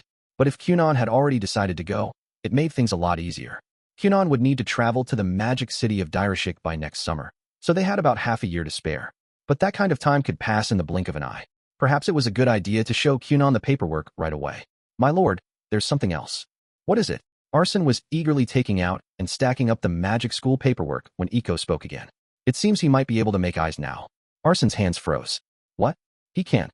Arsene knew why his son had become obsessed with magic. 2 years ago, the Marquis had held a faint hope that the issue would be resolved when they met the royal sorcerers, but it hadn't been possible. He had tried not to think about it much after that. I can't say anything for sure, but Master Xianli said he thought Kunon could do it. Master Kunon wants to concentrate on making eyes for a while, so he asked me to leave. Alas, he's growing up and leaving me behind. Arsene chose to ignore Iko's crocodile tears. He's all right on his own now? Oh yes, he has been for some time. At present, he struggles with nothing in his daily life. Arsene and Iko, who had known Kunon before he immersed himself in magic, had long ago decided that he should never be left alone. The possibility of him ending his own life had been too great. That had been a real risk for Kunon back then. You've put up with so much for so long, Iko. I've had nothing but fun the past 2 or 3 years. I even started wanting a child of my own. Have you found anyone to marry? I haven't. Might I introduce you to someone? There's a guard at the castle who I'm thinking of hiring to be our gatekeeper. I'd be more than pleased if the two of you would continue to support the Gurion estate as husband and wife. It'll depend on his face, figure, personality, and salary, of course. Iko was a very ambitious maid. He'd test, then write down what didn't work. Then he'd test some more and keep writing down what didn't work. Kunon was in his room, doggedly repeating the same process over and over, as a stack of papers detailing his failures piled up on the table. Since he couldn't see to begin with, Kunon didn't need a light source. Whether it was day or night made no difference. He could use magic to run his experiments and write his notes. He forgot about the passage of time and lost himself in his work, and when he was tired, he collapsed into the super soft body Aori. His regular bed was cold in the winter, so he had fully switched over. That's how his days went. He had no contact with the outside world, except for once a day when Iko would bring food and check on him. He only ate when he was hungry, so even meals brought no sense of time. Abandoning every other part of his daily life, Kunon devoted himself to his goal of creating eyes. So that's no good, either. Then, all at once, Kunon stopped thinking and threw his pen down on the table. He had already conducted well over 100 trials. He had started by testing the most plausible methods and moving toward the more unlikely, but nothing had worked. Ouch! How long had he been sitting in his chair, focused on his notes? His whole body was stiff, and his bones creaked with the slightest movement. Come on! Kunon slapped both sides of his face at once, trying to reinvigorate himself. Things had come to a standstill. He was worn out. He needed a break. For the first time in a while, Kunon left his room and headed for the main house. Apparently, it was nighttime. Kunon pounded on the door of his elder brother's bedroom, and Ixio answered it wearing a nightcap. Oh hey, it's you. I was just about to go to bed. Kunon had thought it felt like a winter's night, based on the temperature, and he had been right. But that didn't matter right now. Brother, let's go to the sauna. What? Now? Right now? I have school tomorrow, you know. At 13 years old, Ixio was a second year in the senior school for nobles. I need to relax, said Kunon. Come on. He made this selfish demand without a hint of guilt. His face looked a little pale, and he wasn't making any of his usual odd jokes. He must be exhausted. If he was saying he needed to relax, it must really be true. Ixio knew what Kunon was spending his time on lately. It must be considerably difficult. He was probably stuck. Ixio thought his brother must feel the same way he felt when he was tired of studying and reached for a relaxing novel or a practice sword to unwind. Did you invite father? Huh? Should I have? At some point, Kunon had tried making an improvised sauna based on information he'd gleaned from a book. It had gone surprisingly well, and every so often, those of the Gurion estate would indulge. It had started out as nothing more than a magic experiment, but such activities sometimes led to happy coincidences. Father likes the sauna more than me. If you don't invite him, I'll have to listen to his complaints. Oh, fine. You go first and prepare the sauna. I'll go get father. Oh, and be quiet. If mother finds out, she'll give me an earful. No matter what happened, it was always the elder son who got in trouble. It wasn't really fair, but Ixio had given up on that point long ago. More importantly, his younger brother, who rarely turned to his family for help with anything other than pocket money, had come to him. Ixio was willing to accompany him to the sauna as many times as he wanted. Thus, at an hour when the children should have been sleeping, the three men of the Gurion family sat together in the makeshift sauna, sweating in the hot steam. While they were there, they took a dip in the bath. Ixio just wanted to go to sleep when they were done, but Arsene was looking forward to a nice ale. It had been about 3 weeks since Kunon shut himself up in his room. Refreshed, he returned to the detached house and slept soundly. No good. He continued running trials. He'd seen no positive results, but Kunon had no reason to stop trying, so on he went. Sometimes, though, he'd suddenly lose his concentration. His mind would refuse to work, and he would want to throw everything aside and go to sleep. Perhaps this was inevitable, since he was constantly hitting dead ends. He didn't feel like he was making progress, and he'd started to think he was pushing himself too hard. HNNNGH. Kunon stood up from his chair and stretched his arms high above his head. He was surprised to hear his lower back pop and crack. Apparently, he'd been sitting in the same position for quite a while. I think I'll take a little break. This was something Xianli had taught him. When he was stuck, he needed to distance himself from the problem. You have to take a step back, cool down, and look at the issue from a little further away, he'd said. If you spend too long staring at one thing, you won't be able to see the forest for the trees. So when you think you've run into something you can't solve, clear your mind and try again. Naps seemed to work for Xianli, but Kunon still hadn't settled on any one method in particular. I don't feel like using the sauna. As he spoke, Kunon left his room and headed for the main house. He ended up in the sauna anyway. He'd run into his mother, Tina Lisa, who had heard about the boys' night in the sauna a few days before. Apparently, she had been on the lookout, and when Kunon arrived at the main house in the evening, a servant had caught sight of him and informed her. I haven't even gotten to try it yet, his mother had whined. And so Kunon accompanied her and his father, who happened to be home early, to the sauna. Ixio wasn't back from school, so it was just the three of them. And there was ale, of course. His elegant mother, ever the noblewoman, could drink his father under the table with gallant ease. Oh, this is the life. Kunon couldn't see it, but Tina Lisa was immodestly wrapped in nothing but a towel, one hand on her hip, the other holding a big tankard. She chugged the ale down in huge gulps, looking more manly than anyone. It was as if she was trying to replenish the water she'd sweated out with cold beer. Forget wine, this is all I need. Kunon had never heard his mother sound so exhilarated. She was positively gleeful. Arsene was beginning to regret handing her the drink. I love you, though, he said. Where the though came into play wasn't clear. It had been about 2 months since Kunon shut himself up in his room. He made some water that tasted like pear juice and drank it to rehydrate. Then he returned to the detached house and slept soundly. Crash. Kunon shot to his feet, sending his chair toppling to the ground. He paid it no mind. This is it. He couldn't let this sensation slip away. He couldn't forget the trial he'd just run. Just then, for a moment, he was sure he'd seen something. Not the way he saw colors with magic. This was something clearer, more detailed. He'd seen many things he recognized from pictures and books. In his room, where he had only ever seen things as vague colors, he'd been bombarded with a slew of information all at once. Similarly colored items, which seemed to blend together as one when viewed with magic, were suddenly discernible as individual things. He saw the large bookshelf that took up one whole wall and the variously colored spines of the books that filled it. He saw the pile of books and documents on the floor in front of the shelf. Part of the pile had collapsed, leaving the floor littered with sheets of paper. There was no one to tidy up since he'd sent Eco away, so the mess had stayed as it was. Hanging on the wall next to the mostly empty closet was the formal outfit and bow tie Kunon had worn to school and again on his trip to the palace. It was already too small for him. He hadn't realized it was hanging there. In that brief moment, that was what he'd seen. That amount of information alone overwhelmed him. So this is what it is to see. Not just a substitute like seeing with magic. This is it. He couldn't allow himself to forget such a thing. The way he felt just now, he couldn't lose that sensation. Kunon's hands moved with inhuman swiftness as he tried to sort out what had suddenly appeared in his mind. He needed to record this trial with absolute accuracy, but his fingers trembled. His body shook. As the realization that he'd achieved his goal caught up with him, joy threatened to erupt in his chest. Finally, he had a handhold. After months of fumbling, a long-awaited beacon of light shone in the darkness.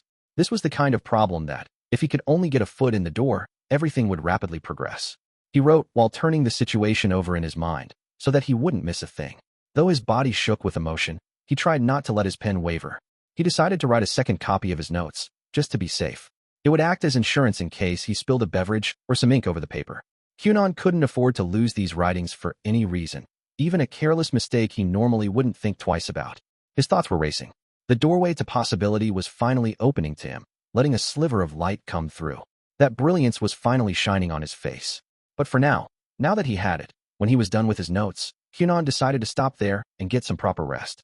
He wanted to be in fighting form to take on what came next.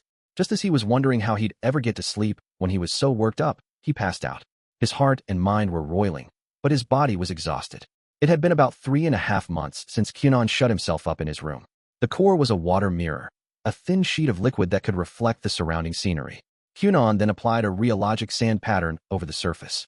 The flowing design scanned the shifting landscape and sent the information to Kunon's consciousness. The mirror was enclosed in a transparent water bubble to protect it. That was the entire device. It was about as big as an eyeball. The mechanism was wonderfully simple. He had jumped through endless hoops, testing out difficult techniques and complex applied methods, but now he realized he'd been overdoing it. He didn't need a complicated framework. He didn't need a relay mechanism, either. All Kunon had to do was connect the water mirror and his magic power directly to his consciousness. This, too, was wonderfully simple. Once he knew what to do, it was almost disappointingly easy to accomplish. After he'd seized upon the critical clue, he conducted even more trials and made repeated adjustments. And then it was complete. I can see. This is my surroundings vision. Kunon struggled to find the words, overcome with feeling. Then a fierce headache dropped him to his knees. The visual information was overwhelming. His brain fought to keep up, rejecting any further input. It seemed even his own room was too much. Kunon couldn't imagine how he would endure the even more complicated view outside. I did it. But that worry was temporary. He simply wasn't used to seeing yet. If he acclimated himself to it gradually, he should be fine. His dream was coming true. He'd succeeded in gaining his sight through magic. Tears of joy streamed down his face, and he fell asleep just like that, utterly spent. The floor was a little cold, but he slept soundly. The feeling of accomplishment was a greater comfort than any bed. Winter had long since passed. It was spring. In the end, an aori was the foundation. It was a 40-section compound.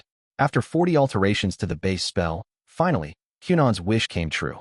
Although the structure itself was simple, its composition was very delicately balanced. He was able to get this far because of 3 things. What Genie had taught him about strangely specific ways to use magic, what he had learned from Xianli about the basic structure of every magic tool, and Kunon's own skill, straightforward, honest hard work. Kunon had eyes of his own, so the device couldn't be put directly in his head. Instead, his eye made of magic, the glass eye, as he called it, floated around in the air just like an Aori. And it stayed in the air. Or at least, Kunon hoped to maintain it there. Kunon fell asleep crying. Then he woke, checked to make sure it still worked properly, and cried some more. Since he was already playing the hermit, he spent another week or so getting acclimated to the glass eye and bursting into tears every other second. He needed practice. If the slightest glimpse left him with a pounding headache, he wouldn't be able to use it at all outside. The amount of visual stimuli in his room paled in comparison to the outdoors. What if his brain burst into flames the moment he looked at it? Kunon felt the risk was considerable, but he had no intention of scrapping the device he had worked so hard to complete. He tried various things, such as purposefully obscuring the view so that it wasn't as clear, making it look dimmer so that he couldn't see as many things, and adjusting the visual scope to a small range. He went through trial after trial, crying the entire time. To be honest, Kunon occasionally thought it odd that he was crying so much, but as he thoroughly investigated the glass eye, the tears kept flowing. It was during those days, when he felt he had wept enough for a lifetime, that he achieved one of his objectives. Tired from crying, Kunon had fallen asleep, then woke up relieved to discover that, for the time being, he was able to produce satisfactory results. He could maintain use of the eye for a while at a short distance. When he moved farther away, the image blurred. The farther away he was, the less he could see, to the point where everything reduced to vague colors. At that point, it was probably preferable to use his old method of perceiving with magic. But this limitation was likely only temporary. Kunon restricted the range of his eye so that he couldn't even see from one end of his room to the other. He doubted such a constraint would interfere with his daily life. If he limited his view to this extent, surely he could use the glass eye outside. He had achieved minimum visual ability. In the future, he wanted to see more, but this was enough for now. It was time. Having made up his mind, Kunon washed his puffy, tear-stained cheeks, put a towel warmed with hot water over his face, and dozed for a little while. He ate his favorite fried egg and bacon sandwich for breakfast and savored a cup of black tea. When his body and mind were both satisfied, he stood up. "This is a little scary," he muttered. As he spoke, he created a full-length water mirror on the wall.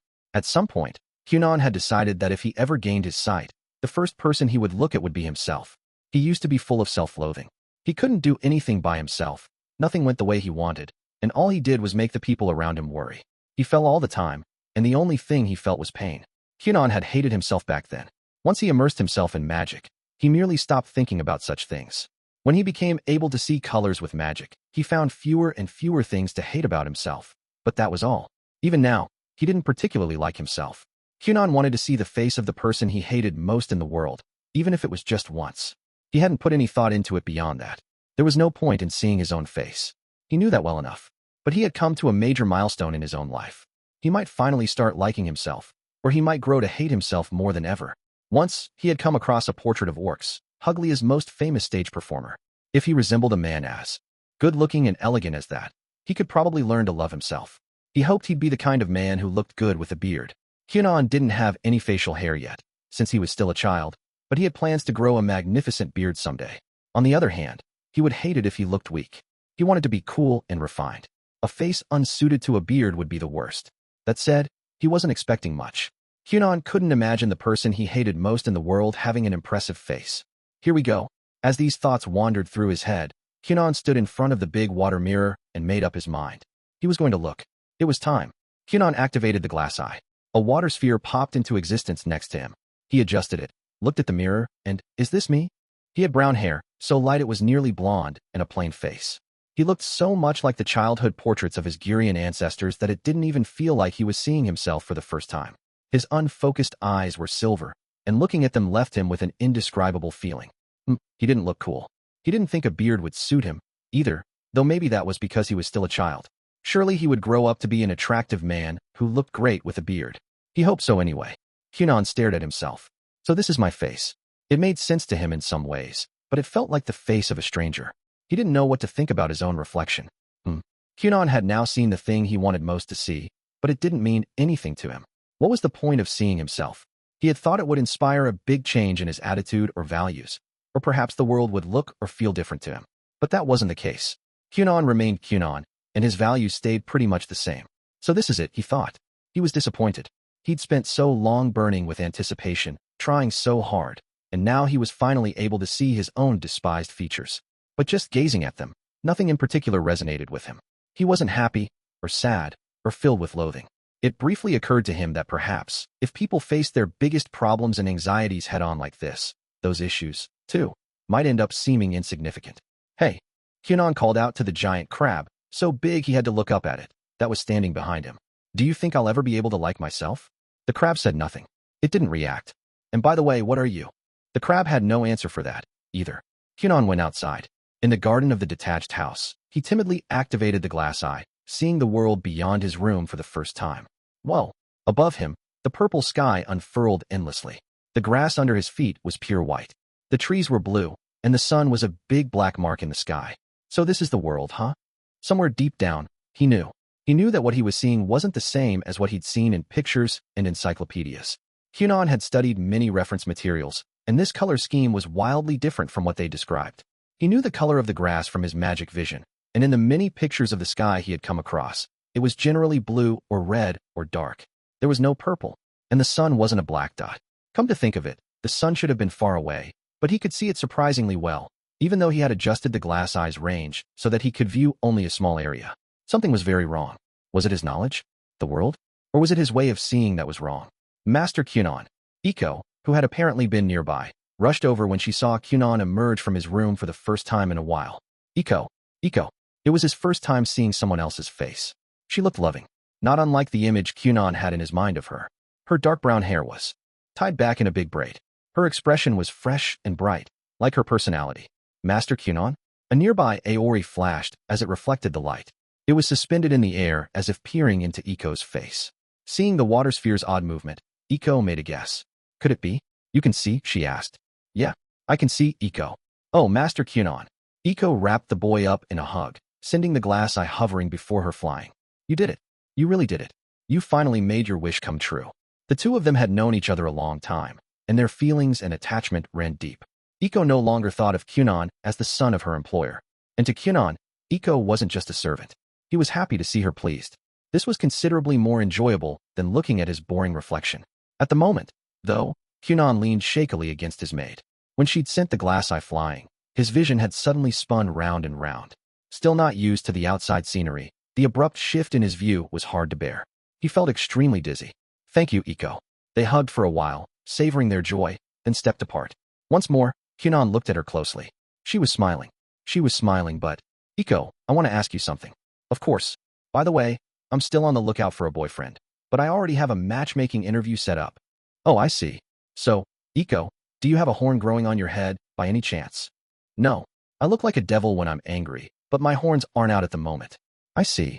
So Iko didn't have a horn. And yet Kunon could see it, a single impressive horn growing right above her forehead. He'd almost replied to her earlier with, now I can see your charming face and your sexy horn. It seems he'd been right to hold his tongue. No horn, huh? Kunon was able to see, but, incidentally, is there something behind me? No. Oh no. Are you trying to spook me right now? I love scary stories. It seemed she couldn't see the giant crab, but it was still there behind Kunon, looking down at him. That was when Kunon realized something. Somehow, he was seeing things he shouldn't be able to see. Kunon was seeing things he shouldn't. What on earth was going on? Because of this new anxiety, he was no longer able to truly enjoy his accomplishment. After their hug and some rejoicing, Iko practically dragged Kunon to the main house to see his mother, Tina Lisa. When she heard the news, his mother started to cry. She held Kunon, tears in her eyes. She was so happy for him. Over and over, she told him, I'm so sorry I wasn't able to bring you into this world properly. She had probably wanted to say those words for a long time, but was never able to. Now it was like a dam had broken. By all rights, Kunon should have been crying and hugging her back. And yet, his mother's right eye shone with a gold glow, and her left was jet black. If it hadn't been for her unexpectedly impressive appearance, Kunon probably would have been sobbing along with her.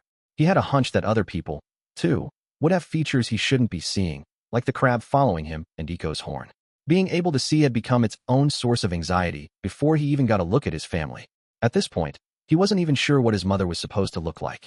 Having different colored eyes made her seem like the protagonist of some fantasy novel, a work of fiction. No, wait. If he looked closely and concentrated, Kunon could see through the things he shouldn't be seeing. It was the same with the crab. When he looked hard, he could see past it, so it had to be insubstantial. He couldn't touch it, either, and it never responded to his words or actions. It was just there, behind him, following him around like a specter. When he slept, the crab simply stood nearby. It could pass through objects, walls, and doors. Depending on the size of the room, part of the crab's body would sometimes be outside of it. Kunon was surprised by it at first, but in the weeks since its appearance, when he started testing the glass eye, he had already become indifferent to its presence. He was now used to it being there. He could probably see his mother's true face and eye color if he stared hard enough. However, concentrating that much wore him out and made his head hurt, so he decided to just accept her cool appearance for the time being. Are you descended from a hero, mother? No matter how he looked at it, her face was extremely cool, even from up close. She was so impressive that it made him wonder if his own plain features were some kind of mistake. Later, Kunon asked Iko about his mother's eyes, and she told him they were both a stunning green. Apparently, her true form was a little less like that of a fantasy protagonist. When Ixio returned from the senior school for nobles, Kunon told him he could see. Really, his brother was cool looking too. He had huge, lustrous black wings growing out of his back. Ixio was 14 now. He was large for his age and ate a lot, so he didn't look much like a child anymore. He had the same color hair as Kunon, though not the same eye color. His hair was cut short and gave a very different impression from Kunon's. And of course, there were the wings. Brother, are your parents angels or demons? Or maybe fallen angels? They're your parents, too, so you should know. Kunon knew, but lately, he had started to doubt whether he was even human in the first place. Later, he asked Iko if his elder brother had wings on his back. She started talking about irrelevant things in response. Humans are born with wings, the wings of freedom and possibility. But as they get older, so it seemed the answer was no. Apparently, Ixio's true form was not that of a fallen angel with jet black wings. When his father came home, Kunon told him he could see. You did it? At last. Well done, Kunon. Kunon could feel that Arsene was as pleased as if it were his own accomplishment. But there was something more pressing at the moment. Kunon had wondered if his father would also have an impressive appearance, but perhaps that would have been too good to be true. It would have made sense. His mother and brother were so cool looking, after all. But as for his father was blurry. Arsene's whole body, from head to toe, looked like it was wrapped in fog. Everything surrounding him was crystal clear, making it all the more obvious that his father alone was oddly indistinct. What's wrong? Kunon seemed subdued, and the glass eye had drawn so close to Arsene that he could have reached out and touched it. Arsene had been told what the device was, so he knew his son was looking intently at him. He just didn't know the reason. Why was Kunon staring at him? Arsene could never have imagined, even in his wildest dreams, that he looked blurry and vague to his son. Father. No, it's nothing. His father was so blurry. How could he describe it? Unsure of what to say, Kunon's reply ended up as vague as his father's image. Later, when he asked Iko whether his father was good-looking, she told him, he looks like you, young master. Kunon was crestfallen. If they looked alike, Kunon thought his father must be a plain, unremarkable middle-aged man. He was scared to find out whether Arsene looked good with a beard, so he didn't ask. At present, Kunon had only seen 4 other people, his family and Iko. If he put any more strain on his mind, he'd suffer severe headaches. If he wanted to look at anything else, he needed to give his brain a break. That evening, the Gurion family had dinner together for the first time in ages. Everyone celebrated the realization of Kunon's dream, his blurry father, his mother with her different-colored eyes, and his winged elder brother. They all joined Kunon and the giant crab that stood behind him. It must have looked like a group of fantastic, terrifying creatures feasting together, but the only one who knew that was Kunon. It was out of the frying pan and into the fire for the young sorcerer. He'd finally obtained his sight, but he couldn't enjoy it in earnest. In situations such as this, it was best to consult a mentor. His teacher might have an idea of what was going on, but even if he didn't, that was fine. Kunon wanted to tell someone about what he could see. He wanted to hear other opinions. More than anything, he simply needed to get the truth off his chest. After dinner, he returned to the detached house and grabbed a pen. Kunon was going to write a letter to Xianli. It had been about 4 months since they last saw each other. Chapter 8, 12th Birthday. We don't have as much time as I thought. That's true. We're cutting it pretty close. Kunon and Iko were preparing for his trip. He had sorted through everything in the detached house with the intention of finally vacating it, and had just finished packing up the bare necessities for his journey. Everything he wasn't taking with him would be moved to his old room in the main house. All books and documents having to do with magic. A few days ago, Kunon had achieved his goal, more or less. He was seeing things that were a bit abnormal, but he had successfully made an eye with magic and obtained his vision. Spring was coming to an end, and it was almost Kunon's birthday. He would be turning 12. He was going to spend that day with his family, and then, with that chapter of his life closed, he would leave the kingdom of Huglia soon after, bound for magic school. You can get any odds and ends you need there, so I suppose this is it for preparations. Yeah, Kunon didn't have much luggage. Just about the only things he absolutely had to pack were his pajamas and his underwear. At magic school, students usually stay in dorms, right? Asked Iko. Well, the The thing is, that was generally the case, but Kunon hadn't known if he would attend until quite late. Because of that, the deadline for applying to live in the dorms had passed. He would have to discuss it with someone once he arrived. If there was an open room, he would stay in the dorm. If not, he would look for other accommodations. Kunon had money, so he knew things would work out. My living situation hasn't been settled yet. I'll have to find something once I'm there. That sounds difficult, doesn't it? It'd sure be nice to have a reliable maid with me. What do you think? Iko. My apologies, Master Kunon. Right. The maid Kunon relied upon most wouldn't be accompanying him to magic school. It was common for royalty or nobility to train as sorcerers, so the dorms allowed students to bring along a servant or two. Kunon's father intended to appoint a servant to accompany his son, but Iko, the one Kunon wanted at his side more than anyone, had declined the offer. I'm sorry, Iko apologized again. I want to get married. I'm already a little old for marriage, so it's now or never. If I give up at this moment, I might as well give up forever. There was no way Kunon could demand she come with him when she put it like that. He could only ask half-jokingly. The reason Iko had put off getting married for so long was because she had been staying with Kunon. She didn't say so herself, but he knew. Ever since he was little, she had been there. She had always been with him, even when Kunon didn't realize it. He was so grateful for her devotion, and that was all the more reason why he couldn't ask her to give up her own life for his any longer. Or at least, he knew all that in his head. But it was hard to suppress his feelings on the matter. Do you really think I can live without you, Iko? Would you marry me, then, Master Kunon? Would you? Let me tell you, infidelity and mistresses are deal-breakers for me. Are you going to end things with Princess Marika to be with me? I can't in this life, but I could reserve the next one for you. That's too bad. I'm the type who only cares about the present. If I'm happy now, I don't care about tomorrow or the next life. Iko was a maid who lived in the moment. Around that time, the Gurion household was in a bit of a frenzy. With Kunon about to attend magic school, everyone was preparing for his departure. There were procedures and formalities to complete, and itineraries to compile. Kunon needed to know at least a little bit about his destination, like which foods there were most delicious, so there was a lot of research to do. Unexpectedly, Kunon was also contacted by Auro Toro, his elder brother's swordplay instructor. He sent Kunon an invitation to visit him, saying, if you're going to be away for a while, why not spend a little time before you go learning the basics of swordplay in earnest? For the last few months, Kunon had been absorbed in making his glass eye. During that time, he had only practiced his basic forms and swinging, things that used to be part of his daily routine when he needed a change of pace. As a result, he'd lost a lot of his physical conditioning. Realizing this, Kunon decided to spend a night in Master Auro's care in order to shore up his stamina for the journey. He ended up trapped there for a week. Unable to leave, he was practically forced to undergo ridiculously rigorous training. He was starting to lose all trust in the older man. He also began to distrust his father, who had agreed to the whole thing without Kunon's knowledge. Arson wanted to send Kunon off just a little bit stronger, since he didn't know what would happen on his journey. It was done out of love. Kunon knew his father had his best interests at heart, but his faith in the man was shaken. It was worth it in the end, however, when he felt his lost strength mostly restored. And when Kunon's swordplay training was over, and he'd returned to the Gurion estate, some news arrived as though it had been waiting for him. It was from Marika. The next day, she would come for a visit, and she would bring Zealy with her. Kunon. It had been about 4 months since he had heard Marika's voice, and just as long since he'd listened to her adorable footsteps, never running, but walking toward him as fast as possible. Your Highness. They had never gone so long without seeing each other. Kunon had missed her. He felt like he was going to cry, but he held back his tears. Of course, Kunon had anticipated this. He'd thought it wouldn't be a problem. He might have expected it, but the discomfort it caused him was too much. His longing to see Marika dispersed in the face of his unease. A single feather, as tall as the princess herself, was growing out of her head.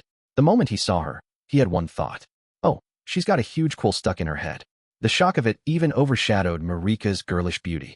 She had beautiful blonde hair and piercing blue eyes. Kunon was finally seeing her.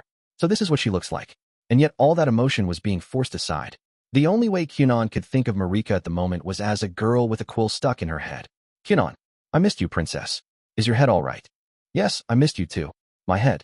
There wasn't actually a quill stabbing into her head. She was obviously fine, but Kunon couldn't stop himself from asking. It's been a while, Master Kunon. Behind Marika stood Dario Sans, Knight of the Third Order. Over the past 2 years, until recently, the ever-reserved knight had been a frequent visitor to the Gurion estate, acting as both observer and guard. Hello, Sir Dario. They may have met only once a week, but over time, they had become quite friendly. On his back, there was a huge white longsword. This was, of course, one of the things that only Kunon could see. It was very impressive. And then, Yo, Kunon. You've got some nerve calling me all the way out here. Strolling over at his leisure was Xianli Finrol, Kunon's teacher and a great royal sorcerer whom Kunon trusted completely in all things related to magic. He was radiant. Xianli's entire body was wrapped in a brilliant light, so bright that Kunon couldn't even see him. It was opulent, magnificent, golden. If this was what it meant to shine with confidence, it certainly fit Xianli's personality. But depending on how one looked at it, this was worse than being blurry from head to toe like how Arson appeared. The light was so intense that it was impossible to see the man himself. He was nothing but a human-shaped glow. Huh? Radiant? Well, obviously. I light up the room wherever I go. Everybody knows that. It goes without saying. That's not what I meant. Kunon thought this might be a little difficult to explain. Xianli was probably talking about the sort of radiance that was in the mind of the viewer, something that came from their feelings. Kunon's issue, however, was with the person being viewed. Though perhaps this was also a problem with the viewer, in a way. As much as Kunon didn't want to, he had to cut his reunion with Quillhead Marika short. It had been a while, and he wanted to take his time catching up with her, but that would have to wait. He excused himself and went into the detached house with Xianli, the man-shaped light. Kunon cut right to the chase. In their 2 years together as teacher and pupil, they had fought and reconciled over and over. They had shared countless successes and failures. There was no need to keep secrets from each other. Xianli accepted Kunon, and Kunon returned the favor. Xianli didn't show his weaknesses easily, but Kunon was prepared to support him when the time came. Kunon explained the situation. He told his teacher about successfully obtaining his sight with the glass eye. He explained that he couldn't use it for long periods of time, but he was slowly growing accustomed to it. He talked about seeing his own face, his family members' faces, and the world around him. And finally, Kunon told Xianli about being able to see things he wasn't supposed to. What do you mean, things you shouldn't be seeing? Xianli's question was only natural, and Kunon answered him. To me, you appear so bright that I can't look directly at you. Well, duh. I'm always glowing. I chalk it up to my captivatingly good looks, unshakable confidence, and unmatched talent. There's nobody on this earth who shines as brilliantly as me. That's not what I mean. How do I put this? You're blinding. Oh, blinding, is it? Well, yeah. Like I said, I'm dazzling. Don't keep pointing out the obvious. How long have we known each other? No, that's not what I'm trying to say. Xianli's unwavering self-confidence was proving quite the obstacle, so Kunon decided to try explaining things in a different way. I can see things that can't be seen. To me, it looks like you're giving off light. You really don't have to keep saying it, and I don't appreciate repeating myself. Obviously, I shine. There's a crab behind me. A big one. What? A crab? Sir Dario doesn't carry a longsword, does he? Well, there was a beautiful white longsword on his back. My maid looks like she has an incredible horn sprouting from her head. Are you being serious?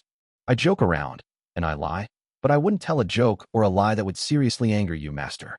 You have, though, and quite often. Well, I'll put that aside for now. Xianli crossed his arms. So about you seeing things. What's this all about? That's why I asked you to come, so I could get your advice. I see. Makes sense. By the way, can you see anything on Princess Marika? I don't really want to say, but if you're asking, I'll tell you.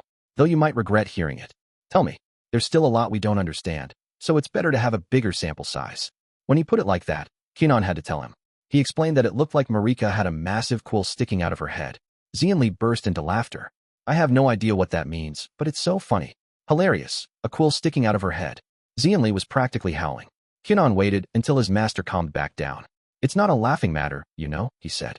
After knowing her for nearly 5 years, Kunon was finally able to see his fiancée Ai's face via the glass eye. And yet the quill in her head was leaving a stronger impression than all the memories of their previous time together. It was so bad that he couldn't even remember what her face looked like, though he had a clear image of the quill in her head, like he'd done with the crab.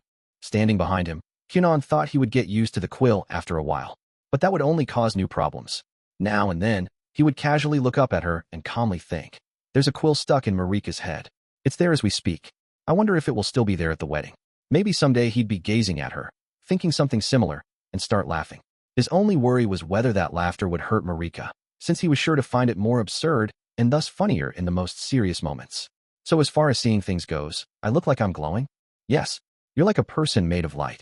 So bright, in the most literal sense, that I can't look directly at you. I see. I may shine, but I wouldn't say I rival the sun or anything. And even if I did, to Kunon, the sun looked like a black dot, so it didn't shine, but whatever. I'm humble, so I would let the sun have the top spot. But I'm definitely the brightest human. Xianli had started to talk nonsense, so Kunon decided to move the conversation along. What do you think? He asked. Do you have any idea what's going on? I can think of two possibilities, and they're totally different. Two ideas. As expected of a royal sorcerer, Xianli might sprinkle self-praise into every conversation, but it was true he had an outstanding wealth of knowledge. The first possibility is that you're seeing the shape of people's souls. It'd be like seeing spirits. I don't know much about that kind of stuff, but I've heard of it, so I think you'll find tons of examples if you do a little research. The shape of people's souls. Incorporeal manifestations. By that theory, my soul looks like a crab, yes? And it's a little ways apart from my body. Does that mean my soul is crab-shaped and uncontained? I mean, I'm glowing, right? No one can deny that it makes sense that I would shine inside, outside, and in my soul. Well, I suppose so.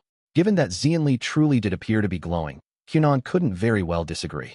And it wasn't particularly upsetting or inconvenient for Kunon to have a teacher who radiated light. He just had to try not to look at him too much. What about the other possibility? He asked. You should be aware of it already. Oh, but I guess you've never experienced it. It could also be hallucinations caused by magic sickness. When Kunon heard this, he remembered. He had heard about something like that before. You mean how if someone goes to a place that naturally accumulates magic, they get drunk on it, right? Yeah, I've experienced it, too. It feels like I'm drunk on alcohol, and I eventually pass out. But in between getting drunk and passing out, I can see things that aren't really there. Those are hallucinations induced by magic sickness. Though usually once I wake up again, I don't remember much.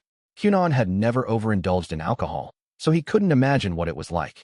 But if Xianli said so, then such a thing must be possible. This is all incredibly interesting, though. I bet the royal sorcerers will want to examine you. There must be some kind of logic to how it works. I'm curious, too. But I don't think I can visit the Black Tower. Probably not. You're leaving soon, right? It'll have to wait till you come home. Not that I mind having something to look forward to. Kunon was interested as well, but, as the person having the visions, he was frankly a bit bewildered. It wasn't very fun for him. Kunon, I'll be serious for a second. Yes. I really think these strange visions you're having are fascinating. As a sorcerer, not because it's some funny joke to me. I understand. But this is good, isn't it? You can see things you couldn't before. Yeah, you're seeing some stuff that's a little weird. But that's it, right? It's great that you can see it all. So what if you see things a little different? You think so. Don't overthink it. In nature, there are creatures that can't see color and others with lots of eyes. There are even ones that can't see anything, like you. I mean, even I might see things differently than someone else. Plus, humans divide stuff up into what they want to see and what they don't based on their emotions. You're seeing things in a different way, but that's natural.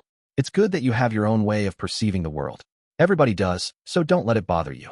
But Kunon couldn't help being anxious, no matter what Xianli said. And it was especially hard to feel convinced when the speaker was this glowing man, the one who looked the strangest of all. But talking to someone about the situation did make him feel a little better. He wasn't sure how credible the two leads were, but at least Kunon had them to follow for the time being. Xianli truly was a dependable teacher. It might be a good idea to pay more thorough attention to what he was seeing with the glass eye. Thank you, Master. I feel a bit less anxious. That's good. This is just a hunch, but it could be that the things you're seeing have a deeper meaning. That's just a guess, of course, so maybe not. Try not to give up on this. If it becomes too difficult, it's fine to seal it up. But if you can, keep using the eye. It may come in handy someday. Honestly, Kunon still wasn't used to any of it, seeing the things he wasn't supposed to see and even sight itself. Currently, the situation seemed pretty serious to him. But sooner or later, he would probably become acclimated, in every sense of the word. So for the time being, Kunon decided he would wait and see what happened. After finishing up their conversation, Kunon and Xianli headed back outside. Marika was probably waiting at the table in the garden. Dario would be keeping his distance, as usual. Over the 2 years he'd been visiting, he'd never once joined the others. He was such a serious person. Oh man, you know what, said Xianli. What is it? I'm probably going to laugh when I see the princess. I'll start thinking, oh, she's got a quill sticking out of her head, you know? To be frank, it was harder on Kunon, since he could actually see it. He had yet to tell Marika and Dario that he had gained his vision. He had informed Xianli by letter, but Kunon was going to tell the other two, specifically Marika. Next, Marika would definitely have questions for him. What do I look like? What do you think when you look at me? Do I look the way you imagined I would? Having a quill stuck in your head must be a new fashion. It looks great. I bet it's going to become all the rage in Huglia. You look amazing, just the way I imagined. As if he could say any of that. Kunon had gained his sight. His range of vision had to be narrowed, and he could only use it for a short duration, but nevertheless, he could see. Marika was overjoyed when he told her, and Kunon was truly glad to see how happy she was at the news. If it hadn't been for the quill in her head, they could have rejoiced together without any worry or confusion. As anticipated, Marika innocently asked Kunon what she looked like and what he thought of her. Kunon avoided disaster by replying, "You look like the feather of a beautiful bird. So big and pretty, like the feather of a beautiful bird." It was the first time Marika had ever heard such a description, but she was well aware of Kunon's eccentricities, so she concluded it was the kind of thing to be expected from him and accepted it without question. The glowing man, sitting at the same table and listening in, was laughing. He must have picked up on the hesitation and bemusement behind Kunon's words. It was decided that Xianli would make a secret report to the government about Kunon obtaining his sight. Even with the issue of seeing things he shouldn't, it was still a major breakthrough and an incredible invention. Perhaps only a few people would need it, but for them, it would be a ray of hope. And what if it could be used by people other than sorcerers? From the moment he heard about it, Xianli had been thinking about reproducing his pupil's invention as a magic tool, something that even ordinary people without magic could operate. He didn't know whether he would succeed, but so far, Xianli had given form to just about every idea he'd dreamed up. At some point, his efforts would bear fruit. Kunon, about to leave the kingdom of Huglia for magic school, had decided to spend the next few years experimenting with and testing out the glass eye. Accordingly, he and Xianli decided not to go public with it quite yet. Kunon still couldn't operate it freely, and the burden it placed on its user was too heavy for everyday use. And above all, it allowed one to see too much. So long as Kunon had no definitive answers about the things only he was seeing, it seemed too risky to start telling everyone about it.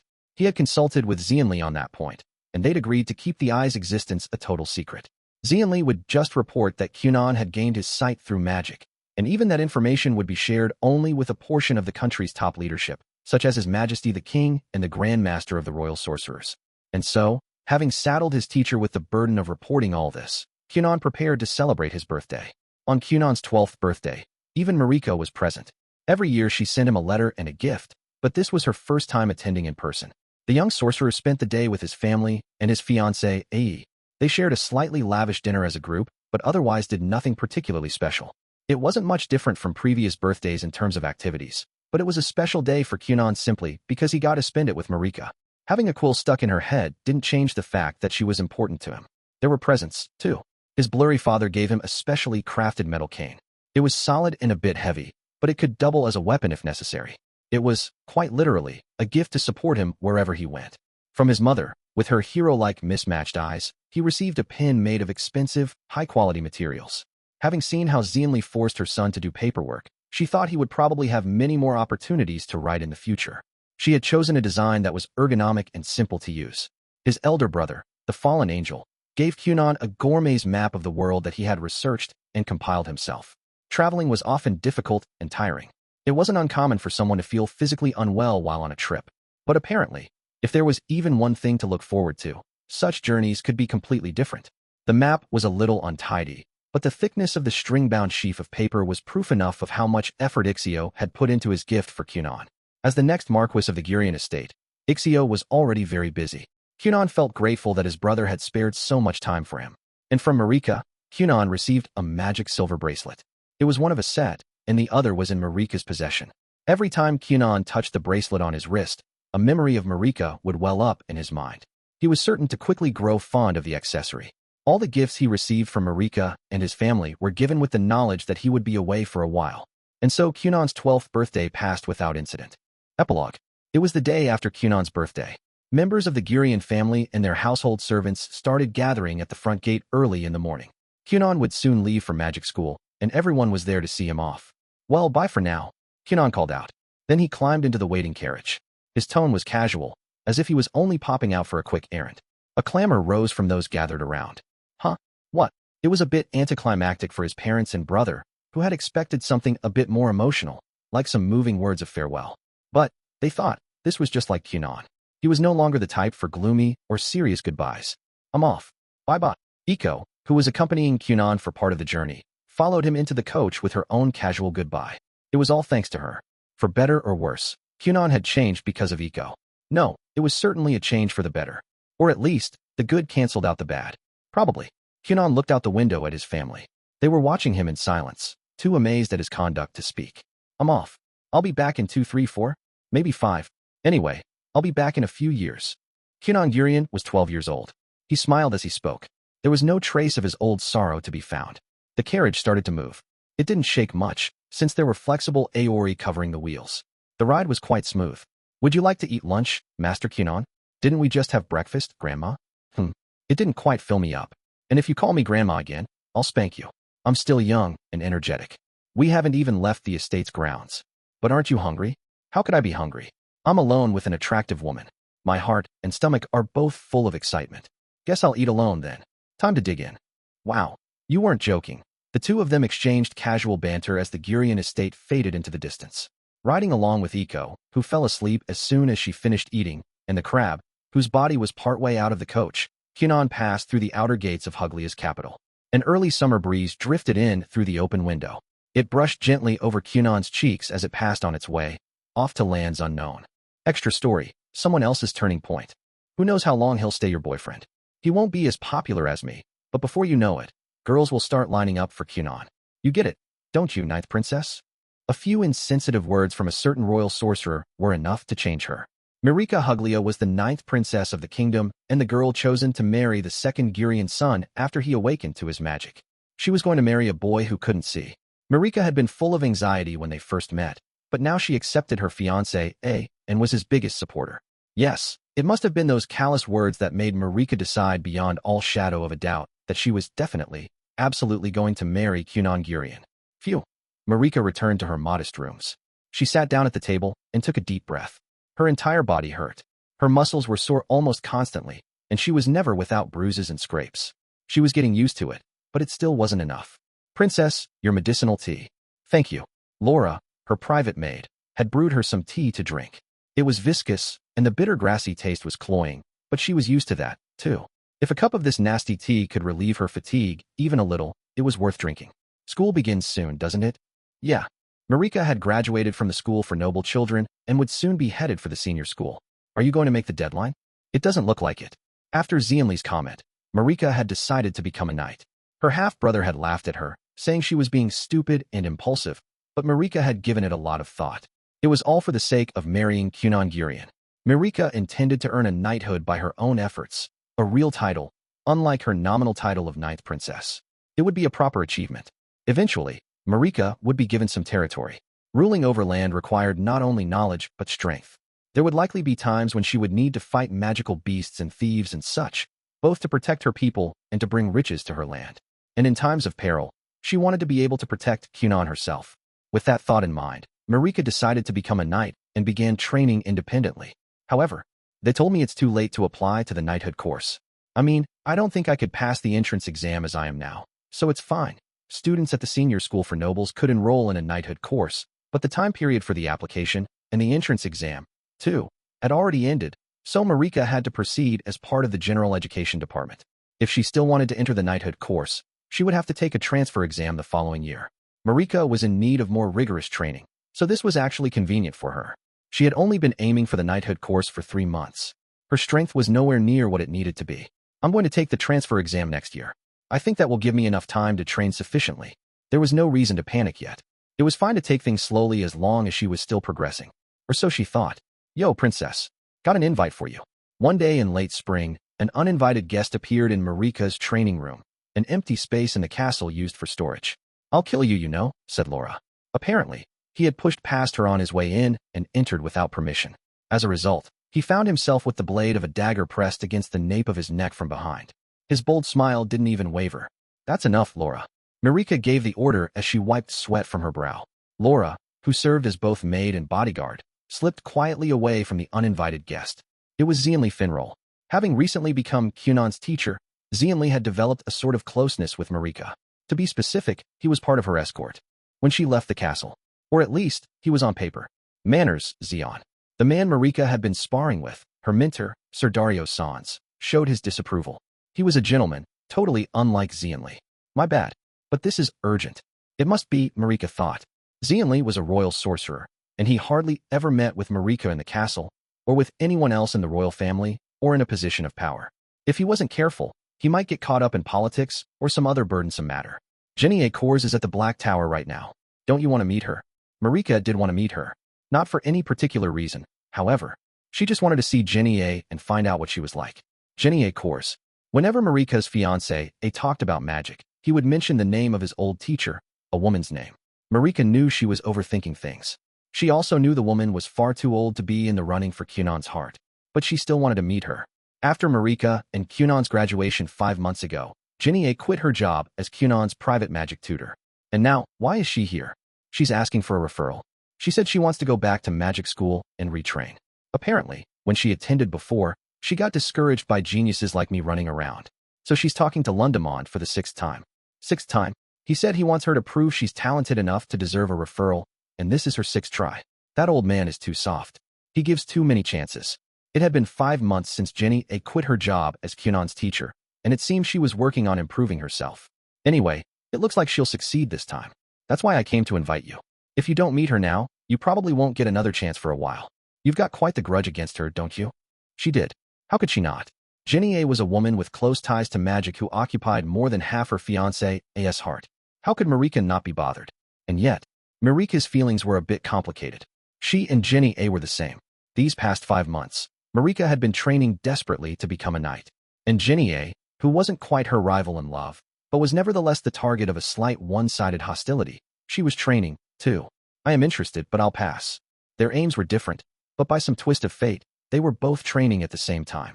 Marika needed to put unnecessary things aside and focus on the task at hand. She needed to improve herself.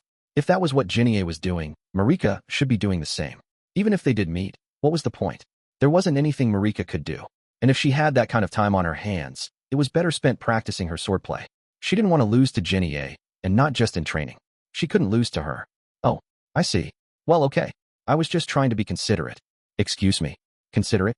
Is there a more inappropriate word to describe someone as rude as you?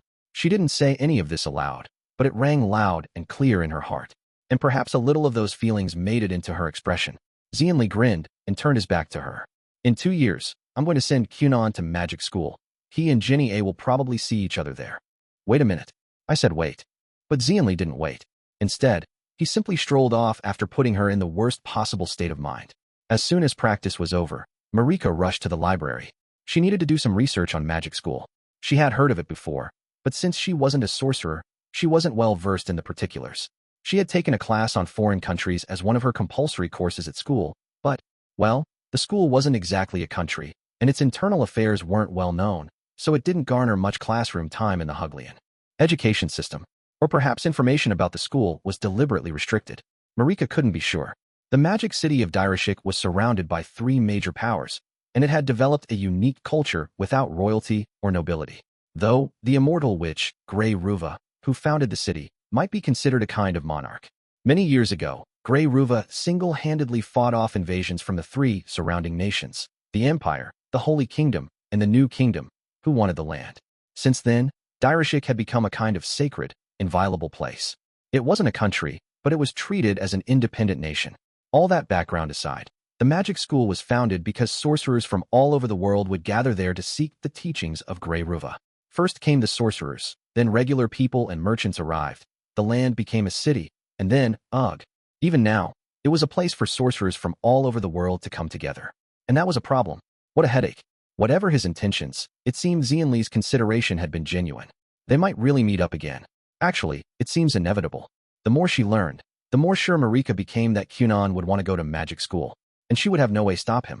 Going to magic school was an important step on his path to becoming a successful sorcerer, and as his wife-to-be, it would be unforgivable to try to stop him. The months passed, and nothing of note happened. If pressed, one might mention that Marika, for certain reasons, had postponed her transfer to the knighthood course for another year. But other than that, ostensibly, there was nothing. Plenty of things, almost too many, happened behind the scenes, but, well, all that would surely come to light after Kunon's return from magic school. There were the magic tools developed jointly by Kunon and Xianli, for instance. One such tool was a thread they called the thermal fiber. This was a heating device in the form of a string that generated warmth because it was infused with magic. It could be woven into fabrics, and it became highly prized after, being used by the king and queen in lap blankets and other items. It was eventually used in trade with other countries. Marika made frequent use of it, too. Then there was the container known as the adhesive water vessel. Water put into it became a semi-solid cream, which could be applied over the top of ointments and the like to protect injured areas and the medicine itself. Marika used this tool often as well. There were also several inventions used as building materials. Publicly, all of these were presented as the creations of Xianli Finrol, but some high-ranking individuals, including the king, knew the truth. It was the efforts of his apprentice that had sped up Xianli's research by nearly 10 years. Soon after Kunon turned 12 and left for magic school, Marika finally passed the transfer exam to enter the knighthood course. In fact, it was the first time she was able to take the exam at all. She missed the deadline her first year, and for certain reasons, she couldn't take the following year. But now, here she was, in the third-year girls' class of the knighthood course. Hey look, it's the delinquent princess. What? Why is Princess Marika in the knighthood course? Maybe she was so bad that she got kicked out of Gen Ed? Rumors about her flew through the room, and Marika ignored them. But on the inside, she was a little hurt. So that's how they see me, huh? Marika Huglia was almost 14, and 2 years into her goal of becoming a knight. These days, she was known for hanging around and getting into mischief with well-known troublemaker Lal Huglia, the 6th prince of the kingdom. She had even earned herself a nickname, the delinquent princess.